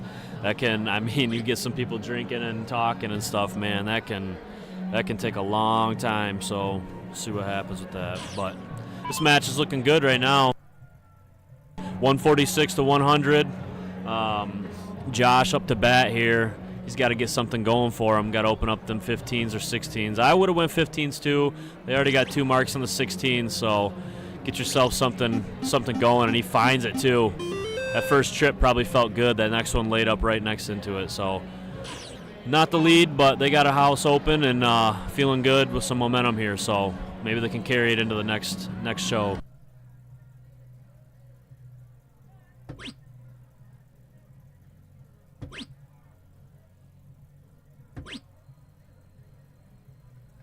I think he was looking for a double on that one.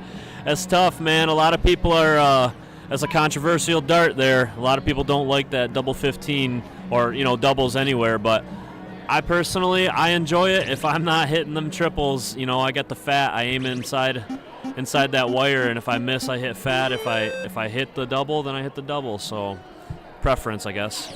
Yeah, we seen yesterday in all those 01 games, the higher divisions had to go double in, double out. And you see people even later on in the night forgetting that they have to go for that double in, double out, because it's just not something that a lot of people play regularly. Because, like you say, that outer ring is a weird spot for a lot of people. Some people can hit them when they really need to, and other ones it's almost completely foreign land. Yeah, I agree. Josh up, finds a double bowl as the 15 was closed down for him. They do have the point lead. They got to hang on to these bowls and chip away at the rest of the board. John coming up, probably looking to gain a few points here before he looks at bullseyes. Those aren't really his threat right now, considering they have 1, 2, 3, 4 houses to work with. So get some points and then come back and knock out the bullseyes.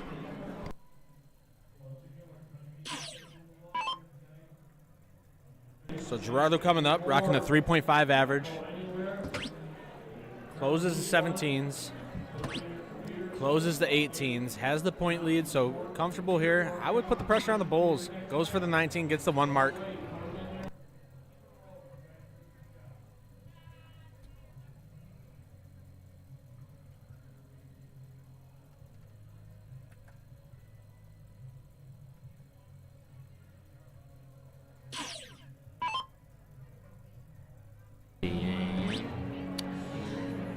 Chipping away, get some points, make their way up to the bullseye.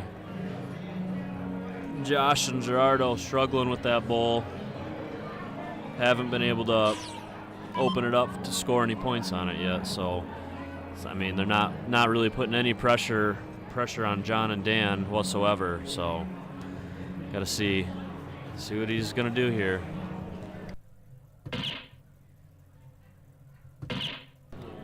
Finds 2 bullseyes, single 15. I don't know if that 15 did anything for him there. I'm not too sure. So going to be John coming up to throw here. Behind in points, has 19s and 16s to score in. Luckily, they are 2 doors down from each other, so if you find yourself kind of popping left or popping right, you hope it doesn't hit that next door neighbor in 7 and find the 2 doors down. Finds himself a triple 19. That's going to be huge. Takes the point lead, stays on it, doesn't connect, gets the 777. Gerardo got to come in heavy on these bullseyes here. You're not going to win from behind as much as you want to close up. Finds a single bowl. Bounces into a 19. I'd say go back bowl, closes man. the 19. I would go bowl again for sure. Yeah, but, I mean, you what's and I that aren't doing for you? masters, so. I don't know. I mean, I don't feel like I've seen the confidence in their throws the last probably 6-7 rounds. You know, not being able to hit the bullseye is defeating, man. It's nice when you're able to go back down and hit another number for points, but they just don't have that option right now. And just like that, they were only down by a little bit. Now they're down by a lot of bit. 46 points. Need a 16, a triple 16 gets you in there.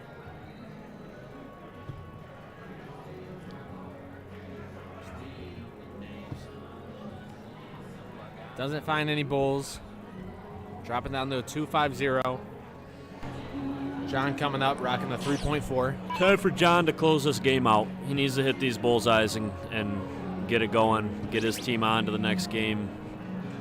Opts for some points. I don't disagree with it. Tossing that first dart high up on the bowl, it's kind of like a blocker there for you, so you got to step around it. But snags a trip 16, so gives him a little cushion. 3.33s across the board and a 2.5. Aiming that bullseye to get the points. Doesn't get it. Go back to a couple throws there where they swapped over to try and close. Should have stayed on those bowls. So you're 94 points down now.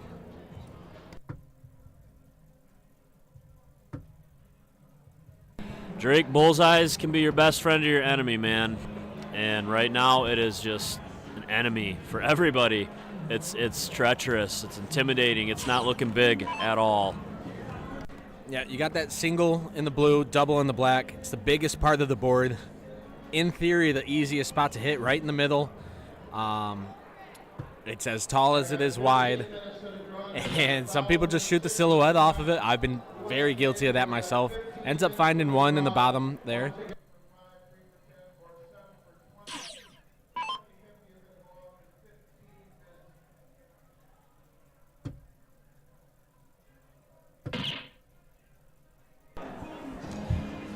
There's a veil around this bullseye right now, man. Decreasing averages, decreasing confidence, making these guys feel a little small. Finds it, finally. Oh my gosh. Is able to drill it there and still keep a steady average. So moving on is John and Dan. taking the win 2-0. So they'll make it to the next round and stay above water for this tournament. Yeah, we didn't mention it that round, but we are coming in at 8:45 p.m. Eastern time.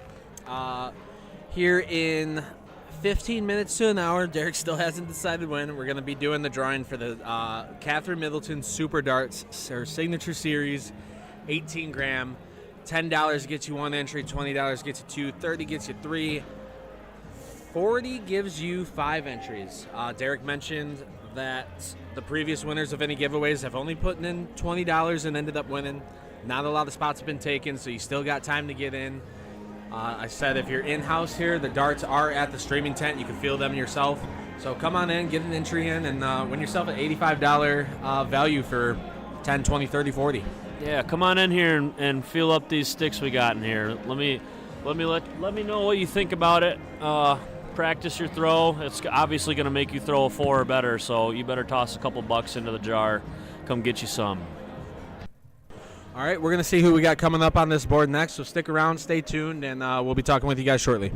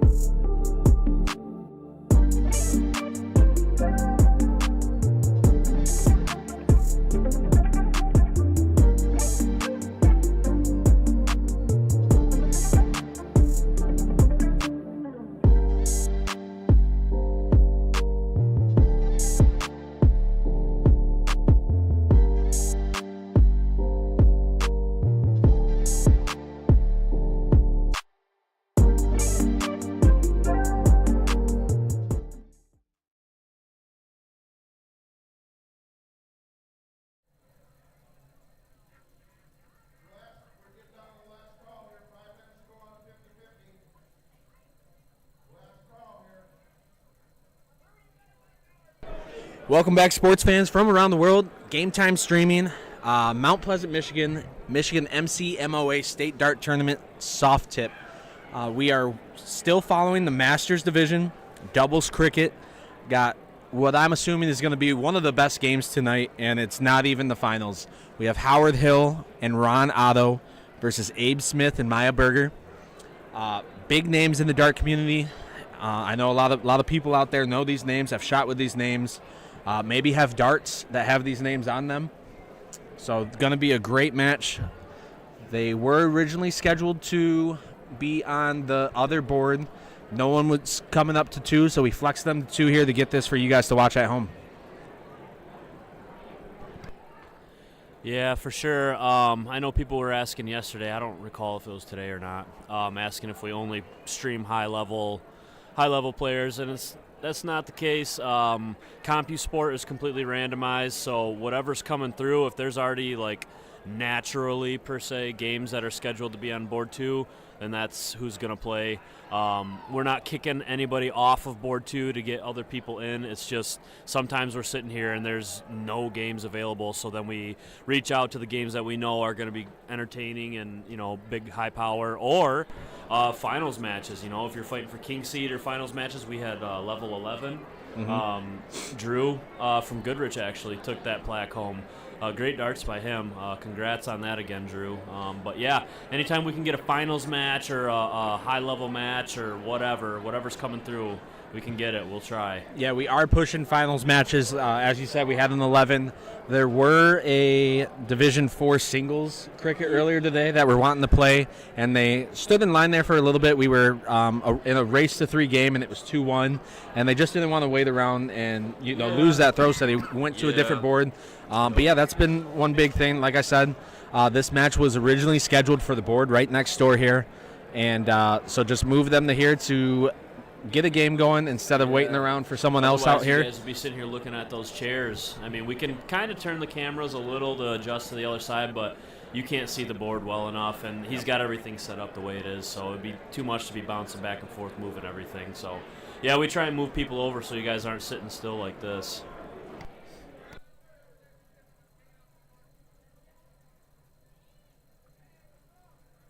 Yep. Looks like all 4 gentlemen making a stop at that table there in the back right, just getting themselves a little lubrication, getting ready to rock. I think they're kind of expecting the shootout going forward here. So this is a topside match going to race to 3. So you see those guys getting their drinks. I think they're expecting 5 games here. I think so. I mean, you got Maya Berger. He's lubed up, ready to go, been throwing good. Shout out to Maya, good dude. I've never had a bad interaction or altercation with that man. He's always polite and comes up, asks how I'm doing. Howard Hill, same difference. Great shot, always asking how everybody's doing. Ron Otto, we talked about him earlier. Good dude. A lot of these high player dudes, man, we talked about it. Even the dudes who we don't personally know, but like, Kessler, got to know him a little bit. Really nice dude. No problems with telling you his practice routine or how things are going or what you should look for. Abe Smith, I don't know a ton. I know he's big on Midnight Dart Club. He's been around for a while, an OG of the game. Good shot. Just all these guys are ready to go and throw some darts, and good people. So yeah. Good community. Darts is a great community, Drake. 100%. I was just going to say, yeah, Abe Smith, a name myself, not recognizing too much, but not saying anything about that. I think if you're shooting with Maya Berger, you're probably a force to be reckoned with. So just because I don't recognize it myself doesn't mean anything less of him. He's got to be a great shot to be partners with Maya. As I said, I think yesterday, you choose a partner to have fun with, and you choose a partner to carry you if you need it. So for Maya to be choosing Abe Smith as a partner, you know that he's capable of doing so. Yeah, absolutely.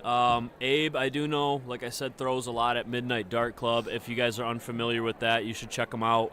I don't know if they do a live stream on YouTube. I know they stream on Facebook, but this guy has this tournament or these matches and then turns them into tournaments throughout the year. And high quality dart players from Michigan go in there and shoot. And a lot of those guys end up here, Abe being one of them. He's been around for a while, and he took on Danny earlier this year, Danny Broughton. And, man, that was a killer game, dude. It went down to their final match, 0-1 in cricket, and just back and forth, flipped the board to the 13-inch, and Abe came out with the win on that, but it was just high-quality stuff. It was great. So, yeah, Abe's a killer for sure.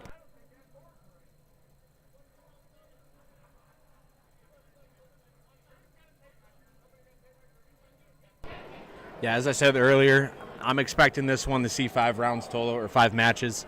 I think we're going to see a lot of excitement, a lot of emotion from these 4 gentlemen in this match. Got great love for each other, Yeah, taking some good pictures. Look at them all getting in there. Look at Abe. He's like, I got to get in there. Out, baby. Get in there. Just tall enough to tongue flicker action. get Come on, in the Abe, back. do it. The great photo, John Little up there, making friends. Good for you, John. Way to get in there. Calfzilla. Beautiful hat going Calfzilla, on. Man, this dude could dunk if he was 3 feet tall. Those things are huge. I love them. Good for you, John.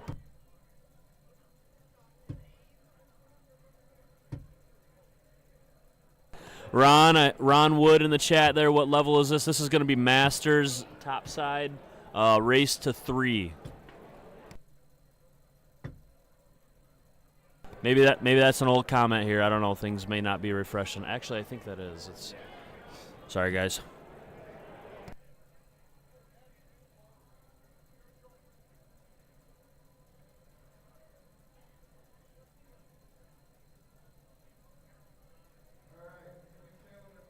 Hey guys, we're only at 13 viewers. We want to pump that up to about 700-800. So get your friends and family on here. We want to talk. We want to be made fun of. We want to entertain. We want you guys to watch some good darts. Michigan's underrated.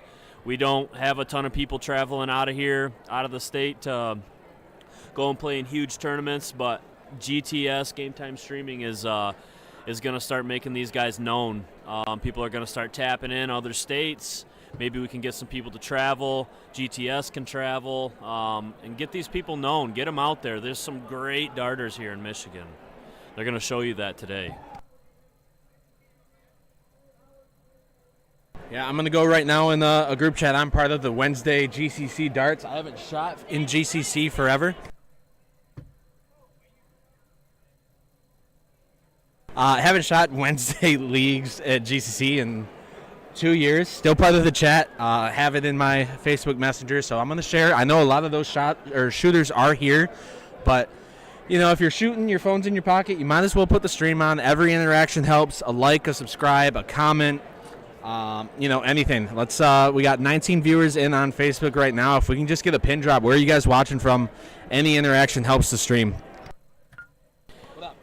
And pitch in on these Cat Middleton darts, guys. There are not a ton of people in here. You're talking $90 darts. Local Cat Middleton, Michigan.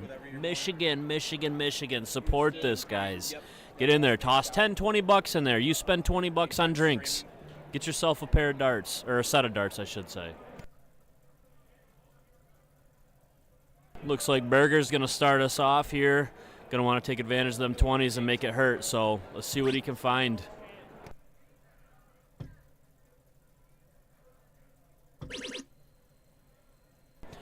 Gets a trip and a single, 20 points. Not the start you want to have.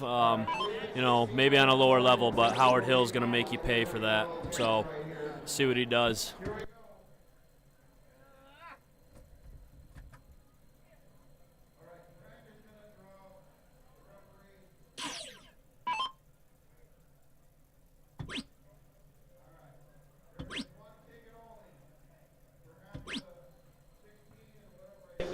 All right. Abe up there throwing, finds 3 single 20s, bare minimum. He's got the 80-point lead.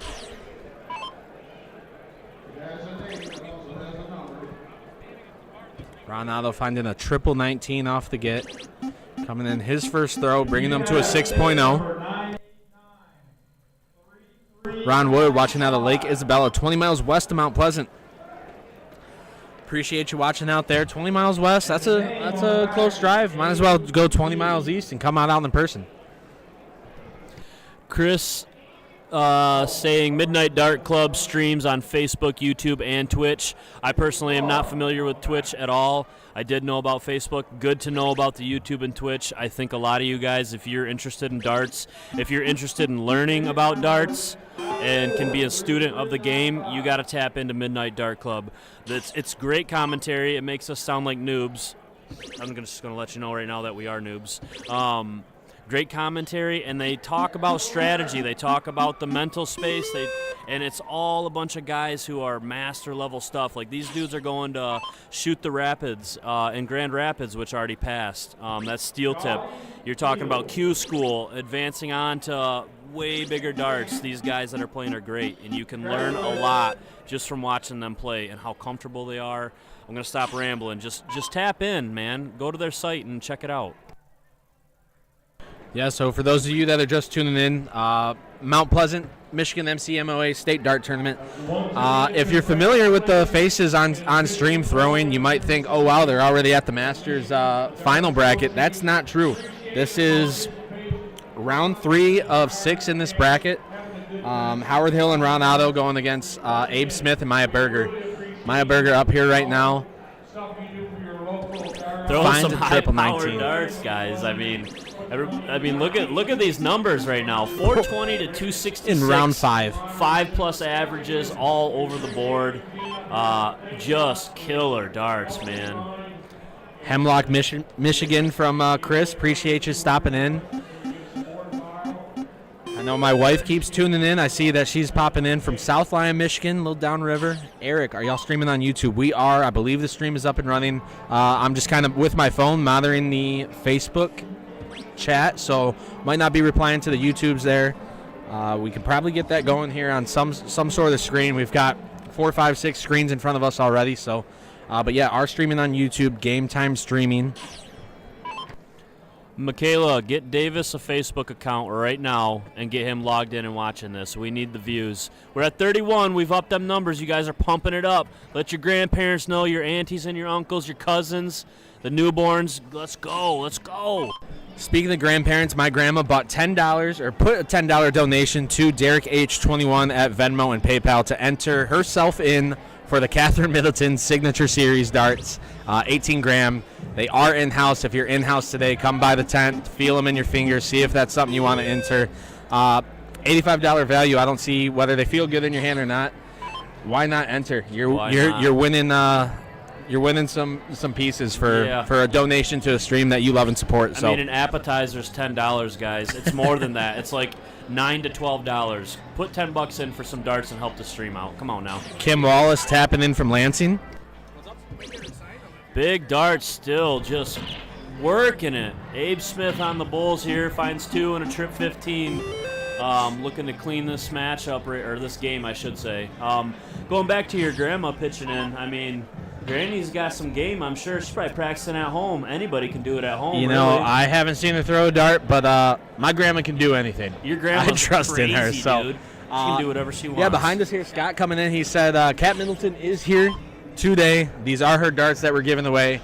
We're going to hopefully get her to announce the winner of the giveaway, but maybe you can get her to sign them. Man. Maybe you can throw the darts with her. She did win. She double dipped last night in, what was that? Doubles mixed combo, I believe. I don't know, a little bit of a mouthful, but ended up coming with her partner Trevor Featherwell to double dip and take the title home last night. Berger with a 5.77 average, just a killer. Finish that out, yeah. Howard Hill up to bat now, trying to find something on the 20s. Not much going for him, but way to finish that out. Way to throw some darts, Berger. That was good stuff, buddy. That's some confidence there. Crystal Stevenson out of Lake Orion. Dakota and I, before coming up here for the weekend, we stopped by Baldwin's Barbershop. We got a friend there going to doing an apprenticeship to become a barber. Gave us some awesome haircuts. So if any fellas out there, I know he's only really practiced on guys. I don't know if they do women's hair, but stop on out to Baldwin's Barbershop. I know he's in the shop.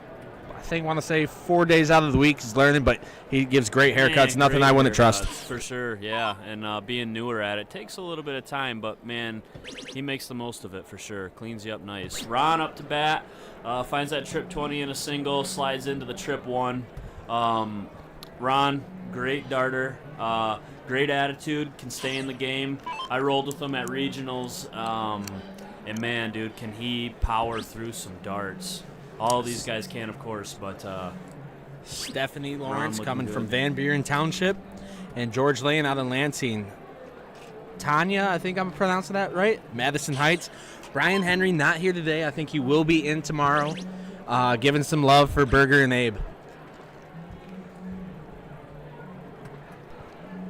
Yeah, Crystal Stevenson. I don't know how familiar you are with her, Drake, but she's an animal too on the dartboard. Awesome to hear. A savage. I have not played with her. I know Katie Howard enjoys playing with her, and if you're playing against her, you better wish you weren't. So, good for you, Crystal. Keep that stuff up. Love to see you on stream sometime. I don't know that you have been on stream, and I think Derek is looking to get some ladies. Like tournament style. Tournament style Sweet. going. Yeah, he was talking about that. So maybe we can get something going for y'all and get you guys on stream. So Ron Otto coming in, single 19, trip 19, triple 17, carrying a 5-5. Abe Smith, low man on the totem pole in terms of averages here, but nothing that he can't bring back up. He finds a fat side 18, almost gets in on that triple 18. Little frustration there. Take what you can. 51 to 135, still a very close game with these four guys throwing. Scott Gustafson. Oh, man.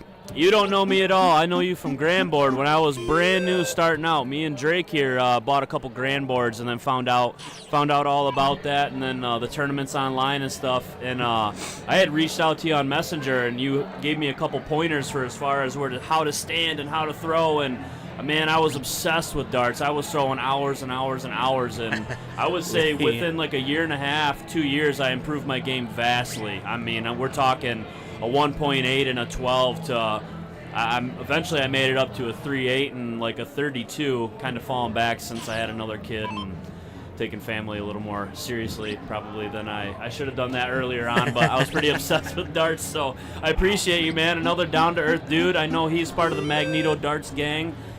Great shot, and always post, or at least used to post a lot of videos on advice on confidence and stance and throws, and good guy, so appreciate you in the community, man. Ron Otto walking away, rocking that Midnight Dart Club jersey, just had a huge mark there.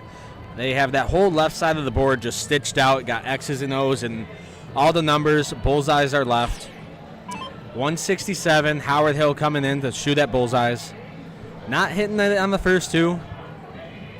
One gives his partner one dart to do it on the next round. Yeah, Scott, when we first got our Grandboard set up, we put that thing up at, I think, 9 p.m. Yeah. And we were up till 7 a.m. playing on that. What my wife was not happy about it. Just here's us thumping into the wall downstairs till 7 a.m. She had work the next day, wakes up. What are you guys doing? We are sacrificing her sleep and her rest so we can throw a couple bullseyes here and there.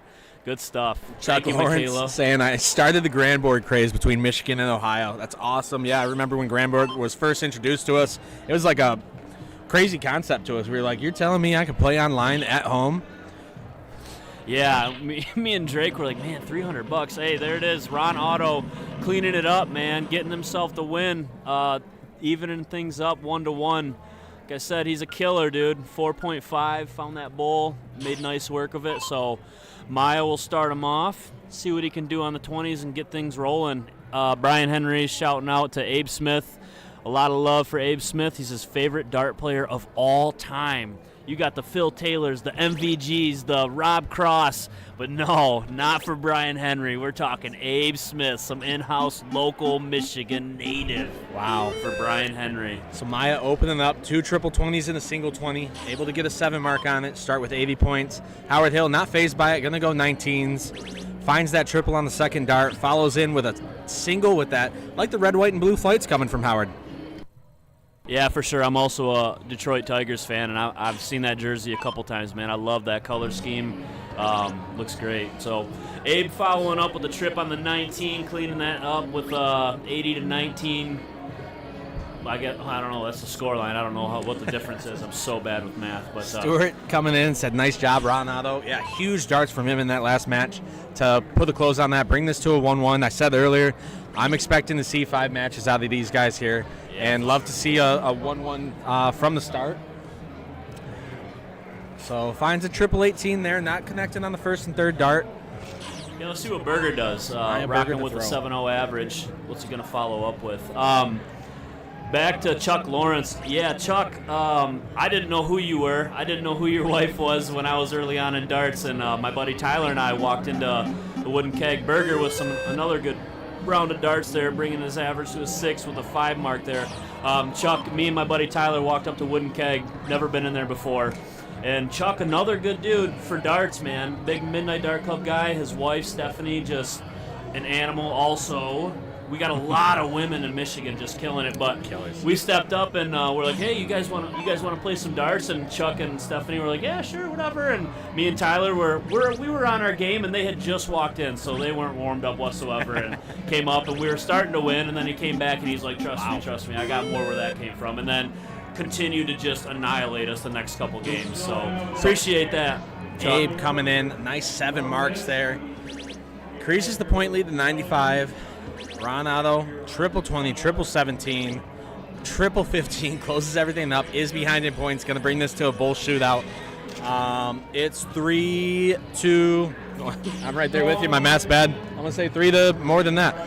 So Maya Berger stepping up with a 6.0, carrying over 5 rounds, starting this off here in round 5. Some hot darts right now. And don't dismiss that 3.5 average you see there.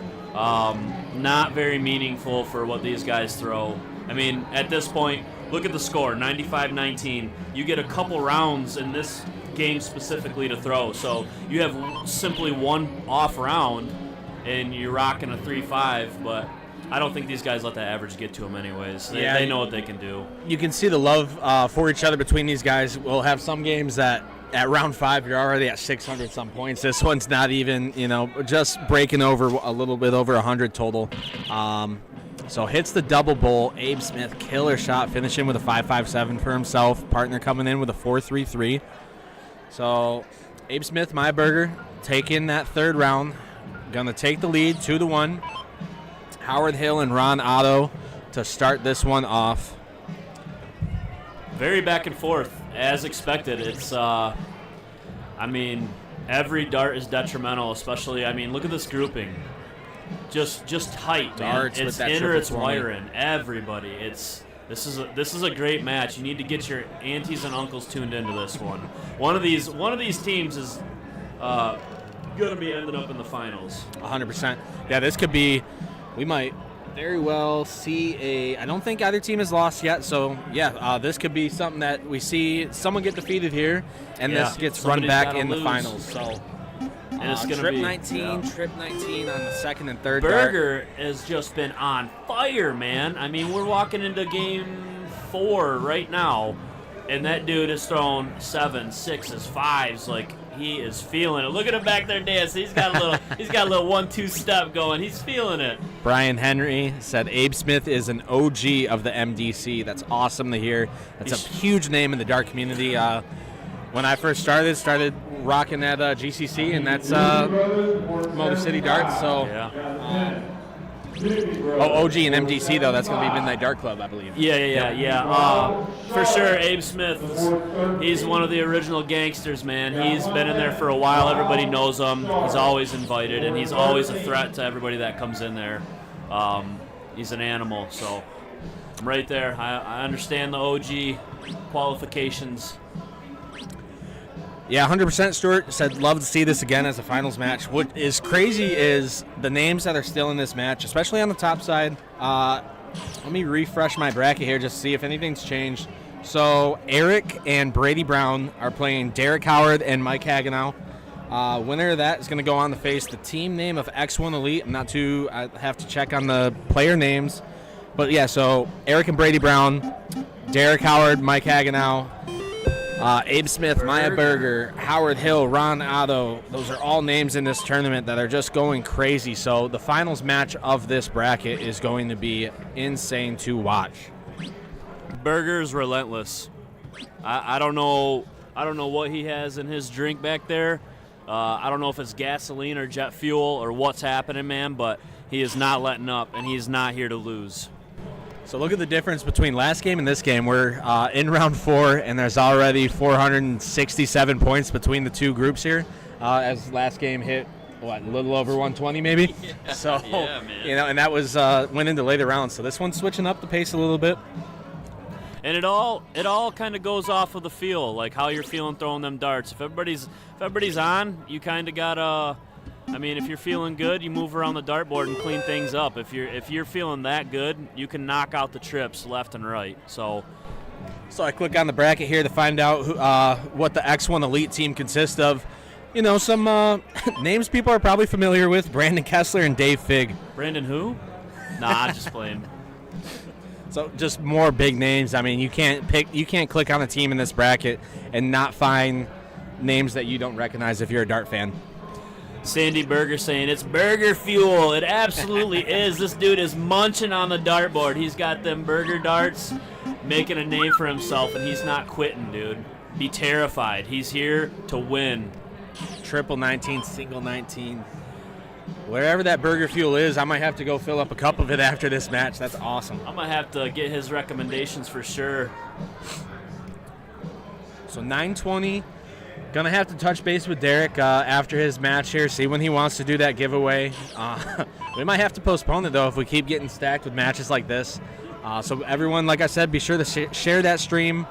Like if you're on Facebook. Like and subscribe if you are on YouTube.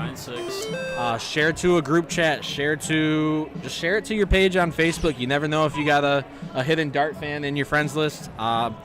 I posted it on my story on Snapchat, and the guy that I worked with years ago asked, he goes, "Oh, you shoot darts?" I'm like, a little bit here and there. And he just started getting up to, I think, JJ's Dart Bar right down the road from him. So he's fresh into it, but, you know, that was someone I never knew got into darts. So hopefully I can rekindle that friendship with him and start playing some darts with him. Yeah, think about all the people that dink around at the bars throwing, and I mean, how many times have we done that for years or whatever and not realized that there was any real competition with it? Yeah, when we first started, one of our good friends, Travis, who might pop up here tomorrow, that man would throw 9 marks with bar darts, and I was like, dude, you got to take this to a luck of the draw tournament. And he said, they're going to make fun of me because I'm going to bring my bar darts. I'm like, if that's what you throw, then that's what you throw. Guess who else basically throws bar darts? Who's that? Oh, man. Hang on. All right, we'll come back. Dang it.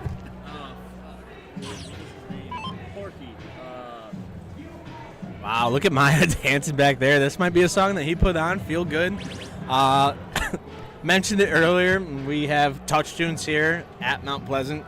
So we had a friend tune in, play the Crazy Frog song. Wasn't huge on that, but anyone's able to tune in. It's popping up for Mount Pleasant State Dart Tournament, I believe. You're able to put a song on there. If you got a friend or family here that you know, hey, a song would maybe boost them up, put that in there. The bar darts I was talking about earlier totally drew a blank, but it's Porky. Steve Hilger, he's level 1. Yep, Trevor Washburn, Porky. There you go, Trevor. Thanks, buddy. Awesome. He was into the bar darts, and he made a name for himself about that. Yep, there we go, Brian. Trevor, Thanks, where are you guys, watching from? Put in where you're watching from. We'd love to just see where this stream's reaching out to everywhere. I've seen someone say 20 minutes west of Mount Pleasant here at some Lake Orions. Single 17, trip 18. Burger can't quit, man. Screaming. Can't quit. Every time we turn the mic off, we're losing our brains, dude. He's going insane. I love it. This is such a great match. What a heads-up match that we have right now. I mean, I don't know if you really could ask for much better. Yeah, this is one of those ones. I'm not going to question the strategy of any of these guys shooting.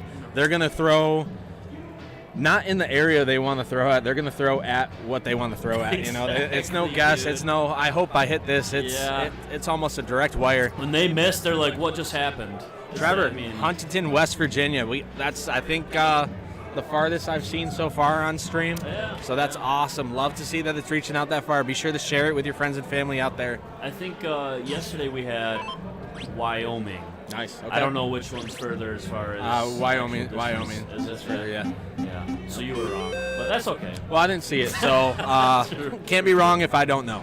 That's true. Except for yesterday when I'm like, I don't think this is freeze. Step outside, everyone's like, yeah, it's freeze. So I'm a cut once. Misinform you guys once in a while. You guys got to stay on top of it. Let us know. Cut twice, measure once type of guy. Single 16, double 16 for Maya.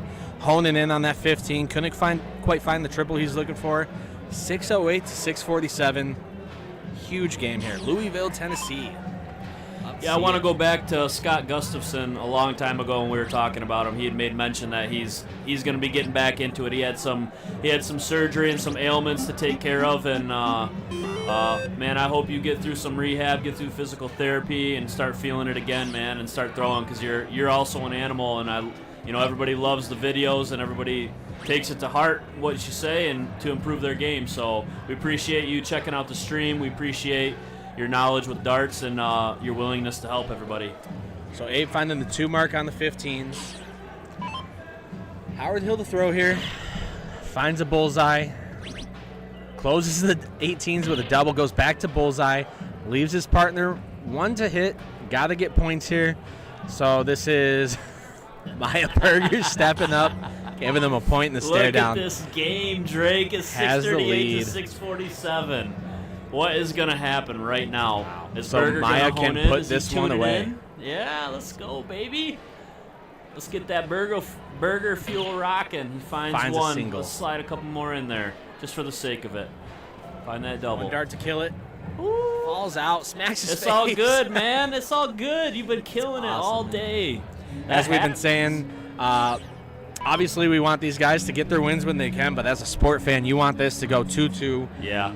See a diddle, and as Derek says, I usually the agree. winner of that diddle ends up getting the dub, but with this group here, you can win the diddle, and if you throw in second, come in crazy. So not able to put it away. A lot of pressure on Abe Smith here. That was a lot of pressure on Ron, too, Yeah, to 100%. get a couple of bullseyes. Totally capable to do it, but, I mean, sometimes it just doesn't go the way you want it to. I mean, that's Big darts, windup dude. for a double bullseye to kill it right away. Abe. So that's going to take it for Abe Putting out the Smith, flames. Maya Berger. 3-1 on Howard and Ron Otto.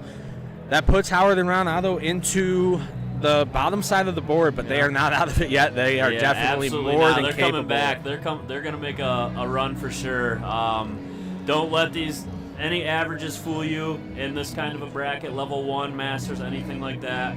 And if you didn't watch the stream and you're telling people it was 3-1, make sure they check it out. Make sure they rewatch it, because that was, I mean, that score doesn't show how good everybody threw that whole entire time. That was awesome. So Howard and Ron are going to be sitting here for a little bit. Looks like they're moving to the other side of the bracket, and they have to wait on 2 games to finish up to find the opponents of another game. So 2 games to finish up.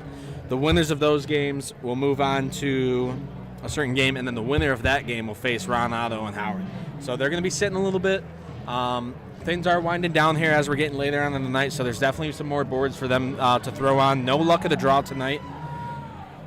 And then that moves Smith and Berger against the winner of Eric and Brady Brown and Brandon Kessler and his partner. Name's slipping me here. Dig. Brandon Kessler's partner, last name Dig or Dig? Fig. Fig, there it is. Yeah. So that match Great is going to be shots. going on. Great darters. That's happening on board 20 as of 9:23, 4 minutes ago. If they haven't started that yet, maybe we can get them on the stream here.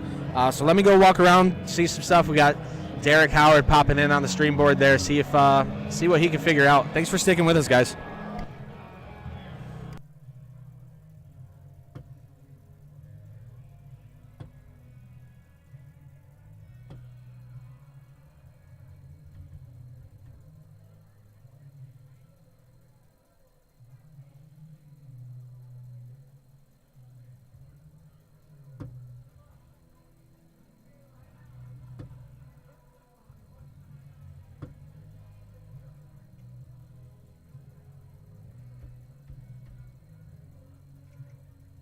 I just want to come on real quick here before I go and figure something out.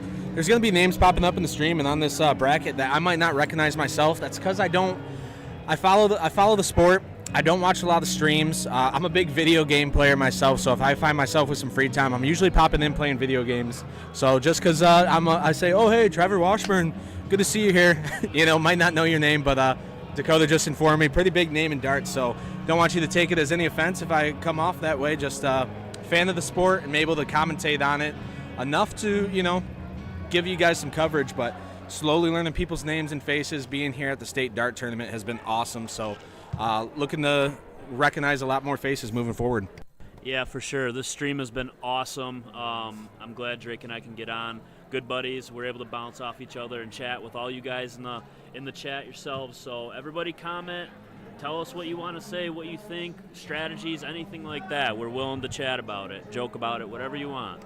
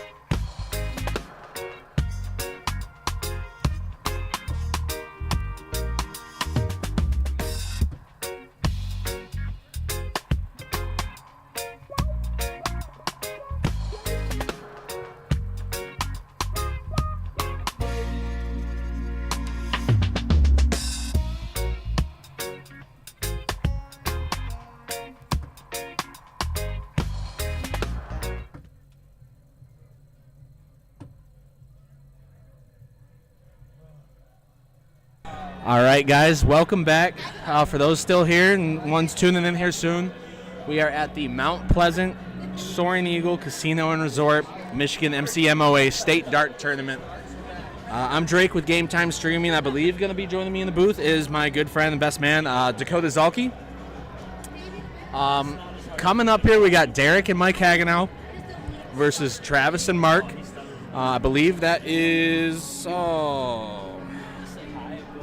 Mark throwing right now. I'd have to double check. Once again, like I said, don't know a whole lot of names myself, so gonna be figuring those out. So getting some warm-up games in here. I'm gonna turn the music back up just while they're dialing in here, and we'll get back to you guys here in a second.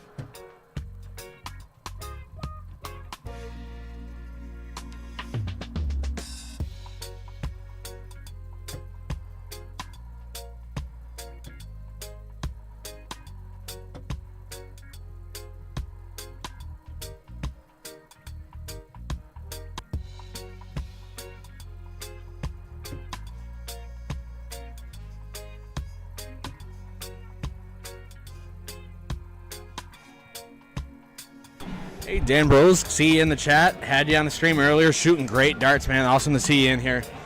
So yeah, thanks for getting with me that I had the right names there. So yeah, Travis Keene, he is partnered up with Mark Evanberg. Evanberg gonna see in the Notre Dame jersey. Travis Keene, gray hoodie. I hope I'm pronouncing his last names right. And then they are going up against Game Time Streaming Zone CEO Derek Howard and his partner Mike Hagenow. Derek. Hagenow, I believe, an Indiana shooter himself. Yes. Big name there for sure. That's one of those names I recognize, but that's because I'm hanging out with Derek, and Derek's got a lot of love for his partner. Derek's got a lot of love for the dart community. Obviously, if it weren't for darts, he wouldn't have this stream going, but he appreciates everybody tuning in, everybody helping him out with the stream, and obviously Derek is an awesome darter himself. My mentor, him and Katie, kind of took me under their wings, I would say, maybe inadvertently, but just telling me strategy, advice, and invited me over and played on his gram board, and they were both very kind and helping me out, and I increased my game significantly from him amongst other people. So yeah, as I said before, first luck of the draw tournament, I entered that Goodrich Country Club, got paired up with Katie as a partner. Walk around, I got a couple names and faces I recognize. I'm like, yeah, Katie Howard's my partner. They're like, oh, you're in good hands. So sitting behind us, actually, Katie's doubles partner. Sitting in, you guys just fell short there, you were saying? Yeah. Oh, man.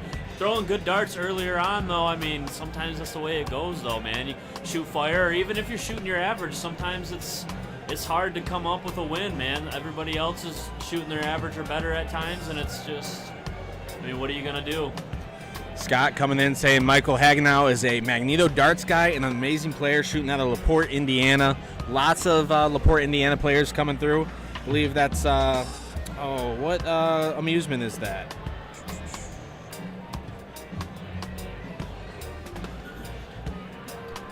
Still doing a little bit of warm-up, it appears. Not sure when they plan on getting this going. Yeah, I'm going to pop out there, let them know that they are good to go. So actually, this is a loser side. I hate saying loser side. I mean to say bottom side, because you're not a loser when you're in this at all. Sure. So yeah, bottom side. It does say loser side on CompuSport. They got to change that. But so this is going to be a race to 2 instead of a race to 3. Get that switched here, just like that.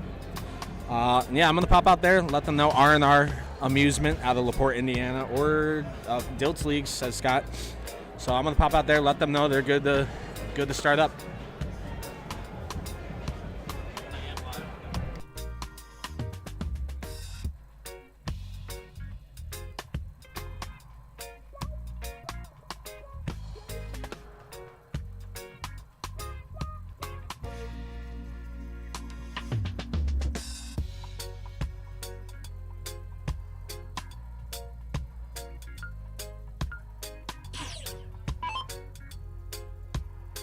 All right, here we go. That was the diddle up there. Drake went out there to check and make sure, but apparently they just wanted their warm-up time. So Hagenow with the win on the diddle there. He's going to lead him and Derek start off this cricket match. Man, I can't remember last year. Derek and Hagenow were partners in a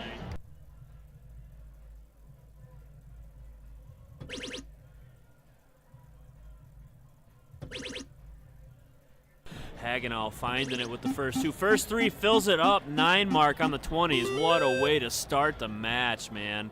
I mean, not that Derek's feeling any pressure. He's not, but it just makes you feel so much better about going up there and throwing your next 3 darts. So Travis coming in here, finding 2 single 19s to start. Can't connect with that third one, finding the single 3. Derek, the trippy hippie himself.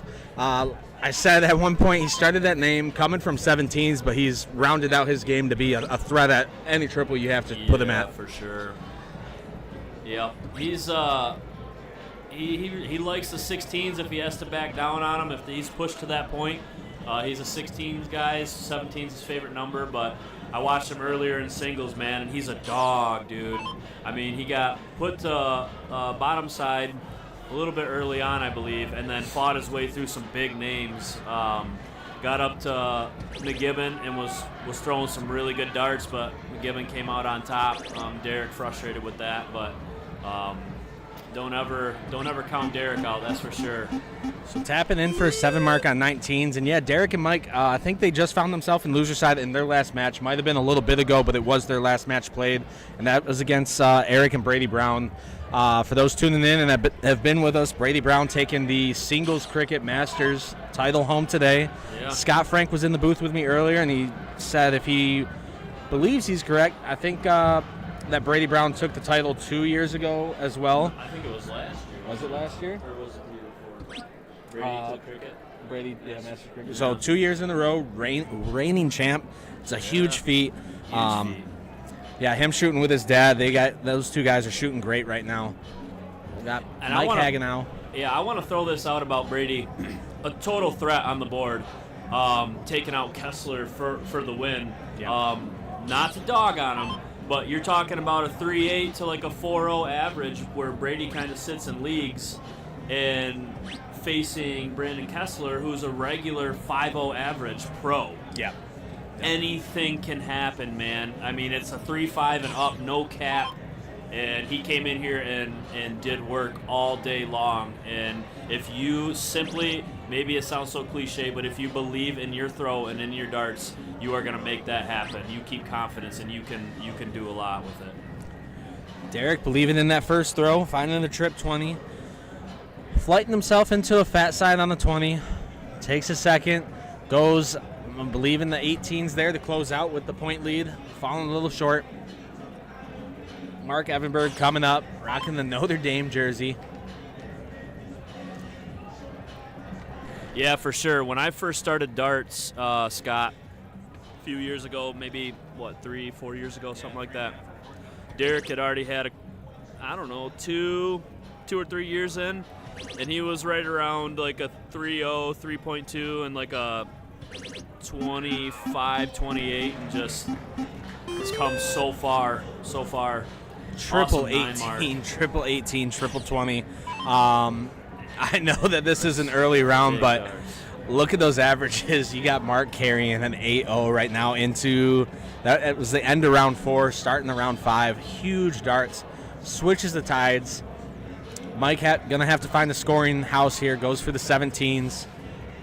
Derek licking his lips at 17s, hoping that they don't close those if Mike's able to connect on these. Finds another single. Gonna have to squeeze it in. Bare minimum, finds the 3. Yeah, we'll see what Travis has to say about it. If he closes up them 17s, Derek will have to move on to them 16s, which he's familiar with. So we'll see what he can make of it. Dang, Travis finding 2 triples there, locking up the board. So Derek's got to do some work on these 16s. Wish we had a camera in the tent with us. I look behind me, see a nice smile from Maya Berger, shaking his butt. Blow the whistle by E40 playing. He's feeling great. Some burger fuel goes crazy. So Derek coming in. The darts, even better. Coming in, single 16 from Derek, single 8. Not finding what he's looking for. That was just going back to Mark's last throw. That 9 mark was just crazy of a throw. Mike Hagenow familiar with the 2 darters he's going up against. I know Derek was shaking hands, introducing himself. So, Derek and these 2 darters don't have a strategy against each other. Good for Derek to have Mike Hagenow. Probably played against them a couple times. Knows what they're comfortable with. Knows where you got to pin them in the corner sometimes.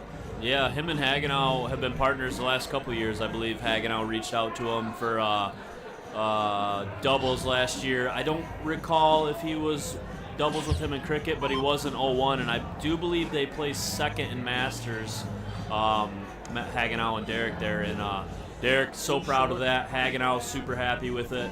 These guys get along well. They chit-chat intermittently when they're not throwing darts, keep up with each other. Good vibes, man. They feel comfortable. Nice. Able to find the trip 16, take the point lead.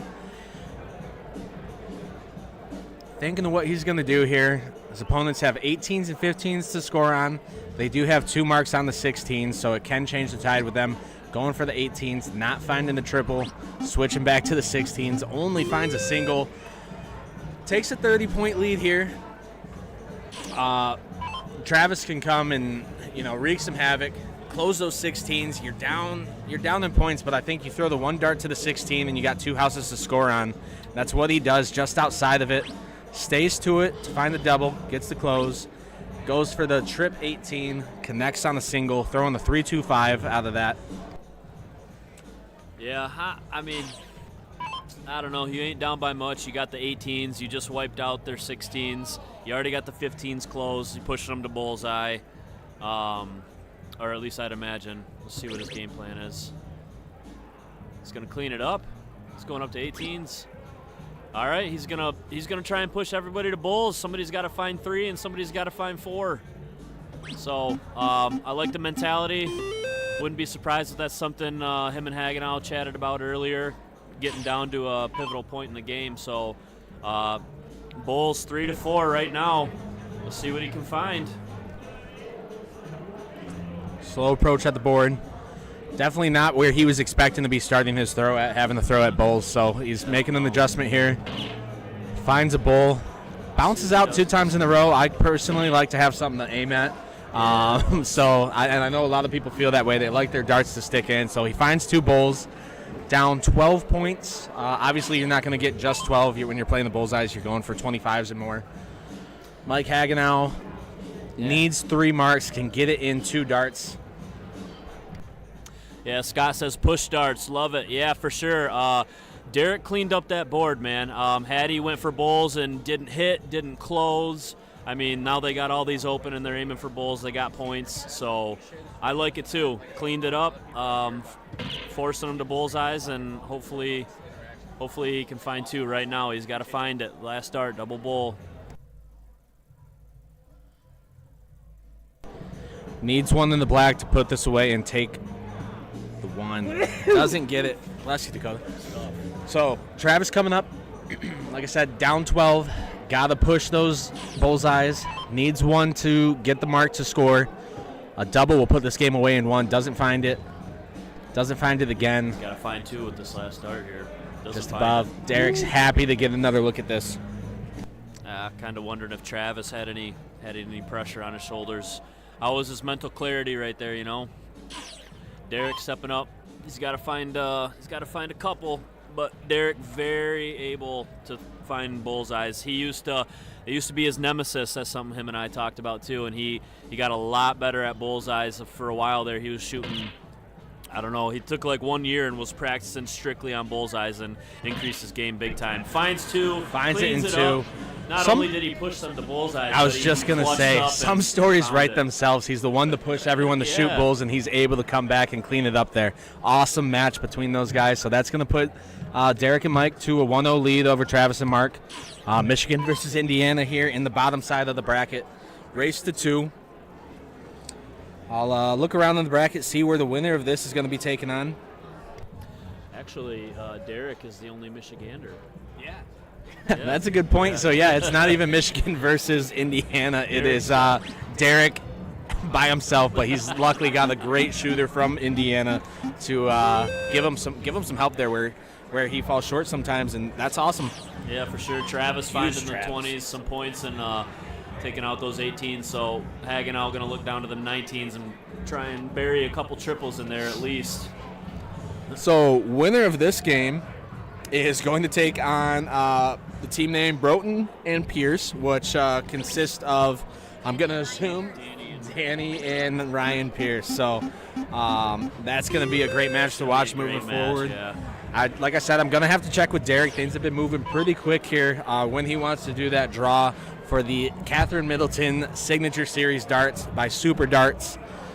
When you love the game, you want to feel some good darts in your hands, and $10 gets you 1 entry, 2 gets you, 20 gets you 2, 3 gets you, 30 gets you 3. Jeez, oh, Pete's, I can talk, I promise. Everybody listen these up. The man's darts got something to say. feel great in your hands. So Derek H21 at Venmo and PayPal.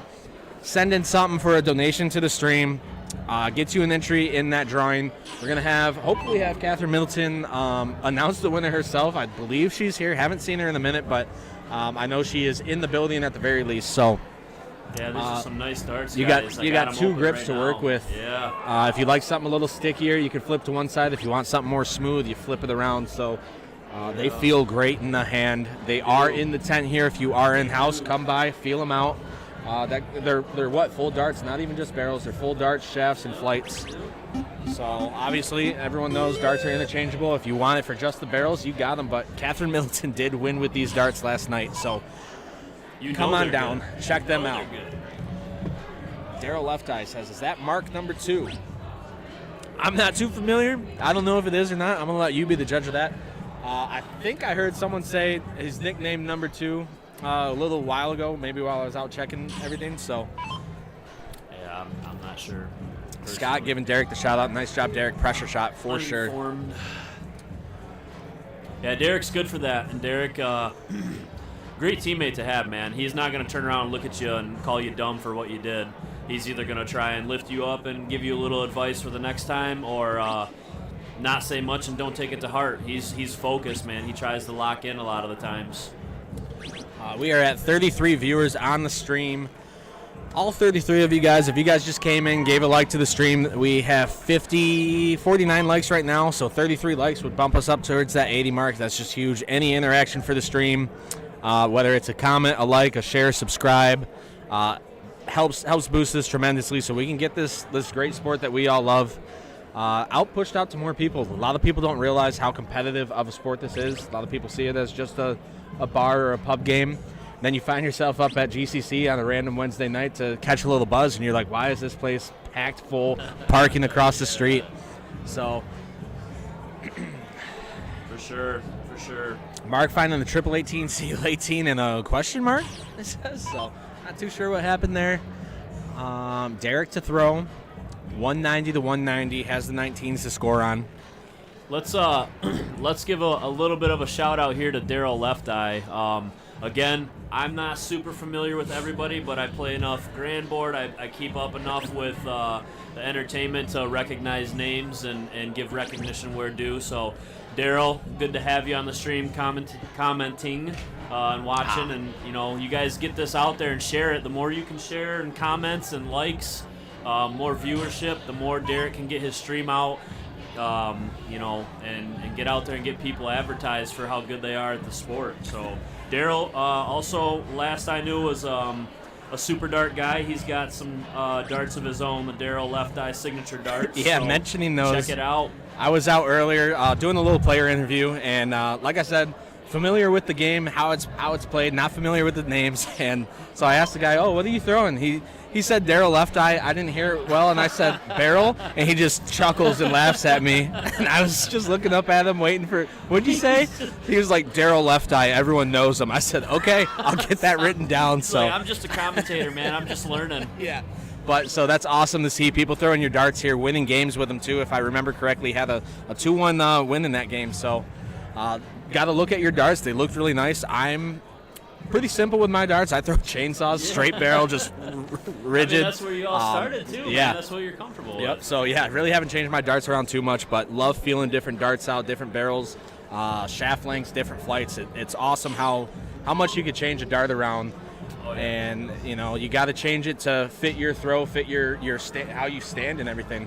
Yeah, a lot of how it feels in your hand. If you got something too grippy and you're just yanking that dart all around, you need something with a little different machining done to it, smoother, shorter barrel, longer barrel. I mean, front loaded, back loaded, even weight. I mean, there's so many ways to go about it.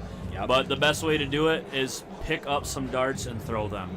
You got to get your mechanics down. You got to get the wrist, the grip, the arm slot, all the movements, and then from there fiddle around with what feels comfortable in your hand, how it comes out of your hand.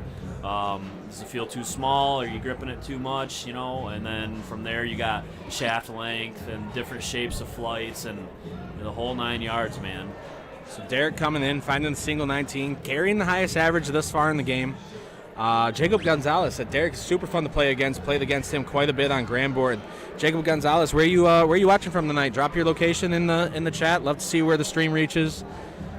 I think still Super Darts. I will be there tomorrow. Daryl. I'll have to get a name to the face, so I'll be in here in the booth here and there.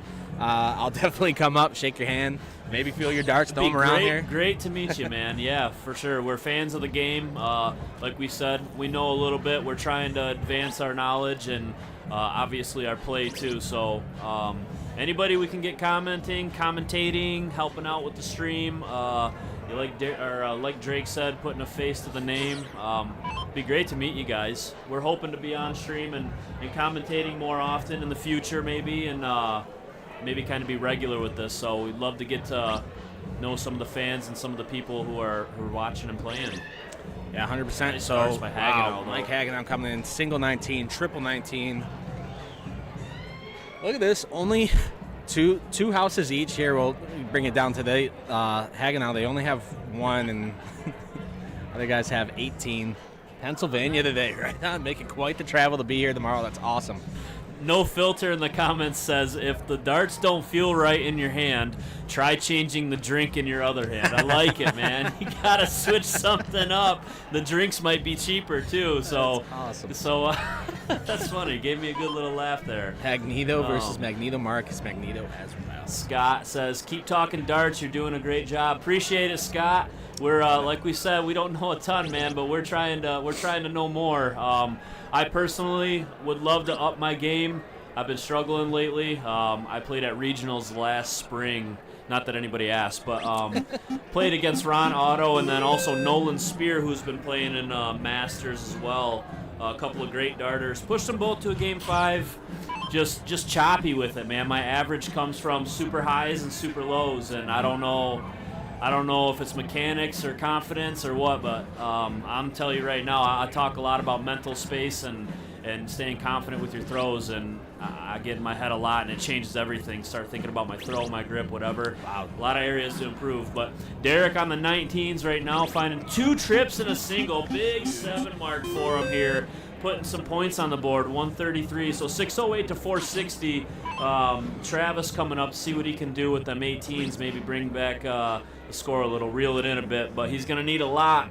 Derek piled it on for him, so Hagenau's going to be stepping up after, and I would assume he's probably going to clean them 18s up. I mean, it's not a crazy lead, but also, I mean, they're throwing pretty good, so maybe we'll see what he does here. Yeah, Derek carrying the 5-2-5 into round 9 here. He's obviously going to get a throw after Hagenow here, or after whoever follows Hagenow. He's coming up after that. But the 5-2-5 going into round 9. But you look, there's 5 numbers only hit throughout the board. They're still playing, switching down to the 17 there, getting in the bottom half of the board. Just peeling it, man. Hagenow, big 7. These guys are just, it's back and forth. It's like good banter, They just are slinging it, and great to watch. It's good for the eyes, especially if you can't throw darts very well. It's nice to watch some people who can, and it's not this easy. Will Stewart and Sean Green talk about it all the time on the CSC and any PDC, any kind of PPD. You watch these guys, the elites, and they make 6 and 7 marks and 9 marks look like that's what's supposed to happen. That's not it.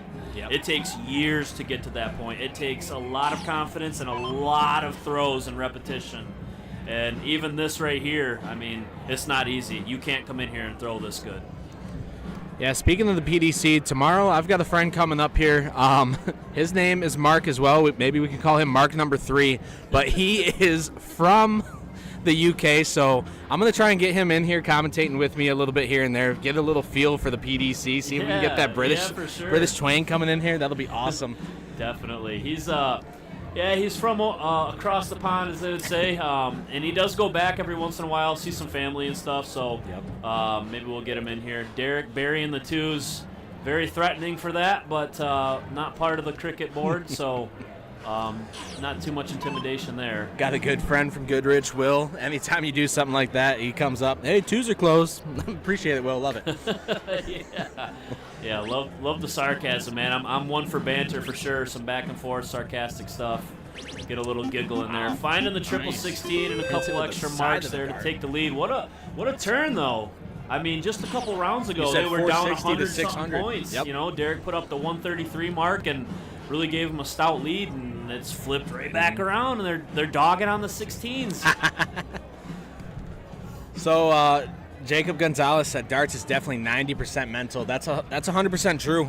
It's a big mental game. Mental, 100% true. Yeah. Big mental game. Lots of practice can go into it. Obviously, skill being a huge part of it. But it's cool to see everyone here. Some people don't drink throughout the day at all. Hanging out. Other people hammer it early. Yeah. People play with headphones, not headphones in. You know, everyone has their own groove to get in their own headspace, and you gotta do what works for you. What would you say works best for you? Are you a headphone guy? Are you listen to your surroundings? I throw my best if I just don't throw at home and stay on this stream commentating. That's when I do my best work. So I think you're an entertainer. You're a provider entertainer of the by heart. Looks his best off the good. board. All right, man. Wow. Mark number 2. 9 marks to 16. Big clutch darts, dude. Needed every single one of those. Brings his average up to a 5 again. Not that he cares, but the average is looking good. I mean, the flow was there. He absolutely, it was required. He had to. Derek coming back with trip 19 too. Not even phased, you know. Looking for his favorite number there. That 17 to find that triple. Why do you think he switched off that? He's got the point lead, and that's something that he's confident in doing. Obviously, didn't work out for him there. You see, maybe he's a little disgruntled with that, and hits it. Found the trip. I'd just like to say, whoever's got control of the touch tunes right now, rocking the 90s hip-hop, some Too Short, Will Smith, beautiful music coming through here. So, single 16, triple 16, finds a single 8 just on the upper side of it. Not happy with that throw there at all. Not happy. He's got to keep his cool, though, man. He was just pounding them 16s and brought them right back into it.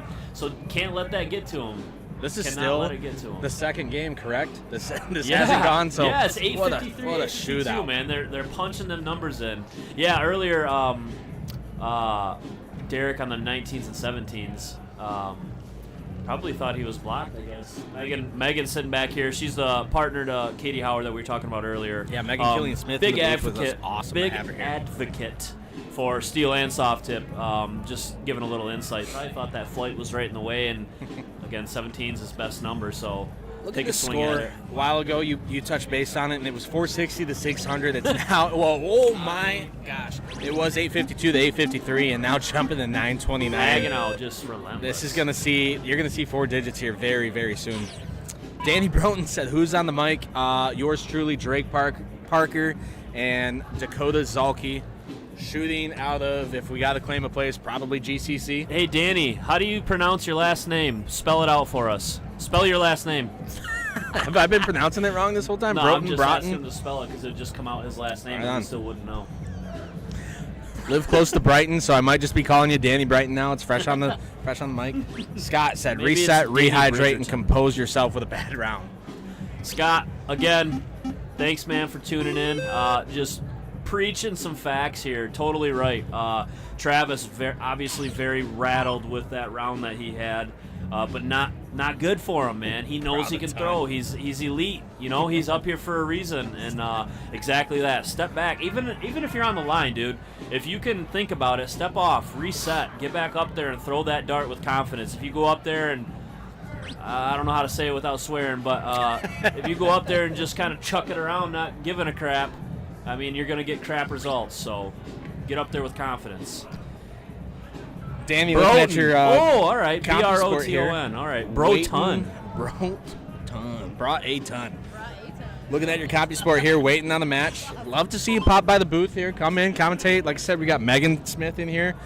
You know, familiar faces in here all around. You pop in here, we'll have 4 people that we all know. So, oh yeah. Travis coming up with 1 bull on the second dart there. Mike Hagenow coming up. That's fine.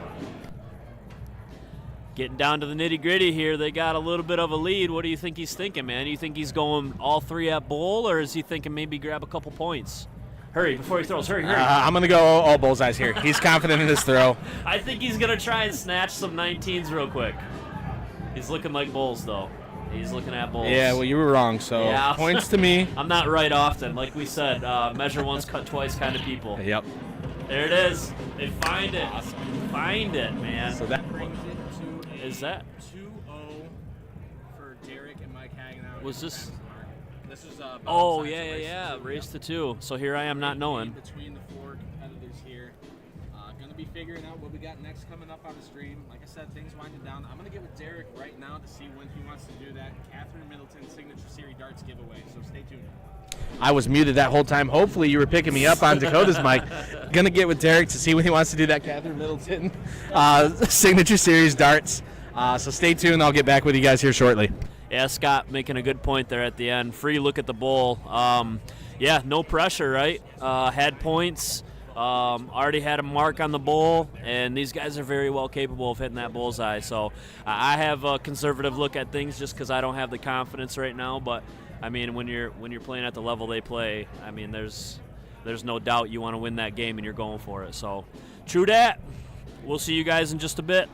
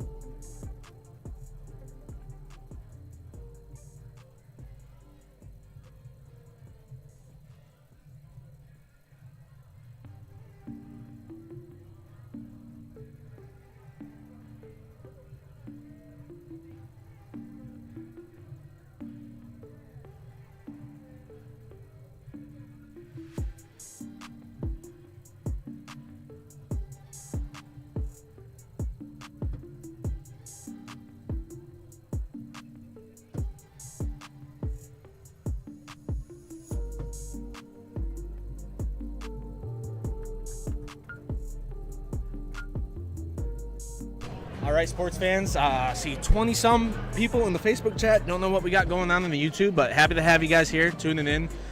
Gonna get the scoreboard set up here. We are gonna have Maya Berger and Abe Smith again on the stream here against Fig and Kessler. So gonna be a great shootout between these guys. Gonna be warming up here just for a minute. I think we're swapping commentators around a little bit. Dakota's gonna pop out. Scott Frank coming in with me, and then I'll be popping out a little bit later. Dakota should be taking my place back, but then all three of us might get in the booth, leave the mics hot, and give you guys some good commentary here.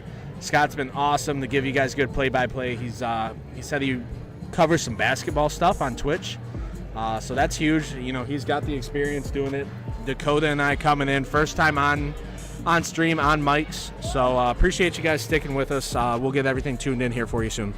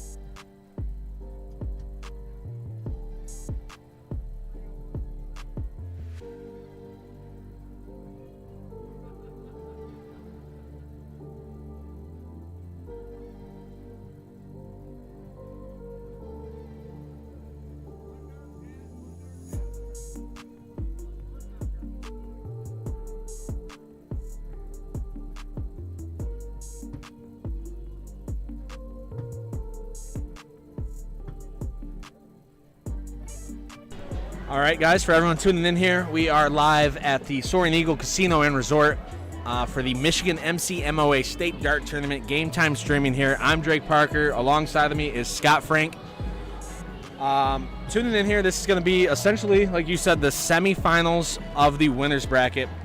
We got a great matchup between Abe Smith, Maya Berger, going against Brandon Kessler and his partner Dave Fig.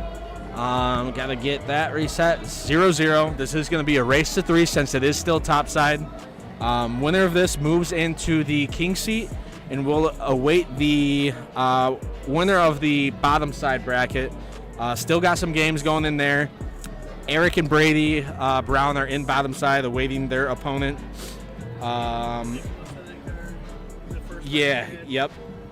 Yeah, 616 Darts, Nick and his partner, and then Howard Hill and Ron Otto are awaiting their opponents, which that match was just starting. That's going to be between Broughton and Pierce, and Derek and Mike Drop are the team names. So that consists of some local GCC shooters. You got Broughton, Pierce, and Howard shooting out of GCC, and then Mike Drop is Mike Hagenow out of Indiana. So a couple games there in the bottom side of the bracket to be done yet before we move forward with some finals here. Keeping this on a top side bracket here.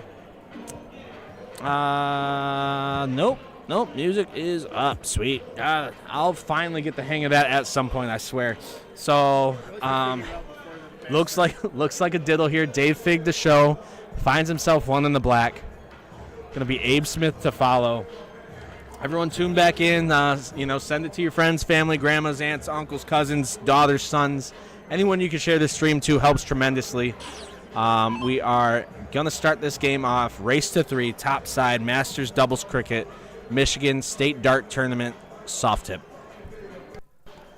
And also an update for those expecting the dart draw here in the next 15 minutes-ish. It's going to probably be delayed. We don't know exactly when it's going to happen, but it takes a little more work than we expected. So bear with us.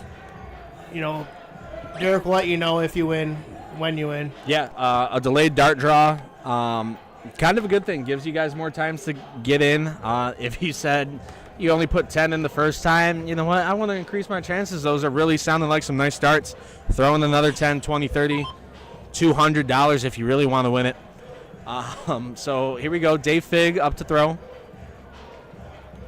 And that was a big, very uncharacteristic one mark by Berger.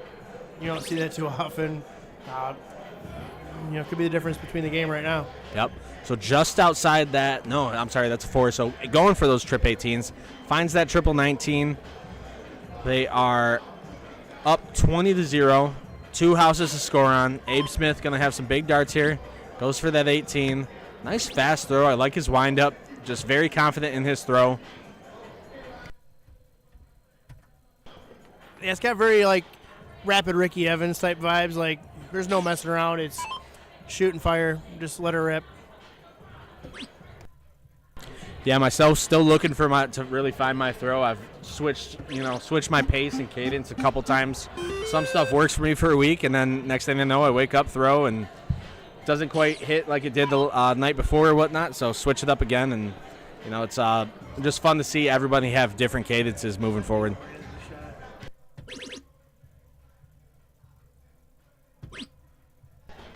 Nails a big round for Brandon. Not being bashful, hit a lot of points, but then right now, Maya made up for his 1 mark last round with a big 7 mark right there. Yeah, coming in with that 7 mark, like you said, making up for his first throw there. Maya Berger in the back, liking some "Nuck If You Buck" by Crime Mob. That's what's playing over the speakers here. Like I said, we've been keeping with the 90s, 2000s hip hop. Don't know who has control of the touch tunes, but I'm personally loving it. Big fan of this music myself. I mean, I'm a little older. I'm more of an 80s kid, but it is what it is. Give me some hair bands.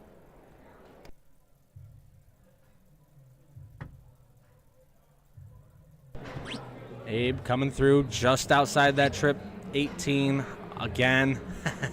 Not happy with the grouping there. Coming up, Brandon Kessler shooting a 4-5 into starting round 5.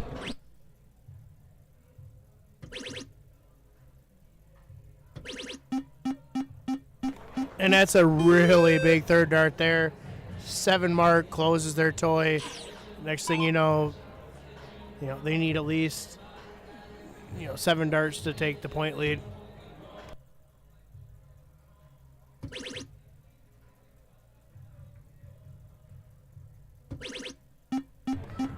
Big darts by Maya. 6 mark, kept their head above water. Unfortunately, that first dart was, closed the 2s, which you don't want in cricket. Dave Fig finding a fat side 20. Going for that triple, not hitting it. Has the point lead. Goes on down to 19, another number that they own. Looking for the triple there because he wasn't finding it in the 20s. Comes up 3 singles. Abe Smith to throw.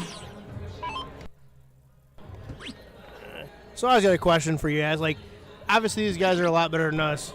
Does it feel weird to like critique their style? Yeah, so that's what I was saying earlier. By no means am I a master. I've watched a lot of masters play and, learned a lot from them.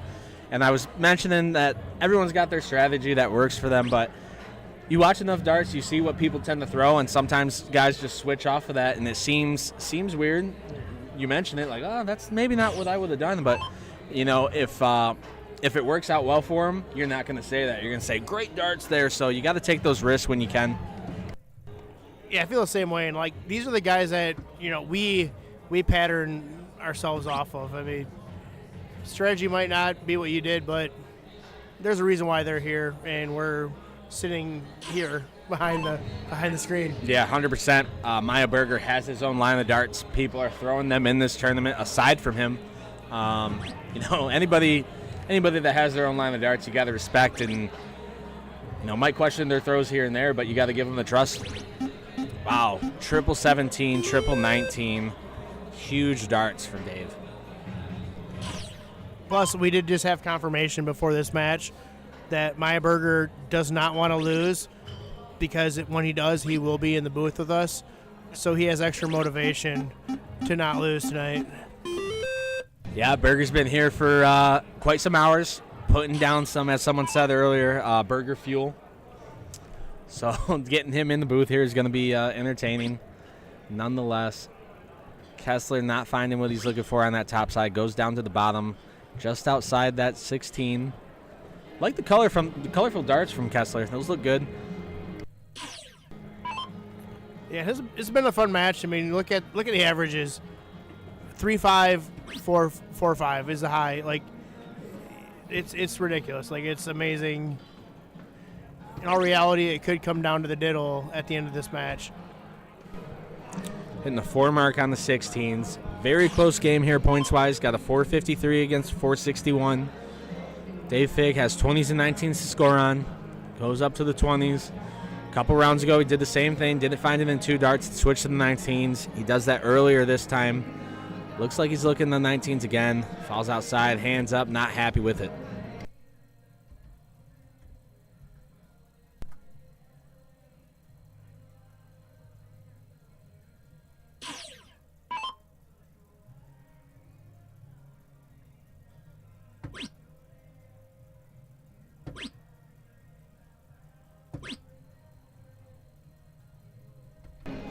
Bare minimum, 3 marks on 16 in 3 darts. Increasing that lead to 509. Kessler coming up, sinking a triple 20, bringing it to 533. Outside the triple 1, neighbor's not home, goes back to his own place at the 20. And that's where you notice you'll see the different strategy, like at this level. Lower level, you might go for the 16. But these guys, 15s are that's 6 mark waiting to happen. Which, that could have been huge.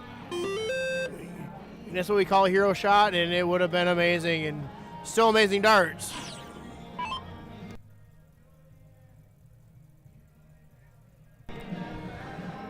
Dave Fig up to throw. I believe the Team X1 Elite, Brandon Kessler, Dave Fig, both thrown out of Indiana.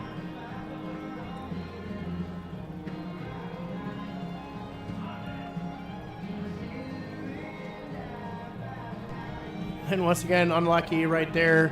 1 hole away from a triple 19. It's crazy. Darts, game of millimeters. Yeah, once again, everybody tuning in to the stream, give a shout out where you're watching from. Love to see where the stream's reaching out to you guys. Stepping up, Brandon Kessler has the lead, 591 to 589. Goes home to the 19s. 3 knocks and 3 darts, extending that lead to 648. So I got to do it because I said I would, but I got to give a shout out for our most active fan here, Michaela Parker. I do understand she might have a biased opinion for watching, but We appreciate you being in the stream all the time. Michaela Parker tuning in almost all day long. That is my wife sitting at home so I can be here to do this and commentate. Love it. She's got the iPad out, and it might say, Michaela Parker tuning in and out. We got a son at home that's, going in there hitting buttons, but she keeps tuning back in, so I appreciate it.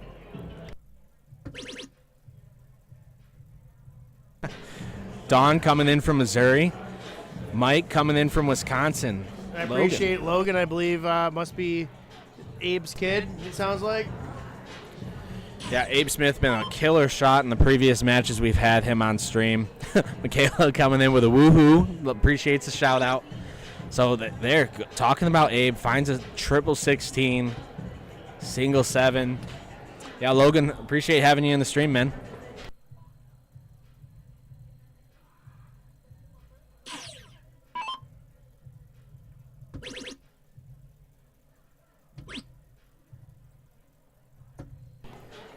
And for those of you who've enjoying the great dance moves, we will have Mr. Dance Off Maya Burger in the stream as soon as he's eliminated. Or we might have a victory interview with him. You never know. Yeah, that was one thing that I was kind of thinking of when we get into these later games where it's not so crowded, to get someone to pop in real quick, speak on the stream of, how they were doing, especially familiar faces. It's fun to hear everybody's story, maybe jotting down some, hey, on this throw, what were you thinking there? Because, that's when we can come in as some lower throwing players. Hey, I personally would have went this. What was your reasoning for that? And they can really just give you, take you to darts 101. Though the only problem with that is we have to remember the matches to ask those questions. Yep, I do have short-term memory. Pen and paper been my best friend this weekend. I know I've covered a lot of the same people. Flipping through my notes here to find out where they're throwing from, or what darts they're throwing.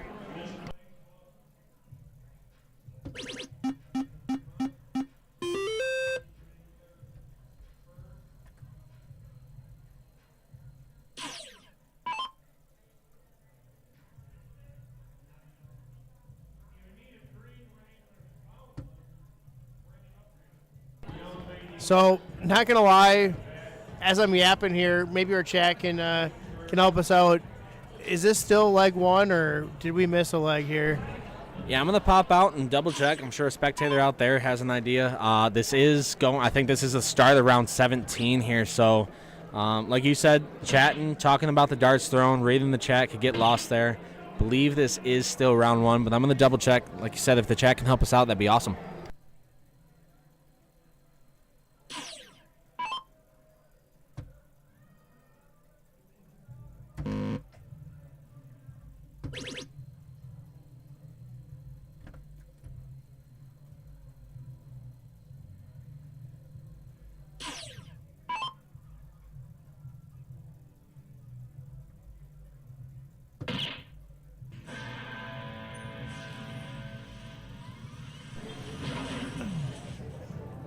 And there it is. Brandon and Dave take Game 1. That was game 1, just a long game, but I mean, what a shootout between these two guys.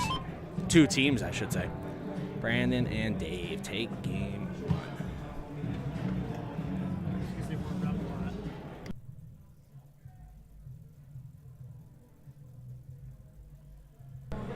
Dawn said, I've been watching all day, some great matches, minus the clinch during the final Masters.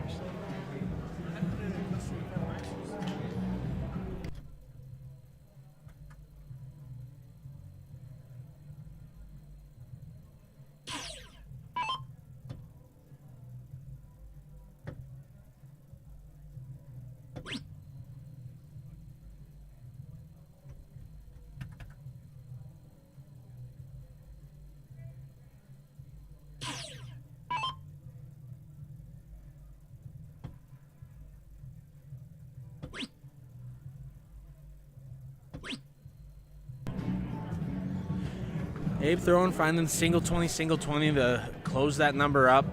Not able to score on it. Dave Fig going to come up here. The opponents have that house, but I think you know, you got 1 mark on it already. He's switching to the 19s, and once again, that's me, what I would have done, but these guys are shooting way better than me. Not happy with either of those 2 darts. Looking to get a hit out of those 2, doesn't anything, so 1 dart to do something here. Yeah, it's definitely been a very uncharacteristically slow start to this leg for a Masters division.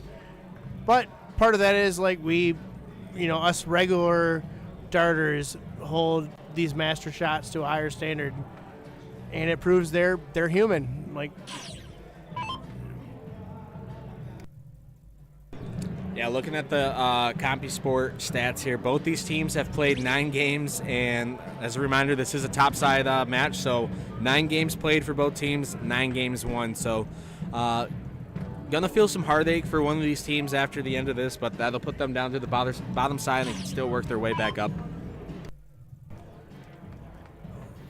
yeah, I mean, like at this point, the loser gets 3rd place minimum, the winner gets 2nd place minimum, which is like quite an accomplishment in this state.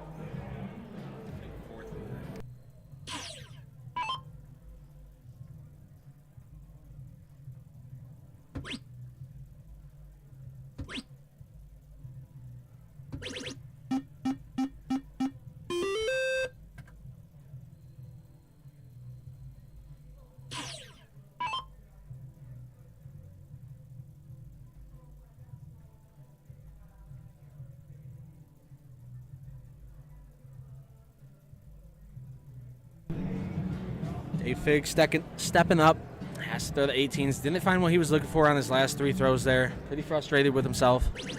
Finally gets that triple 18, bringing it to a 72-point lead. In and out on the 3rd triple 18 there. Gets a 6 mark on it. Takes the 126 lead over the 51. Not quite sure why like Abe was slapping hands with everyone after that trip 18, but it is a fun night. Triple 20, single 18. Gets the point lead back. Falls short on closing those 18s. Great darts by Maya, though. You know, you're putting the pressure on them to hammer the house that they have. Hits 1, gets the point lead, goes to 15s, goes for the triple 16 to take another one. Good move there. I like that.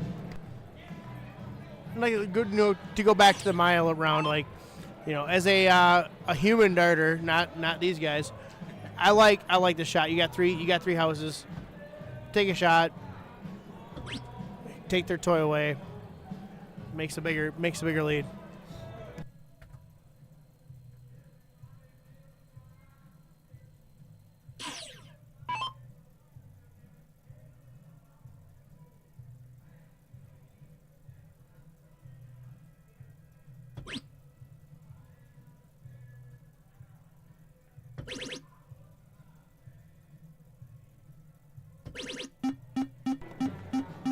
Big 7 mark there on the 18s. That's their biggest house. Big round for Maya. Granted, they do have 3 big houses, but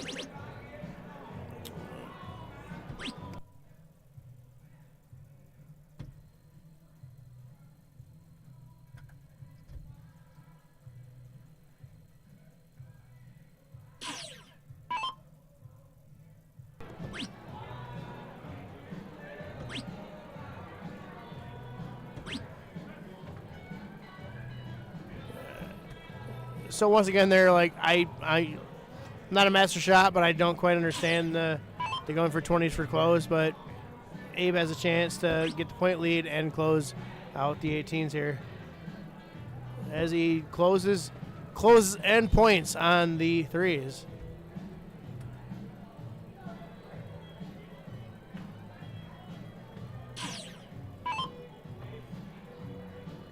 So this could be a big round for Brandon and Dave here. Falls into triple 4. Looks like 1 hole out.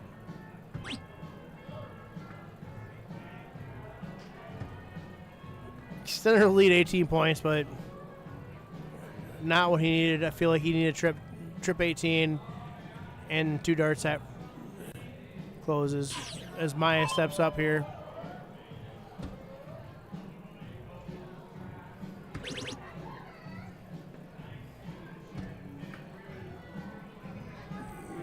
Maya gets the 1 point lead here with the trip 19. This has definitely been a little bit of a lower scoring match than the first match here.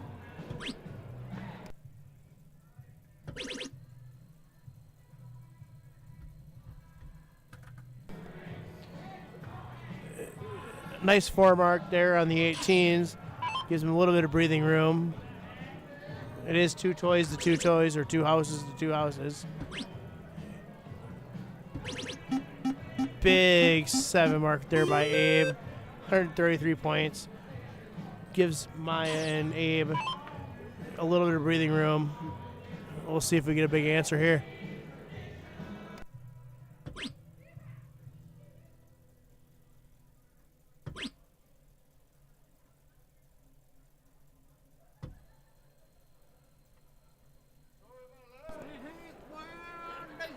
Those are 2 tough darts right there, right?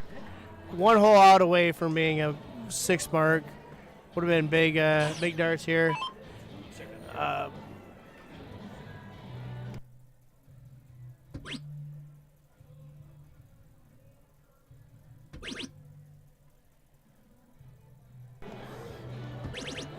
Maya hits the double 18 and the triple 15 to close both the houses. Big darts, especially going for points in the first dart. Basically, he was all in right there, and he delivered.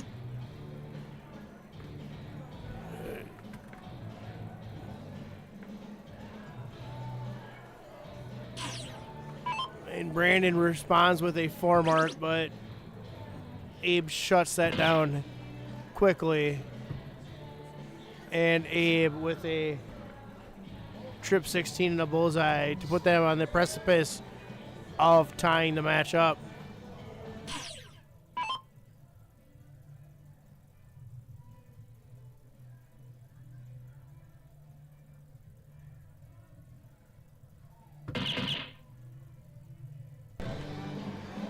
Dave Fig throwing, finds double bowl. Can't get it on the third. Waves it off. Not happy with it. Down, what is that, 29 points, I think, if my math's correct. So 2 bowls to take the lead there. Maya Plus can you put got- it away here with 1 dart to a double. Doesn't get it.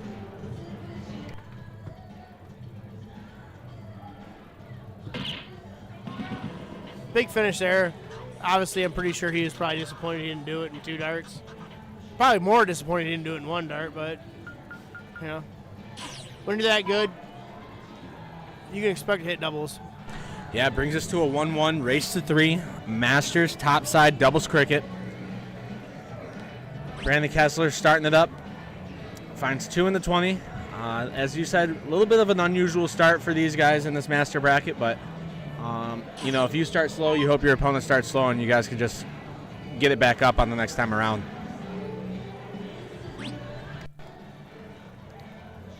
They definitely don't expect to see the Masters only hitting, you know, 2 darts. You expect 5 marks. You also don't expect Maya to finish, you know, to follow it up with a 1 mark. But, you know, just like we said, they're human too. There's still nerves involved. There's still aiming fluid involved. They're still playing all night. Like, they've all been here forever. Finds a 180. Huge darts from Dave Fig. I think he needed that for a little confidence boost there with some of his last throws. Yeah, going back to that point, you know, we've been pretty master heavy on the stream here, but we did cover some earlier games, had some lower divisions. And that just goes to show these guys open up with a 2 mark and a 1 mark. You see that in some lower divisions, but you also see those guys in the lower divisions open up in 6s and stuff. So granted, these gentlemen have been throwing for, you know, probably well over 12 hours. There's got to be some fatigue setting in, but it's just awesome to see that these guys that throw 5s and over can also just throw a 2 mark. You know, like you said, they are human at the end of the day.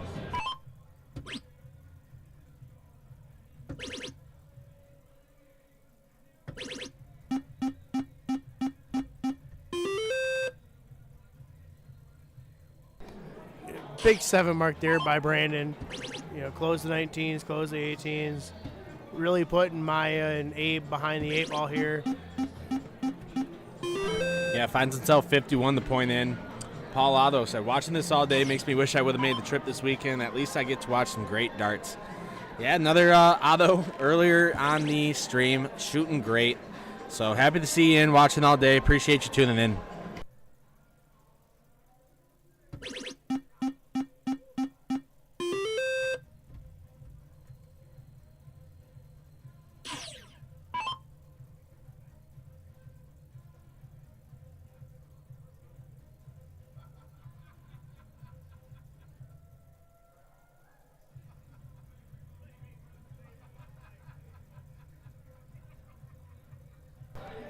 So apparently, we're doing some stand-up comedy or something. I don't know. Unfortunately, we're too far to hear, but it kind of looks entertaining. Might be more entertaining than us. I don't know, but Abe needs a big round here to at least get ready for the next leg, I think. Yeah, couldn't hear the joke. Could hear Abe's laugh out there. Stands straight up, throws the head back. That's how the chuckle. Paul said, Ron Otto, that's his brother. Yeah, he's shooting great. Been shooting great all day. Covered, I want to say, a couple of his matches yesterday. Just awesome to have here, talking to him. Nice guy to talk to. So appreciate you supporting him and supporting the stream.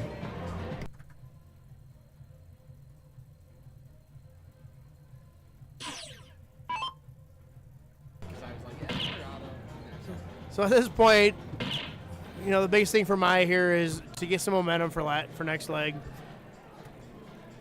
As good as these guys are, you're not coming down from 140 point. Barring a catastrophic collapse, you're not catching up at this point. Yeah, so Paul, I'm sure you're familiar with CompuSport, looking at the other side of the bracket here. So your brother Ron and his partner Howard Hill still awaiting an opponent on the bottom side of the bracket, waiting between Broughton and Pierce and Howard and Hagenow. So good opponents that they're going to be waiting for. Winner of that upcoming match will take on Bird and Worthington against Eric and Brady, whoever wins that match. So, yeah, we got some games tuned in here, ready to rock. Lots of open boards here, lots of people getting their practice if they're sitting, tuning in, kind of watching what their future opponents are looking like.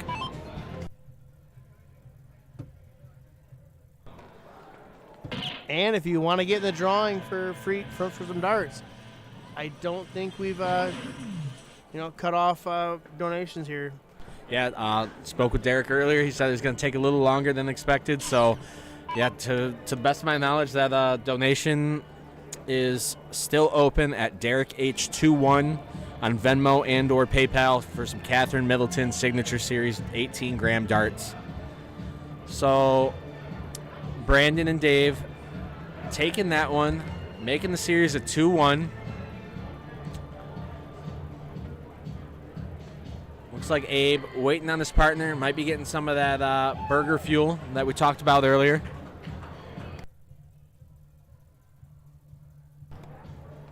I'm not going to lie, all this talking about burgers is kind of making me hungry. Yeah, I'm going to give a little shout out. Food court here, just down the hall here. There's I think it's called Chicken Guy. It's Guy Fieri's Chicken Restaurant. That was my first time popping in there. Had a pepperoni Parmesan sandwich. That was amazing. And then I got some chicken tenders just to tide me through for the rest of the day. Good food here. Pop on in. Cheap drinks. I got, I'm going to say 2 rum and cokes and a beer yesterday. Total was like $13. So cheap drinks. Always, they got bars all around the place here. Good food just down the hall in the food court. I think Maya was either getting burger fuel or using the restroom there. So here comes Maya, stepping up to the board. Once again, this is a race to 3. Brandon Kessler and Dave Figg taking the 2-1 lead in this series. Maya honing in. Yeah, rumor is I think he had to wash his hands. I don't know, but that's what I heard. Big four mark there. I mean, not the best start, but better than what they've been starting the last 2 legs. Kessler, huge darts there. Hits a 7 mark on the 19s. Put a little pressure on the opponents. Abe coming up to the board. Love watching, like I said, his fast throw. He's very confident in his throw. Winds it back, throws it. Flicks the wrist.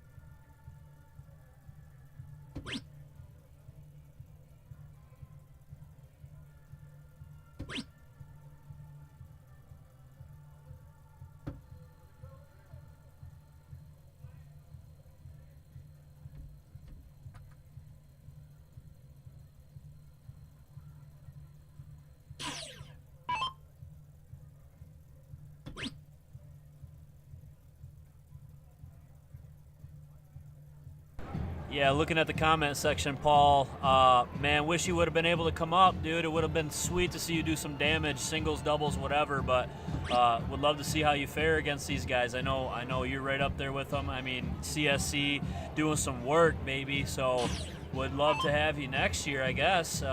Swing on through. I don't know if you're in any local leagues or whatever. I know you do a lot of PPD, obviously, but would love to have you up here and commentate some of your games.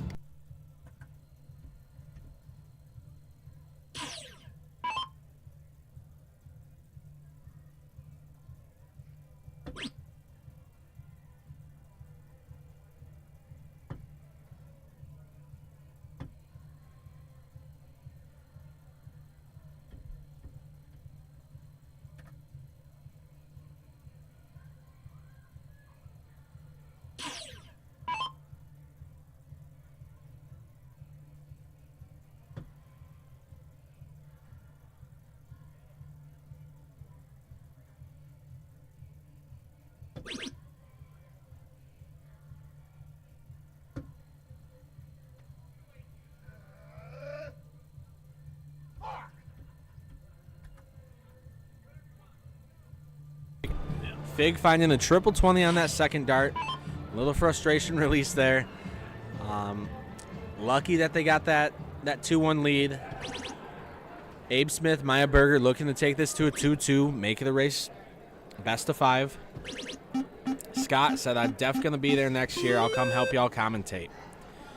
Yeah, I do road construction. I'm sitting on my butt, collecting what I can, and knowledge of darts and stuff, watching here and there. So from day before Thanksgiving to end of April, sit in that winter season. So I don't go back till, end of April. So I'll be here commentating next year if they need the help for sure. And Scott will be here tomorrow, commentating again. So if you're not doing anything and you're close, drive up and jump on the mic with us.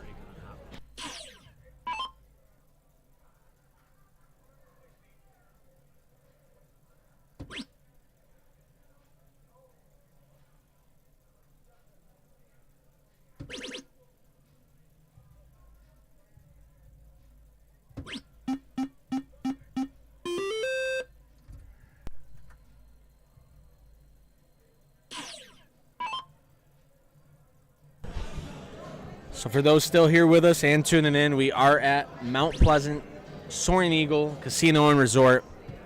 This is the Masters double cricket bracket, top side. Maya Berger, Abe Smith, Brandon Kessler, Dave Fig going at it. Kessler and Fig got the 2-1 lead. Kessler up now, 342, finds a 17. Looking to close those 18s, stays on it, comfortable with that small point lead, but does have more houses to shoot on. So Abe Smith going to be stepping up here, needs to open something up to score. Scott, we do appreciate your support, and hopefully next year you'll heal up well, and we'll see you next year shooting darts, and hopefully we'll have you on stream as a guest commentator. Hey, Scott, coming from an orthopedic nursing standpoint here, be careful with that back, buddy. I don't know what restrictions they gave you, but don't be you know, you got to use your legs, bend them knees. Don't be bending straight over, lifting stuff up. Take it real easy because that back can be sensitive. It's carried you all your life, so take care of that. Yeah, and coming from someone with no nursing degree, I'm going to say exactly what he said. Just take care of your back. Pretty common sense. You know, that's a big muscle in your body. So good on the wife to not let you leave the house this weekend.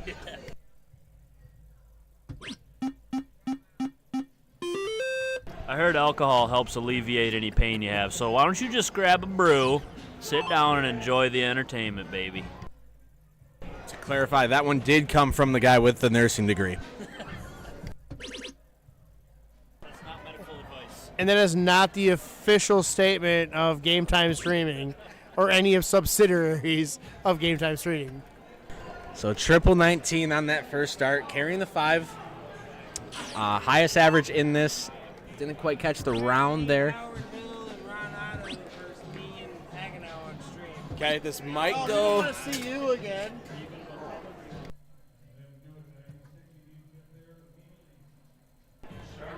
So, Paul, if you are still watching, allegedly your brother may be on stream next match, according to Derek, but he's not in charge of the tournament, so we'll see.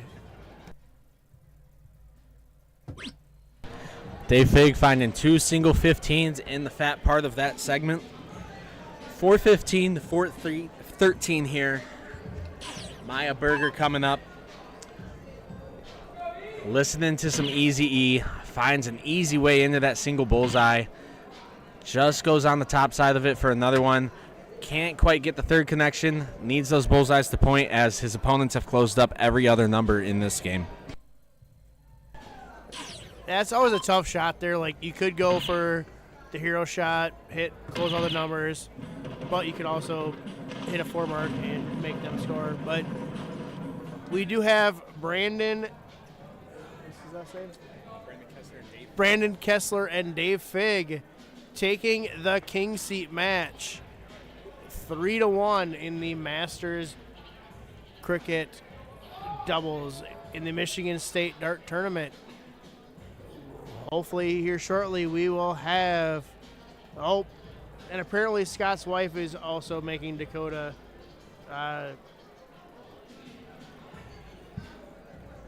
don't listen to him. All right, so by Derek's request, going to hope to see that match that he was wanting to get in here. Him and Mike Hagenow against Howard Hill and Ron Otto. I will see if I can flex that match here. The event organizers have been pretty cool with us this whole weekend to move some games, especially when we get into these later hours of the evening. It's been easy to, now that boards are open, anyone can play anywhere. So we'll be right back. Stay tuned. Share the stream and tune back in here in 3 to 5 minutes tops.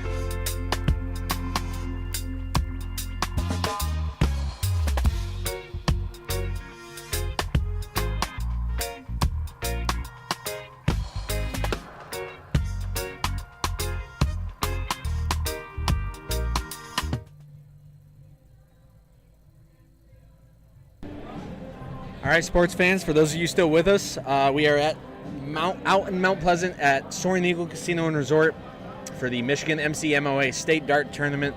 Got a bottom side match here for you in the Masters Doubles Cricket.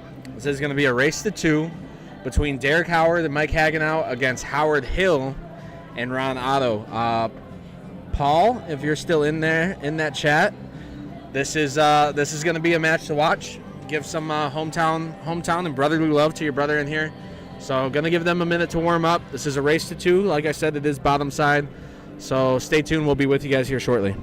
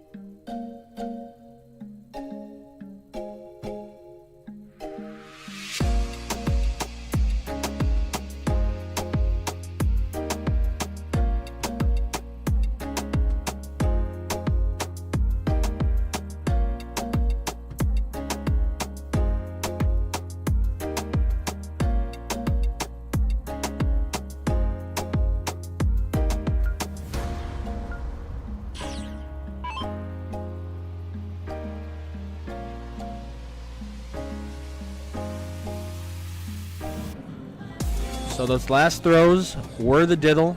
We're going to be starting here. It is 11:04 p.m. We are getting late at night, but hey, it is a Friday. The night is still young if you're counting the weekend time. So we got a bottom side match, race to 2. Howard Hill and Ron Otto against Derek Howard and Mike Hagenow. Mike Hagenow to start. Flips into a skinny 20. Fat 20 to follow. Making a slight adjustment here, moving around. Gonna find that triple, doesn't quite get it. Gets 3 on the board, opens up. Like I said, late night match.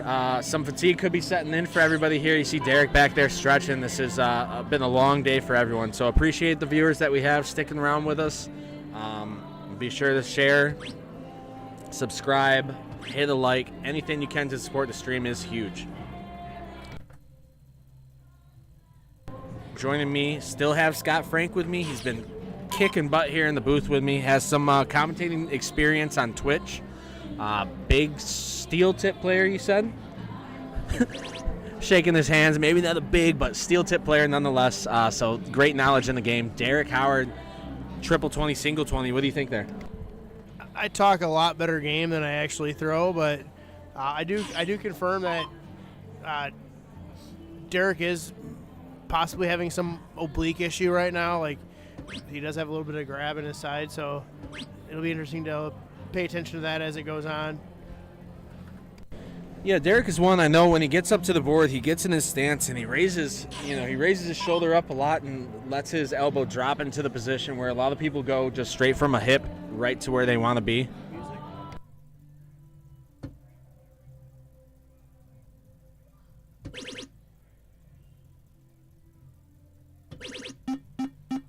So I'm wondering if that could just be from, playing plenty of games today. You're stretching that and falling down into it every time.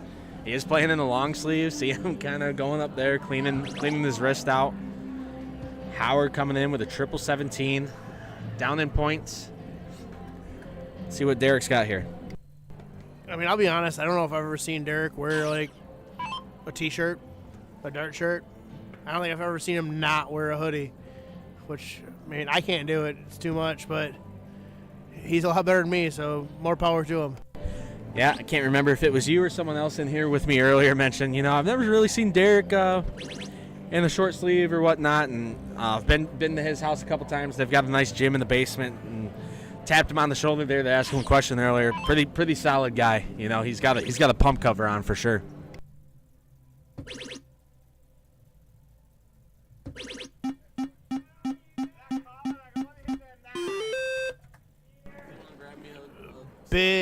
Big 9 mark there by Ronado. Like, that was a big answer right there, hitting the 9 mark on the 17s.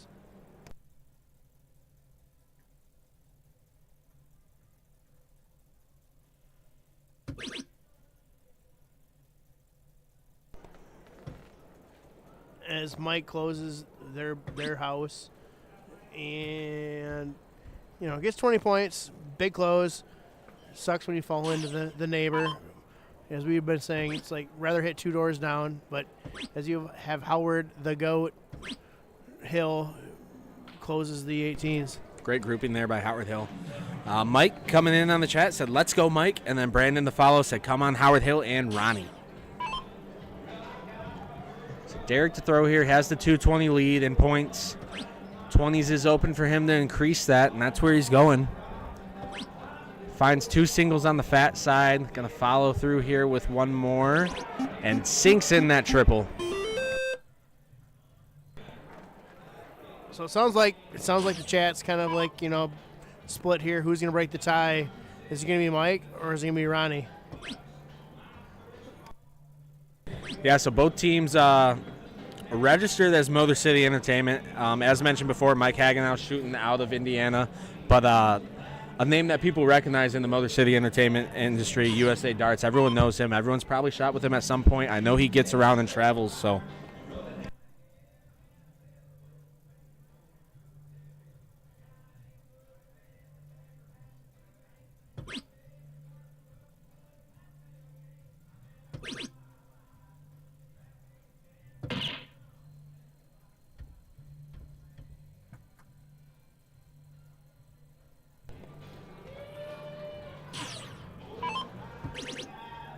So Howard definitely needs, some really big darts here.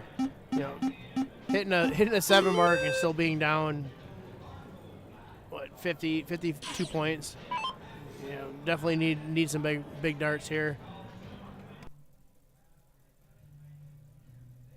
Mariah C coming in there, shouting out Tina. I hope I'm saying this right. Laux. Looking that she's got, this is going to be, I believe, tomorrow, shooting with Dan Broyles. Broyles was on stream earlier, shooting out of Indiana in that orange jersey. If you remember, he hit that trip 19, or 9 mark the 19s. Just a huge shot. I believe her name was Melissa that came in on the stream earlier. Said that Dan is her luck of the draw partner for a lot of stuff, or just doubles partner back at home. So, yeah, haven't seen Tina shoot on stream. Going to be excited if we end up getting one of their matches here tomorrow. I believe she is done for the night currently. But, yeah, shooting out at R&R Amusement, Middlebury, Indiana, United States. And also, if you want to follow anyone else in the tournament, if you go on CompuSport, it's definitely easier on a computer, but you can basically search anyone and they'll show you, as long as the bracket is up, it will show you. If not, it'll tell you what tournaments they're playing in. The schedule is, I don't know if it's posted on the site, but if you follow any other dart site, they can help you out. Yeah, the only thing scheduled-wise that I've seen is a picture of a piece of paper.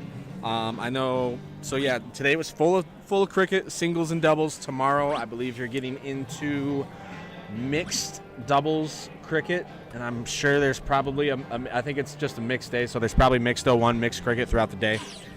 But yeah, appreciate the shout out there, guys. So reminder, this is a race to 2. This game, board's filling up quick here.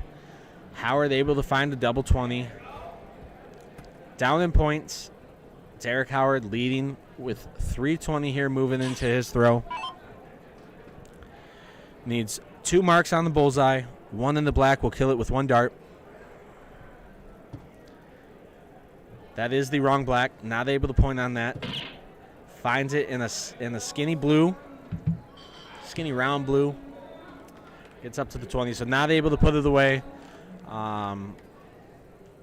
Howard and Ron going to have to come up with, what is that, 5 at least? Maybe 6? I don't know. Math's horrible. I'm going to continue to say that and continue to guess until someone corrects me. So, but nonetheless, pulling from behind here. I believe it would have taken a 6 bowls because they needed, 50 points would have given them 318. So it would have took 6 bowls to win that game.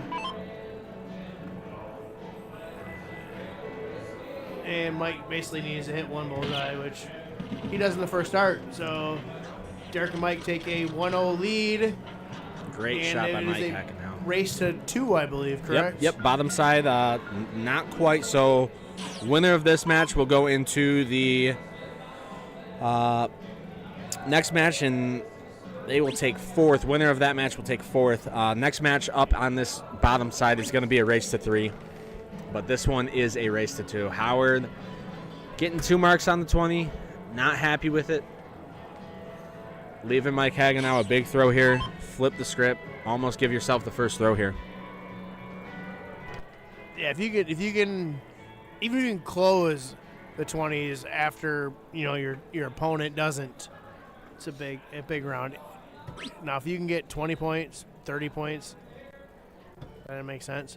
But if you can get hit a 4 mark here, that's a huge third dart right there. Yeah, third dart coming in last there, but that's his most important dart of that throw. So slow start here. Only down 20. I think we're gonna see 19 there. 1 more, you're right there. Keep on it. Didn't hit it. I know he wanted to hit that, maybe move to the 20s to kill out. Finds another triple, so takes his point lead, 57. 6 marks the triple, 19. 6 marks the 19, I should say.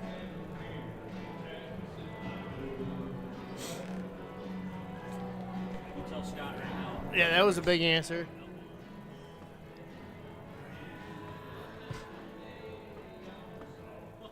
Also, if we get really quiet here, someone brought pizza into the booth, and it smells really good. It might be even better than burger time, but...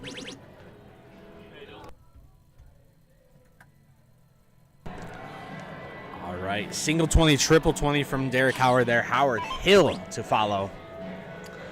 Might be tripping up over the Howards here. I know Derek mentioned he'd love to find himself in a doubles bracket with Howard Hill next year. Finding 4 on the 19s.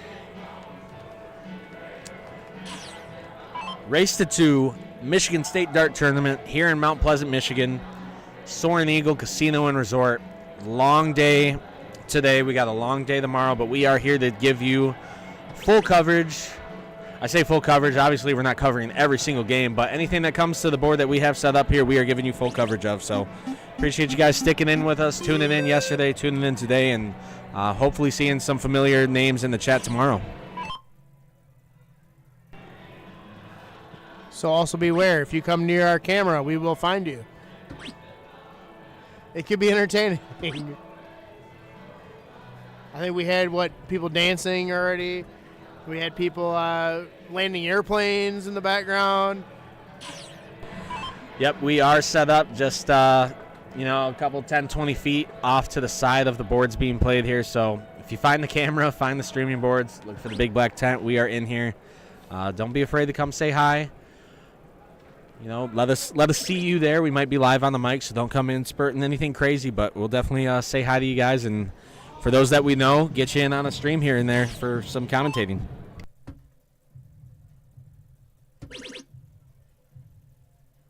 Had Tyler Thomas in here with me earlier. I've never met him. Derek familiar with him. Covered a good chunk of his games today and yesterday, so he came in, and it was great to have him commentating with me. So I think he popped out for the night, but definitely be seeing him further on tomorrow and the next day.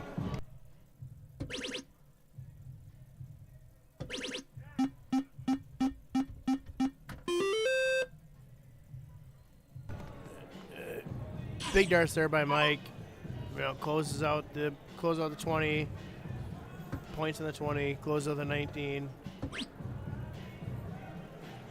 I believe did Mike and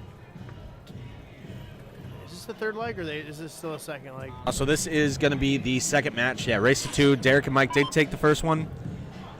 First one just went a little heavier in the rounds, and when you're playing in Masters, you expect these things to go by quick. But like I said, fatigue of the day can make these matches carry out, but that promotes some good throws throughout a long match. So Derek Howard up to throw, has the point lead, 380 to 266. Goes to his favorite numbers that I know of is the 17s. Finding a fat single. I didn't know his favorite number was 3. The trippy hippie. Usually on the 17, sometimes you just knock next door, find that neighbor at the 3. So Howard Hill going to come in. Howard knows Derek well. He doesn't want to let him get another shot at those 17s, and he takes it out there with a 5 mark. As Derek is sitting there choking himself behind the stream. Not putting words in their mouth, but I'm assuming something's going to be. I couldn't let you take those out on the next time. So Hagenau stepping up here. Hits a triple 17 to close that out and not let Howard Iran score on that. Going up to the top side. Looking to score. Finds himself a single 20. Extends that point lead to 400 over 317. Ron Otto up to throw. I feel like it's a very pivotal spot. Like, Ron needs a big number here on the 18s. It is a big number there. But I think he definitely needed another triple in there.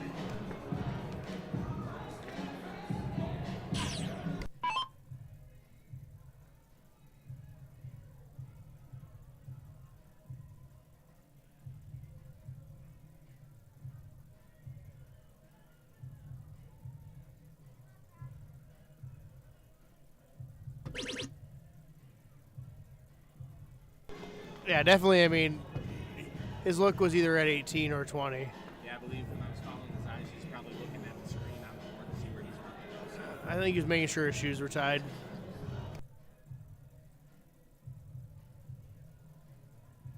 Moving around, going left, going right, where he wants to be.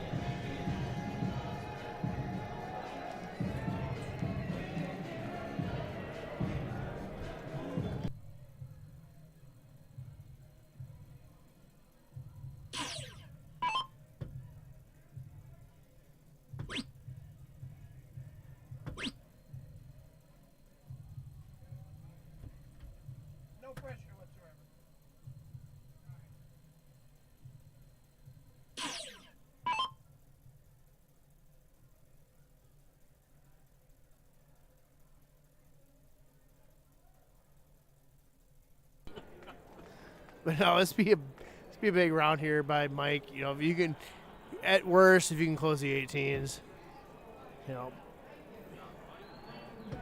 they're he said screw the 18s. I'm going to the 20s.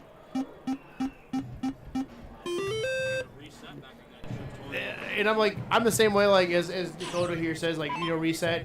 Sometimes you just need to change your look. Like I'll miss a bullseye and I'll throw a 20 just to change my look. And sometimes getting out of my own head is all it takes.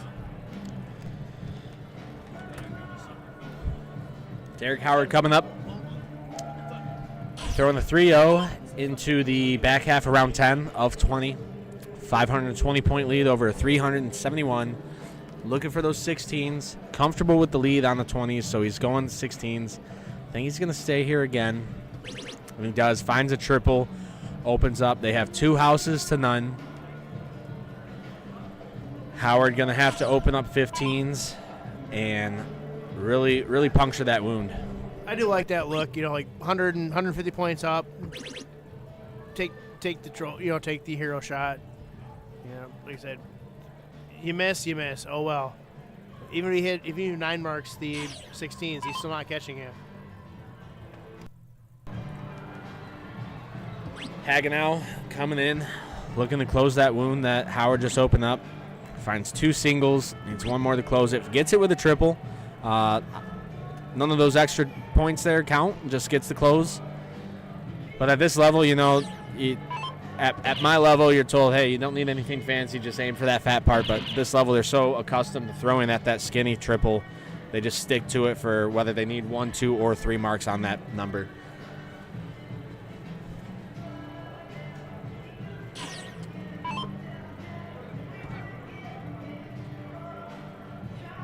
Three bullseyes to put this game away. Finds 1. This last start has to find itself in the black to do it.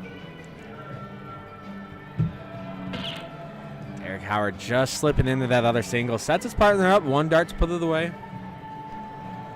And at that point, being up 140 points, hitting 2 bowls is big. There's not a whole lot Howard can do. Yeah, and you know where your opponents are going to, get their points from. Lance Trout still in the chat with us. Haven't seen you comment here in a minute. Appreciate you stopping in. Aim small, miss small, 100%. I'm waiting for Lance to come and get in the booth for this. So I believe, if I'm not mistaken, Lance just moved. He moved to Kansas, I think. Yeah. So, but hey, if you were talking, would love to maybe see this stream go over Discord so we can do some, maybe not drive all the way out, and that would be awesome to get Lance back on there. So taking the win. 2-0, Derek and Mike. They are going to move on to face Eric and Brady Brown.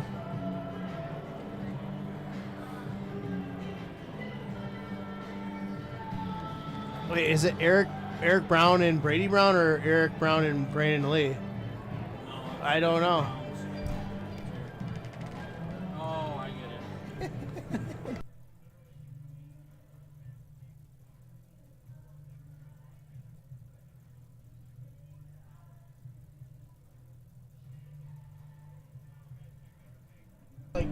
Lance saying he didn't really move, just got to work this weekend. All right, on. Copy that. Yeah, would love to see you in the booth here. Familiar face from Goodrich Country Club. So going to pop out here, see where we're moving forward, what game we're going to get on stream here. Appreciate you guys staying with us. Going to ease in some music here. I'll keep that current screen running up so you can see the camaraderie between everybody here. So stay tuned with us. Appreciate you guys sticking around.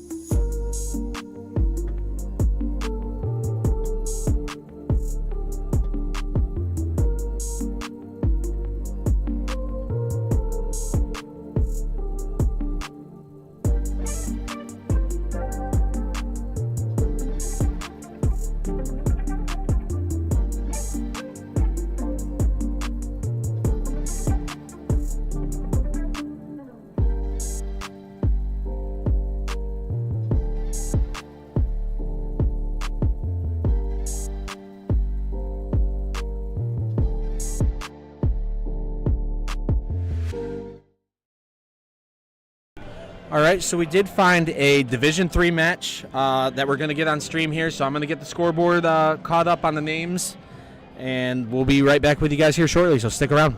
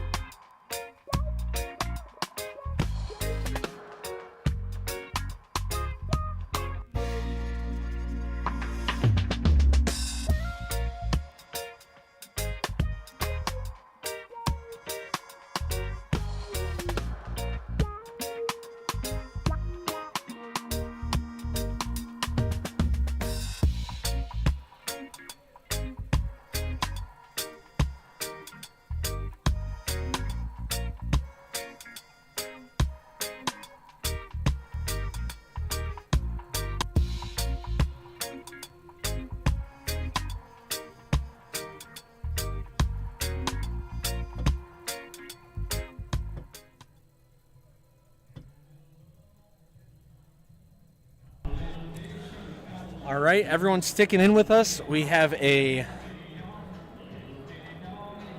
Division III doubles cricket bottom side match. This is going to be a race to 2 between Brett Norberg and Steve, I hope I'm saying this right, Kasica, shooting with Motor City Entertainment. And then the team name is Fraser and Flower, and that consists of Danny Fraser that is Danny Flower and Jerry Fraser. Shooting with Kelly Coin Incorporated, also out of Michigan. Fraser and Flower rocking in with 20 games, 75% win percentage. That makes 15 games won. Brent Norberg and Steve Kasica, 13 games played. Win percentage is sitting at 69% with 9 wins. So you see my affiliate in the booth out there in the blue shirt. He is just getting some names and little info on these guys so we can commentate to and about them properly. Dakota there in the One Pride Detroit Lions hoodie, also going to be in the booth with us filling in. So Cora saying, let's go Brent and Steve. Love to see it. If you're in-house, come pop by the tent, say hi. If you're watching from home, let us know where you're watching from. And if you have more info where these guys are shooting out of, maybe a little hometown bar, pop that in on the chat. We'd love to see where they're shooting from.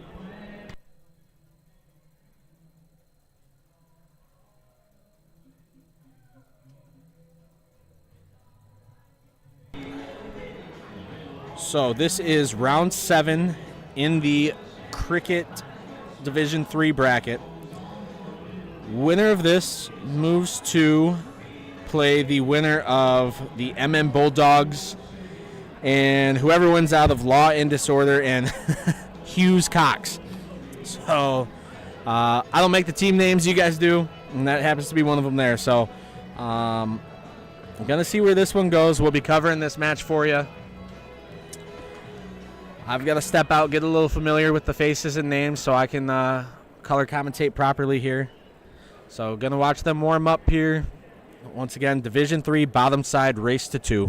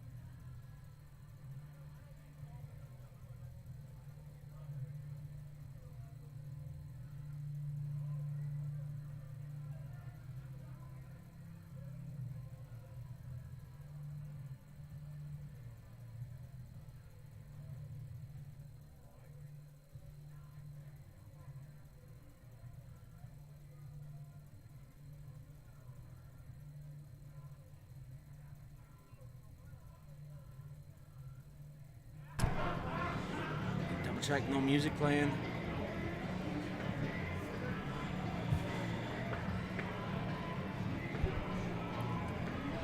All right, so